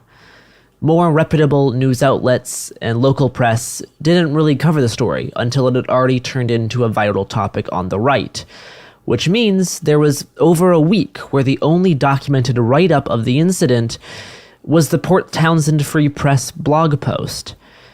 2 days after that piece was published, Andy Knows, the Post-Millennial, posted an article largely pulling directly from the Port Townsend Free Press write-up. And that was just the start. The next day, August 5th, Ben Shapiro's The Daily Wire did an article about Julie Gemond and the danger of men watching little girls undress in the locker room. Later that night, the story was on Laura Ingram's Fox News show, citing reporting from the Post-Millennial, which of course cited their reporting from the Port Townsend Free Press. And across the country in Washington state, we found perhaps the most maddening story of the week. An 80-year-old grandmother was banned there from her YMCA after demanding that a biological male leave the woman's locker room where little girls were undressing. They then went to play clips of Julie's public comment at the city council meeting, amplifying Julie's ever-changing, altered version of events now on the national stage. I think the mainstream actual, real local newspapers didn't pick it up until the 7th or the 10th, respectively, for the Peninsula Daily News and the Leader. And that gap, when they amplified it out to the larger right-wing press, this got picked up by Breitbart, it got picked up by the Daily Mail, they kept quoting that original Port Townsend Free Press article, which was very inaccurate about in terms of what it described as having happened. And it was both outright wrong, and it also left a bunch of things out, like that the transgender person was a YMCA employee, for instance, or that they were in the locker room because they were supervising children. I think where it really hit a crescendo on Thursday, the 19th, not Thursday this past week, but the previous Thursday, it was on Tucker Carlson. And that's where I really saw the email volume explode for people from outside the area, where it was like, you're getting 30 emails in 5 minutes. And they're from Texas, they're from Tennessee, they're from New Jersey, they're from Australia, they're from the UK, et cetera, that when it got picked up by Fox News, the reach really got broad. The first time the story was covered on Tucker Carlson Tonight took place on August 11th. In an episode guest hosted by Brian Clamede. YMCA has changed a lot over the years. Now women and young girls at the Y are finding themselves in locker rooms and showers with men who identify as women, but they still have all their genitalia with them. And if you complain to the YMCA about their genitalia and what they're dressed like, you might get yourself banned. It's what exactly happened to an 80-year-old woman in Washington state. Here to explain, but not actually make excuses for, but explain, is our West Coast correspondent, Seattle-based radio host Jason Rantz. Jason, set the scene. Yeah, so, here's the scene. Democrats used to stand up for women, but now they can't even define one. And as a result, you have 80-year-old Julie Gemond, who said she was banned from a pool and locker room facility that was managed by the Olympic Peninsula YMCA out in Port Townsend, Washington. Now, she says she was headed into the locker room to shower, and she saw something pretty alarming. She explained what happened at this council meeting. Then a clip from the public comments plays, and I will not subject you to that again, but here is a little bit more of that clip. So a number of residents showed up to support her at this council meeting, but the mayor, his name is David Faber, he was not pleased, accusing them of transphobia. Port Townsend is a welcoming community, and hate and discrimination has no place in this community. Think pedophiles are included in that? I listened to you quietly. I'd like you to listen to me quietly now. Absolutely. Given the rise in harassment and bigotry that trans persons have experienced recently, it's essential that we all speak up, that cisgendered people like me speak up in support of our trans community. Now, Gemond says the staff accused her of being discriminatory. The YMCA put out a statement basically saying we're not going to tolerate the bias, discrimination, or hatred. And of course, in Washington state, the law allows anyone to use a locker room, changing room, or bathroom that aligns with their gender identity. So they're basically saying we're doing what we have to do, except, of course, protect women who don't want to see this. Unbelievable. That guy should be ashamed of himself behind the mask. In the immediate aftermath of this, did you see it ballooning to this scale, or did you think this was just like a one and done traumatic incident? Absolutely not. I really just thought, oh, my day's come. I finally had the bad bathroom experience, and I know a lot of people do have that bad experience. Nobody is ready for it to be, to have this much attention called to just such a small thing. No, because I wasn't ready for it to be like this. Because, yeah, it's escalated to the point where you're, like, on international news for these, like, right-wing grifters who are trying to basically get trans people killed. Yeah. And you're... I don't know. It's really upsetting to have my face and name, sort of be pushed out like that. And it's crazy how that feeling, the sinking feeling when I saw my name and face, or I don't even think it was my face at the time, when I saw my name appear on that local PT Free Press article. And, at the time it was a still pretty big impact. And then to have that just keep happening and it gets like kind of depressingly numbing. Yeah. To just have it keep intensifying. I mean, yeah, I've been on hormones for almost a year now, and I've avoided that for kind of reasons like this, that it sucks because I just feel like I feel like this is a very common experience with trans people who are like starting out. Like, you just can't really go anywhere because you look too weird to go in the men's room and you're not quite like, you don't feel comfortable in the women's room because of stuff like this. And, if you're non-binary, that is just a whole other issue of like, where the fuck do I go? Like, there's not a lot of options sometimes. But then to have something that's already very stressful be turned into like a fucking like Daily Wire, New York Post, InfoWars shit is like, like what? Like it's, I mean, like, well, Tucker Carlson, like all of it. It's disappointing that there's this idea that I, am actively trying to violate people's space.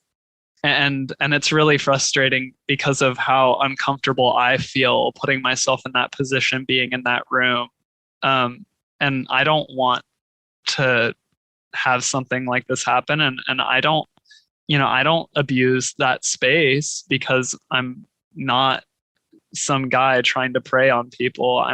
I'm just trying to use the bathroom and get changed and like do your job. They talk about like, oh, walking in, penis hanging out and all of these things, but I don't change in the public space. I go into a changing room and I understand that confusion, and I try to subtract myself from the space as much as possible and make it more comfortable when I'm in a position like that where I'm trying to sort of entertain a kid who's not happy to be a bathroom buddy, and I'm kind of put in that position where I have to talk. It's super vulnerable, and I just remember feeling small, and I just shrunk when she talked to me like that. And I don't even, the space just got so small. Piggybacking off the groomer and growing anti-trans attacks we've seen this year, a large swath of right-wing influencers and media personalities jumped on this story to drive outrage and push their rhetoric. Here's a brief clip from Newsmax. They're more than willing to just ignore possible pedophilia happening at the YMCA in the locker room. Well, from my point of view, it seems more like some sort of hypnotism. I know the word woke has been put to it, but I have to tell you that all public agencies I'm connected to as a citizen in a very small town, they are all operating with this gender identity, and you've got to wonder what is happening in those most private places that people, particularly women, need to have. We've had you on the show a couple times now, and you seem very level-headed. Yes, very, very level-headed indeed. By now, the story has been headlined in an obviously very mischaracterized and transphobic fashion, but still headlined by the Post-Millennial, the Daily Wire, Fox News, Daily Mail, Breitbart, Newsmax, InfoWars, the New York Post, The Federalist, and the quote-unquote feminist news site Redux. As false retellings about what happened in the Olympic Peninsula YMCA went viral on the right, threatening emails and phone calls started pouring into the YMCA, prompting them to shut down the entire facility for over a week, leaving many local families without childcare services. Intense harassment and death threats were sent to city officials who voiced support of trans rights, and also to the pool manager. In my conversation with Libby Wenstrom from last week, she detailed some of the threats and the impact the harassment has had on the community. A lot more of the ire is now kind of directed at the city and the mayor and just at the pool director and less at employees. The transgender employee who was, attacked in the locker room by Julie Jamon is actually no longer why. And other people have left as another undisclosed location just out of concern of trying to get the kids as far away from this whole process as possible. And so that took a little bit of time and juggling to set up. And they were so short-staffed, they were actually calling for volunteers in order to try to keep the childcare open this week, just because they were already somewhat short-staffed, and with people leaving, it had just been even harder. The Y has been open, I think, all week this week. I think it was open Monday, Tuesday, today's Wednesday. So it has been able to reopen. They've changed the schedule around. It's now not open Saturdays again, and shuffled in. I think some staff are working 7 days a week in order to try to keep it open. People are still getting threats. I got a terrible email last night.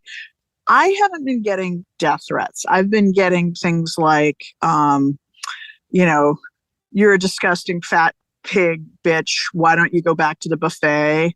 And things like that. It hasn't, for me, been death threats. The pool director was receiving photographs of her children saying they're next, and some pretty explicit threatening messages like, I'm coming for you. I know where you are.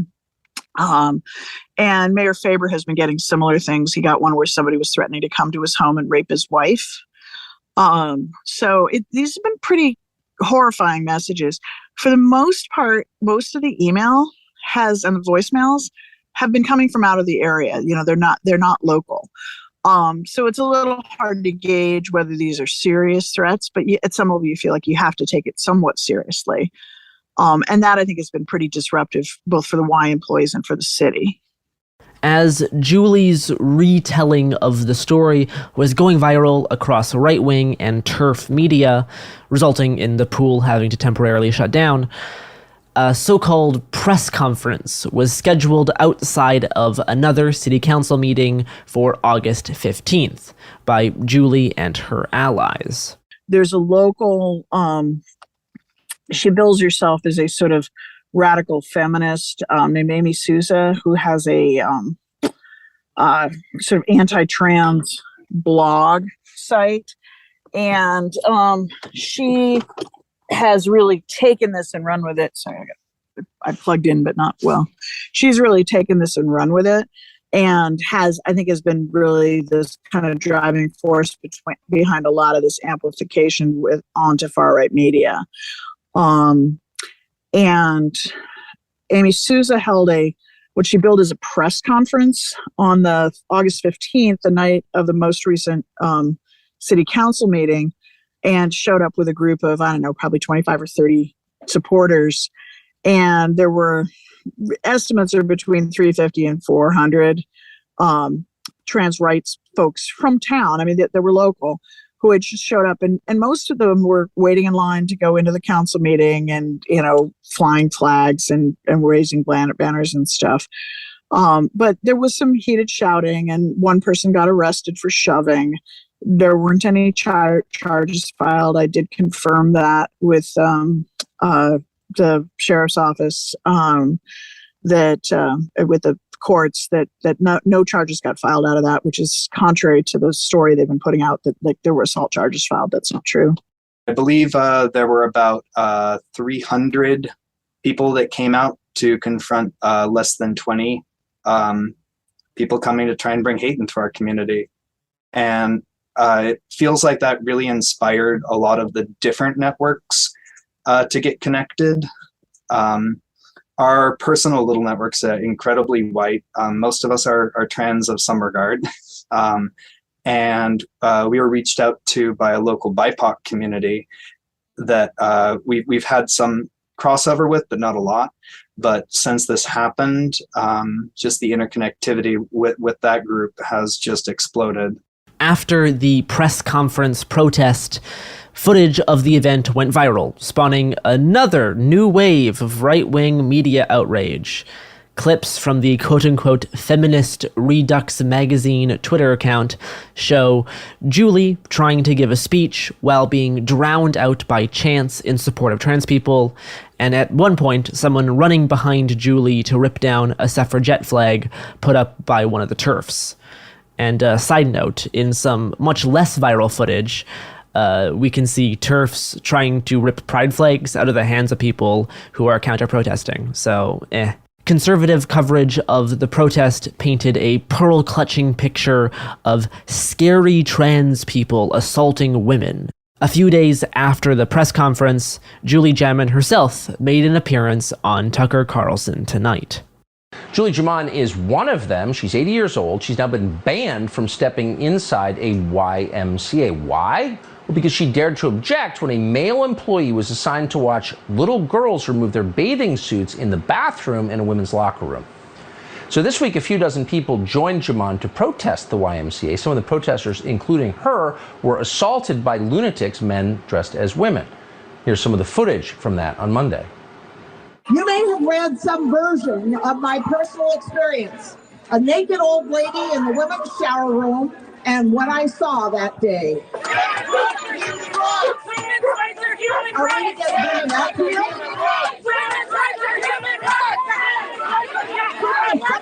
The police, please. You can see why it's so necessary to have safe spaces for women.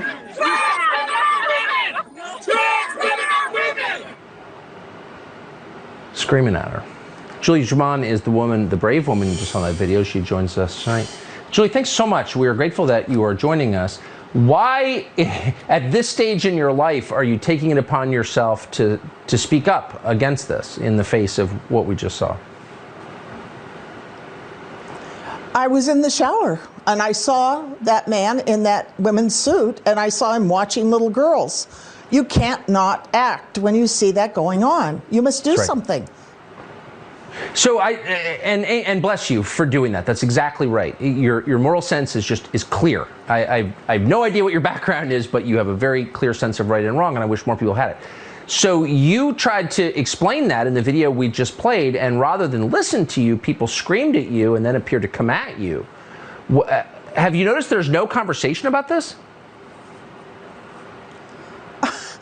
It was a mob of hundreds of people that came streaming into this permitted gathering, and they kettled us. I think that's what you'd call it. They pushed, shoved, they knocked women to the ground. These are the men and the supporters of men that apparently the YMCA and the city want to allow into the women's dressing and shower area. I object. And you, at the age of 80, were banned by the YMCA. It's hard to even believe this is real because you were taking a shower and there was a man in there and they banned you, not him. Tell us if that's true, A, and B, what YMCA is this? Yes, that's correct. I told that guy to get out of the shower, and then a staff member came around the corner and I said to her, get him out of here. And she said, that's discrimination. You're out of here for life, and I'm calling the cops. Can you tell us what YMCA, where did this happen? This happens in Port Townsend that's on the Olympic Peninsula in Washington State. I hope they are punished for the way that they treated you. And I appreciate your bravery and your forthrightness. I do too. We did try and get the police to come help us. They were standing across the street. Whoops. And they were told by a directive to stand down. They did not come to help us. I hope they rot. Julie Jaman, thank you for all you've done. I appreciate it. Good to see you tonight. Throughout all the media spectacle, I feel like the actual original victim of this harassment has kind of been forgotten, despite them being the current face of the transgender menace. In my conversation with Clementine, we talked about what it's like to be turned into this sort of outrage symbol.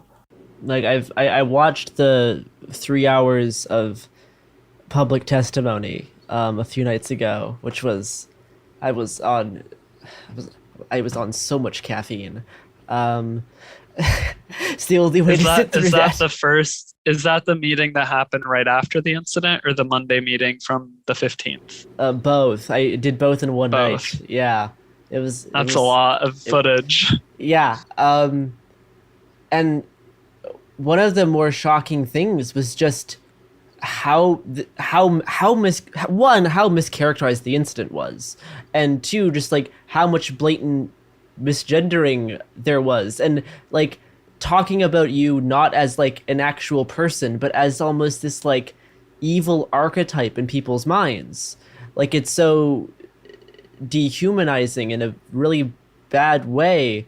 Let alone all of like the like misgendering stuff. Like it was wild watching just person after person completely mindlessly create this villain in their own heads, and then just attached it onto an actual human being who's like, your privacy has actually been violated. Like your private information, your pictures, names is going all over these like neo-fascist news sites, and like if something's, people are framing this as like, safety and privacy, and like if you want to look at what's actually going on, it's so different, and there's such a disconnect between watching all of that public testimony and looking at all of the right-wing press of this incident. And I don't know, it's very depressive framing. It's really clear and disappointing when you're the subject of it, because I know what happened in that space, and there were people to witness what happened, and we worked to get our reports out quickly, but it just didn't matter because of how dedicated this woman was to getting her side or whatever. I mean, in reality, it just feels like she was dedicated to hurting.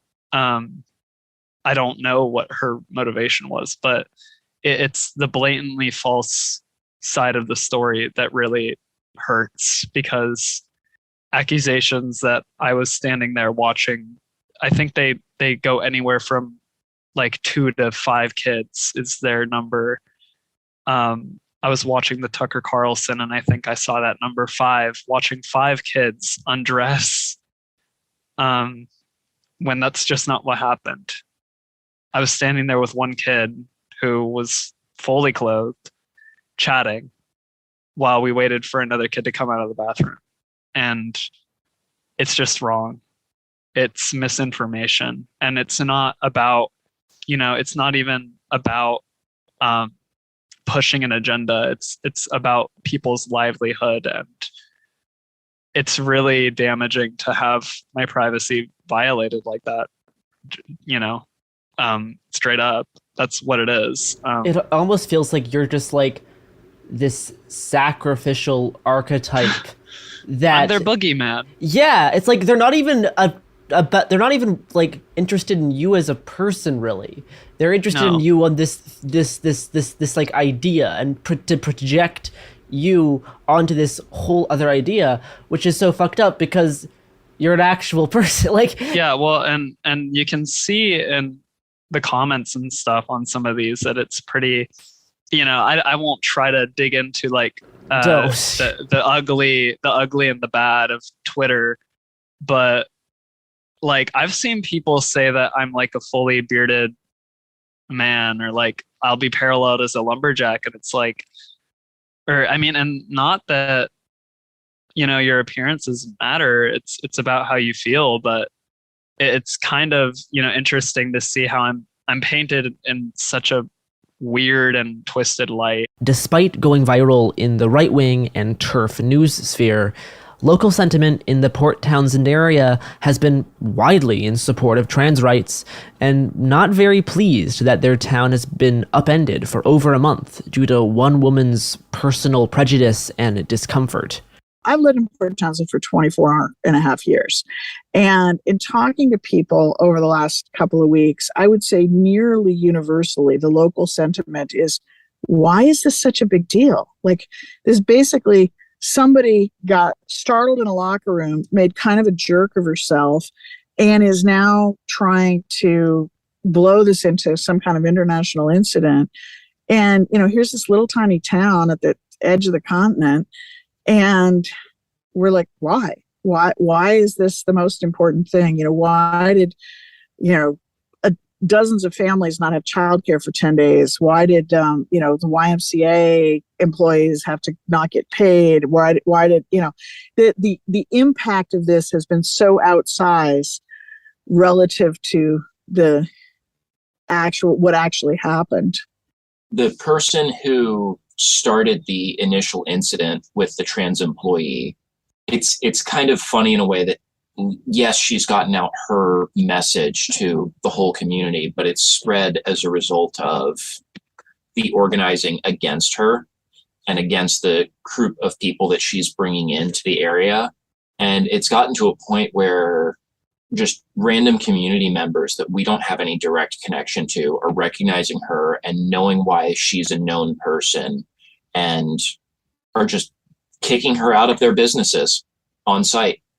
It's like the backlash against that incident is really spreading really well, and we're getting this really good organic network building throughout the community. Earlier in August, before the big press conference thing, various BIPOC and queer collectives and affinity groups started networking, and a solidarity meeting was set up to figure out how to take care of each other as the far right's spotlight on the town grows.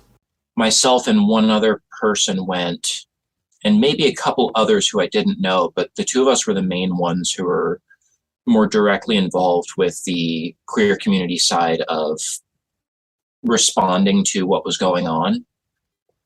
And it was really great. Like, they just were like, we want to support you. We want to, you know, help take care of you. What can we do? And then for the action on the 15th, when we were talking about, you know, like, here's the kind of response that we're wanting from the whole community, but here's some of these background needs, because none of them were experienced enough with protesting to feel comfortable going out on the front lines and doing stuff. They went about a quarter mile away and set up a community picnic. And I don't think people took nearly enough advantage of it because the planning happened so last minute, but they did a great job of setting up in solidarity and in support. And we're really looking forward to working with them more. We spent the last few years running small group basic medical classes and workshops, and really making connections like within our community, and having this come about and having everyone come out to one place and see each other and going, oh, we know you and I know you. And from different communities coming together, we've really been able to enable those folks to come together to start building more of a unified front. I want to reiterate that with all the media spectacle, it's important to not lose sight of the original target of all of this hate and transphobia. The physical and mental effect of such a massive wave of bigoted harassment and doxing can take a substantial toll. I had to stop going into work at a certain point because I couldn't do it. I woke up in the morning and I looked in the mirror and I just broke down because it was too much to keep going and to keep trying to bring that bright energy to work.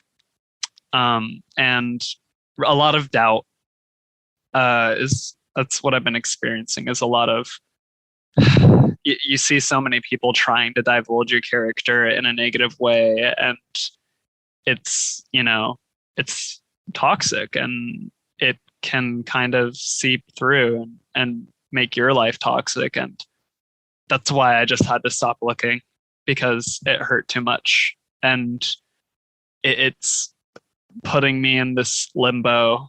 I don't feel like I've gotten a break for a month. I feel like I've just been tired and like it's like a purgatory. Can't rest.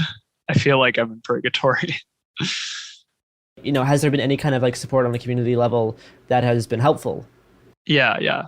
I've been definitely grateful and blessed to have the community response be really astounding and supportive. I've been given the opportunity to be so much more connected with my local queer community as well as my local community, period. There were a lot of supportive voices that made it a little bit easier to ignore the darker side of this.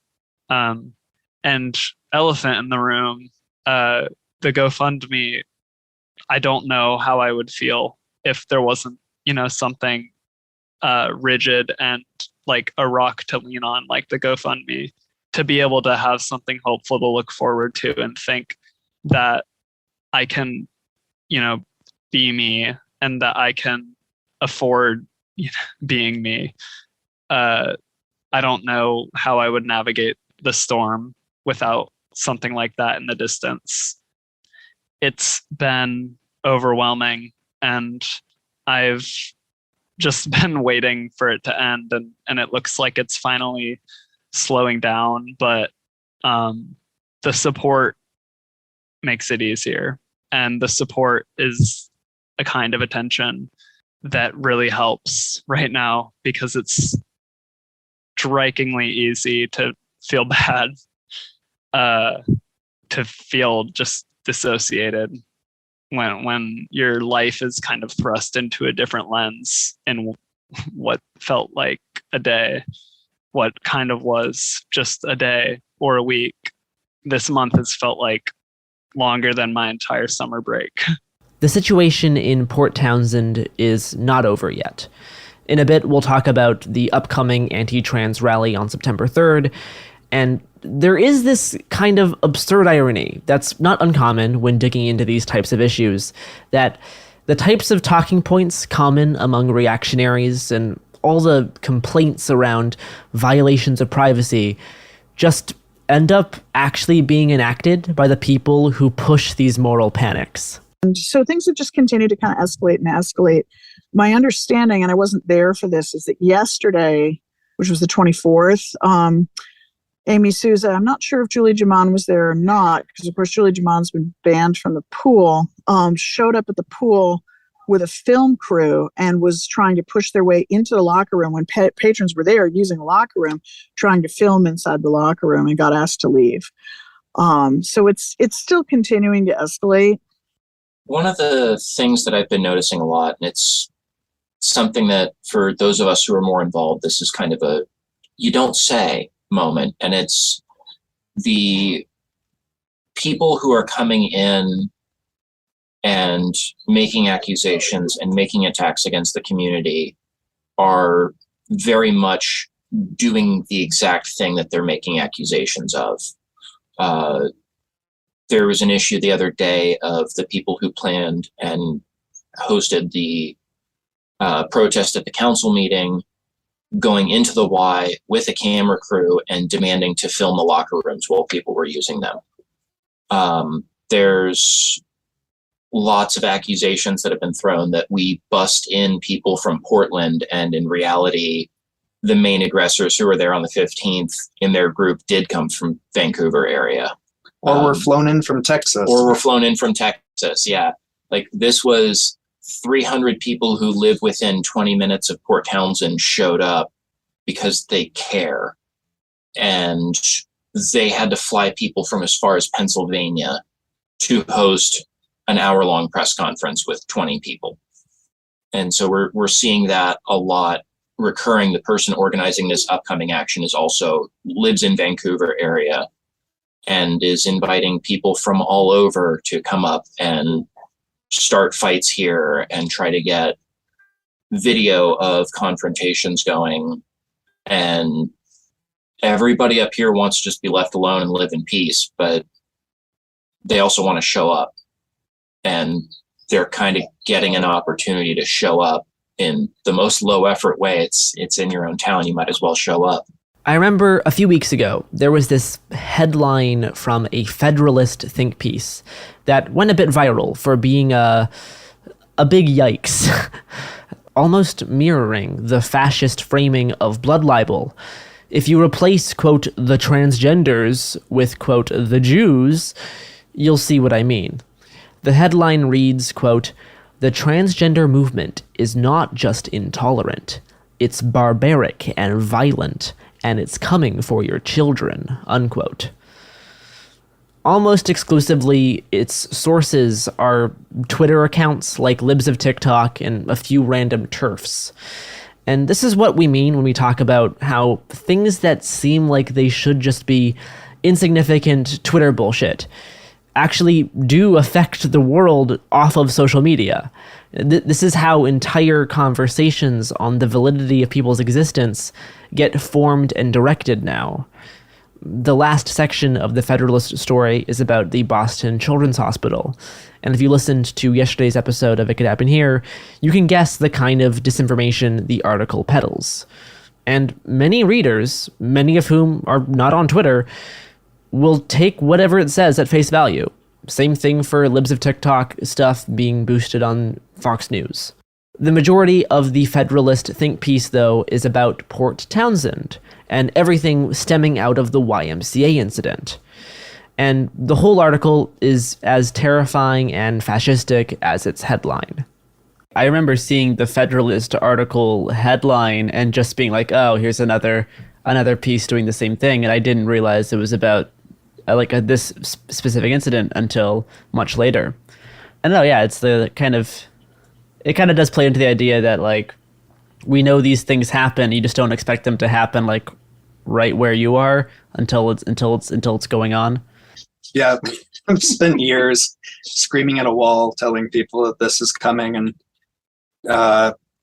really hope that all of my preparation had been for nothing, and it's happening in my hometown now and getting national media attention, everything from, Ben Shapiro to InfoWars to interviews on Tucker.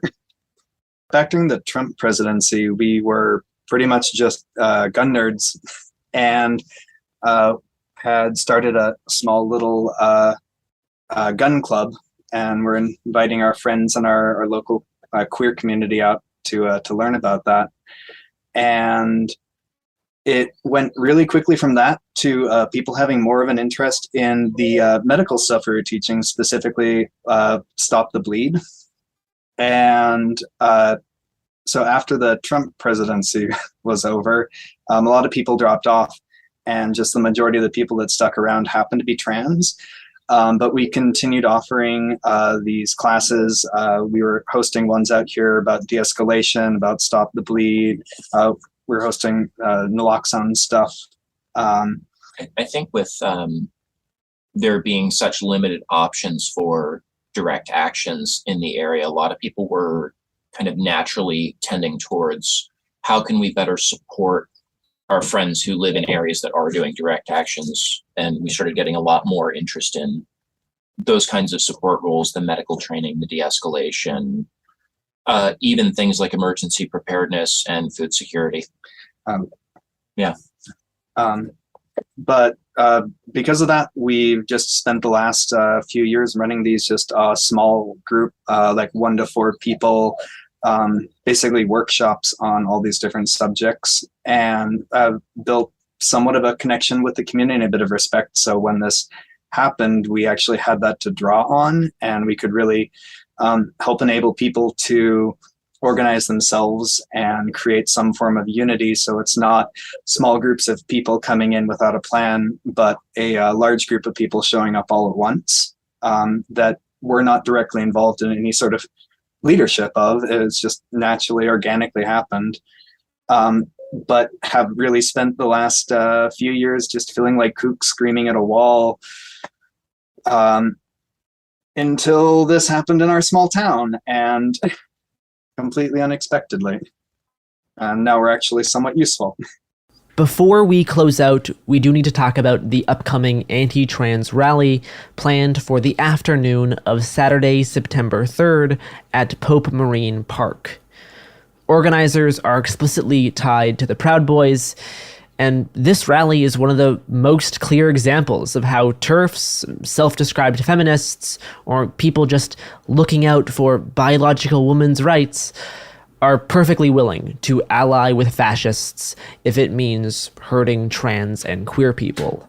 The rally is billed as, quote, a rally for decency. Stand up against men in women's public pool locker rooms and tell the city of Port Townsend to let Julie swim, unquote. Yeah, the guy who runs Common Sense Court Conservatives, a man named Robert, I always mess up his name, Zerfling, I think it is, Zerfing, Zerfing, who's associated in some way with the Proud Boys and is associated with Roger Stone. He runs this blog called Common Sense Conservative. He is organizing something that's being billed as, quote, rally for decency, unquote, to be here in Port Townsend on the Labor Day weekend Saturday, which is the 3rd. And it's unclear whether this is going to be a large event or a small one. They have not, as of yesterday, pulled a permit for that. And there's some questions about, if you're planning a large event, what's that going to unfold like? Port Townsend's a tourist community, and at this time of year, we've got a lot of people in town over Labor Day weekend. So a large Proud Boy rally is kind of, it doesn't feel very comfortable. Is this kind of the first kind of big incident where you've had these types of more kind of experienced activists on the anti-trans side or on, affiliated with Proud Boys or whatever kind of come in and try to make this problem inside the town? We've had little bits and pieces of stuff. The Proud Boys or something kind of connected had a kind of truck drive-through parade rally in 2020, sort of just prior to the election, that kind of drove through town and, with a bunch of big trucks, and I think some people were open carrying, and it was mostly a bunch of noise. But it hasn't, this is a very liberal community, and it hasn't really hit us. This is also, just for context, this is a town of 10,000 people, and it's the biggest town for 50 miles in any direction. So it's not, it isn't like 10,000 people that's a suburb. This is the big town. This is the county seat. So we've been kind of insulated from a lot of things. We definitely had some Black Lives Matter protests. We definitely had, we had a big women's march in 2017 and 2018, but we haven't seen the kind of explosive clashing protests that, Seattle or Portland have. The far right is planning to mobilize people from around the Pacific Northwest, pulling from folks in Oregon and Idaho, and are expecting anywhere between 50 to 100 people to show up on the anti-trans side, especially people from Proud Boy and 3%er affiliated networks.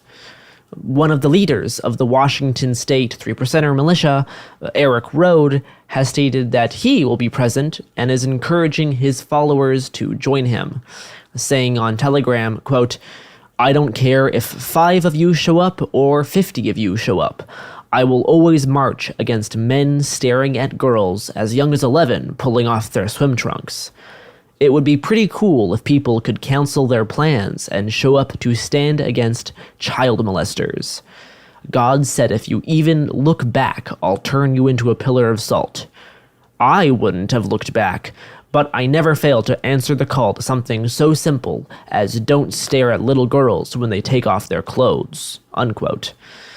He then goes on to do some unhinged rambling about federal observation and his commitment to God and country, but he ends that post by saying, quote, "When I get threatened by Antifa, I'll match to Antifa," unquote, which I don't even know what that means. The grammar on that is very confusing.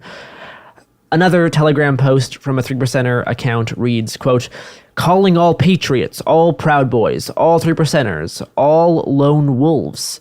We roll out to Port Townsend on September 3rd. Hope to see you there. We got Proud Boys and Threepers rolling in from all over," unquote. The 3%er crew is also planning a pre- and post-rally barbecue party on Friday and Saturday night at Whidbey Island, which sounds like an awful time. That sounds like a horrible party. Our major concerns going forward is if protesters keep coming out here, that the right wing will get more footage that they can spin, bringing more attention on this, bringing more harm to the trans community across the country, that the right wing will attack someone locally around here, or that all of this spun footage will inspire someone from outside of the area or someone just sitting in the woods who will come and cause serious harm to a large group of our local trans community. And our intent is to be there to have some sort of response, be it medical or otherwise. I'm trying to think of how to say this.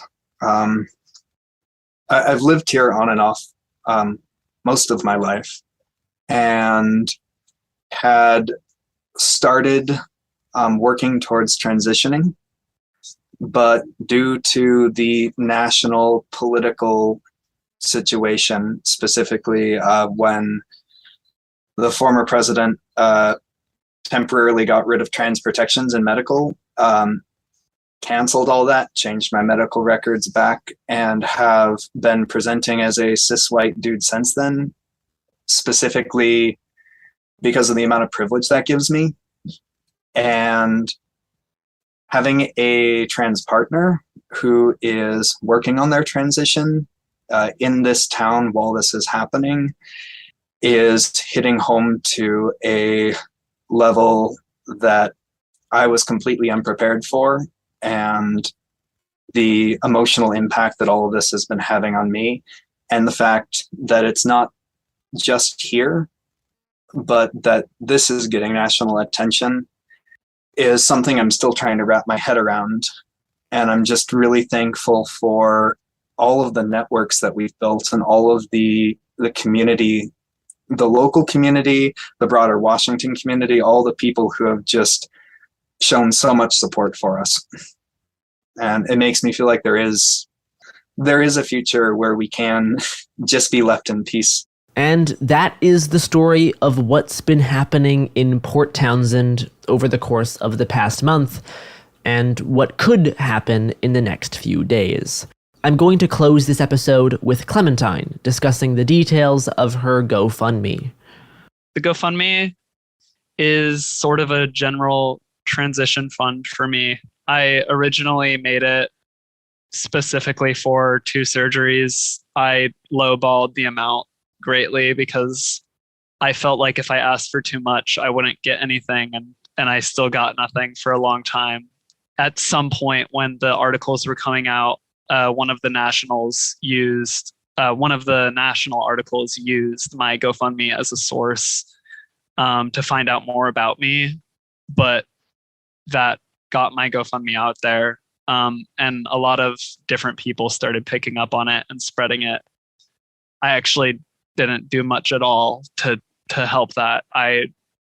It was never something on my mind, the GoFundMe. It just happened, and I looked at it one day and I thought, that's strange. I have more donations than last time I checked, and it was pretty empowering to see that, or more hopeful. But now, so I talked about the GoFundMe was originally for 2 specific surgeries, and I lowballed the amount. I later revised. Actually, it took me a couple times and a lot of consideration because I didn't want to feel like I was cheating the people that were being gracious to me, which I'm not trying to be. But yeah, finding out that things cost more than I thought, but you know, it's way better than it was before.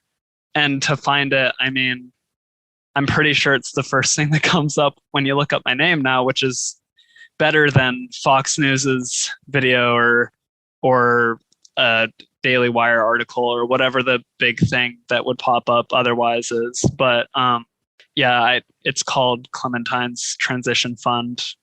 It's on GoFundMe. You can find the transition GoFundMe at gofundme.com/SRS for Clem. And that link will be in the description, or you can just search Clementine's Transition Fund on your search engine of choice. See you on the other side. Hey, we'll be back Monday with more episodes every week from now until the heat death of the universe. It Could Happen Here is a production of Cool Zone Media. For more podcasts from Cool Zone Media, visit our website, coolzonemedia.com, or check us out on the iHeartRadio app, Apple Podcasts, or wherever you listen to podcasts. You can find sources for It Could Happen Here updated monthly at coolzonemedia.com/sources. Thanks for listening.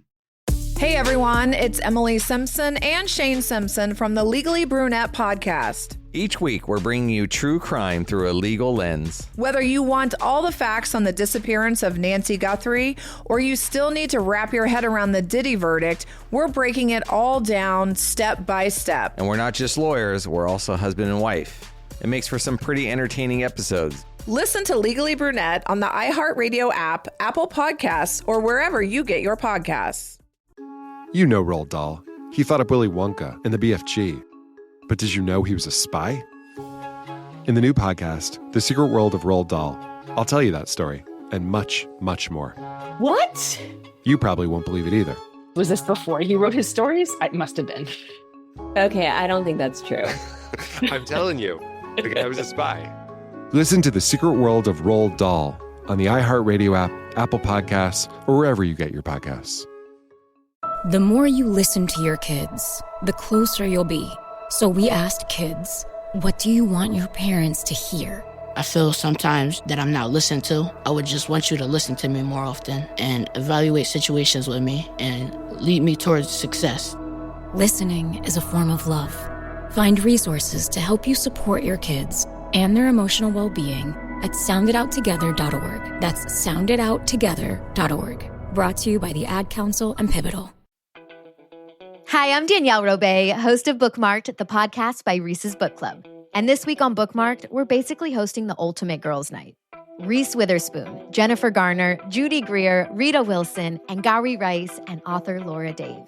These are the women behind season 2 of the Apple TV series, The Last Thing He Told Me. We're talking about turning a book into a hit show and what it really takes to bring a story to life. The most important metric for me is, do I want to share this book with somebody? That's what creates community, and that's the main thesis of our book club and why we started it, was just to connect people together. Listen to the Bookmarked by Reese's Book Club podcast on the iHeartRadio app, Apple Podcasts, or wherever you get your podcasts. This is an iHeart podcast. Guaranteed Human.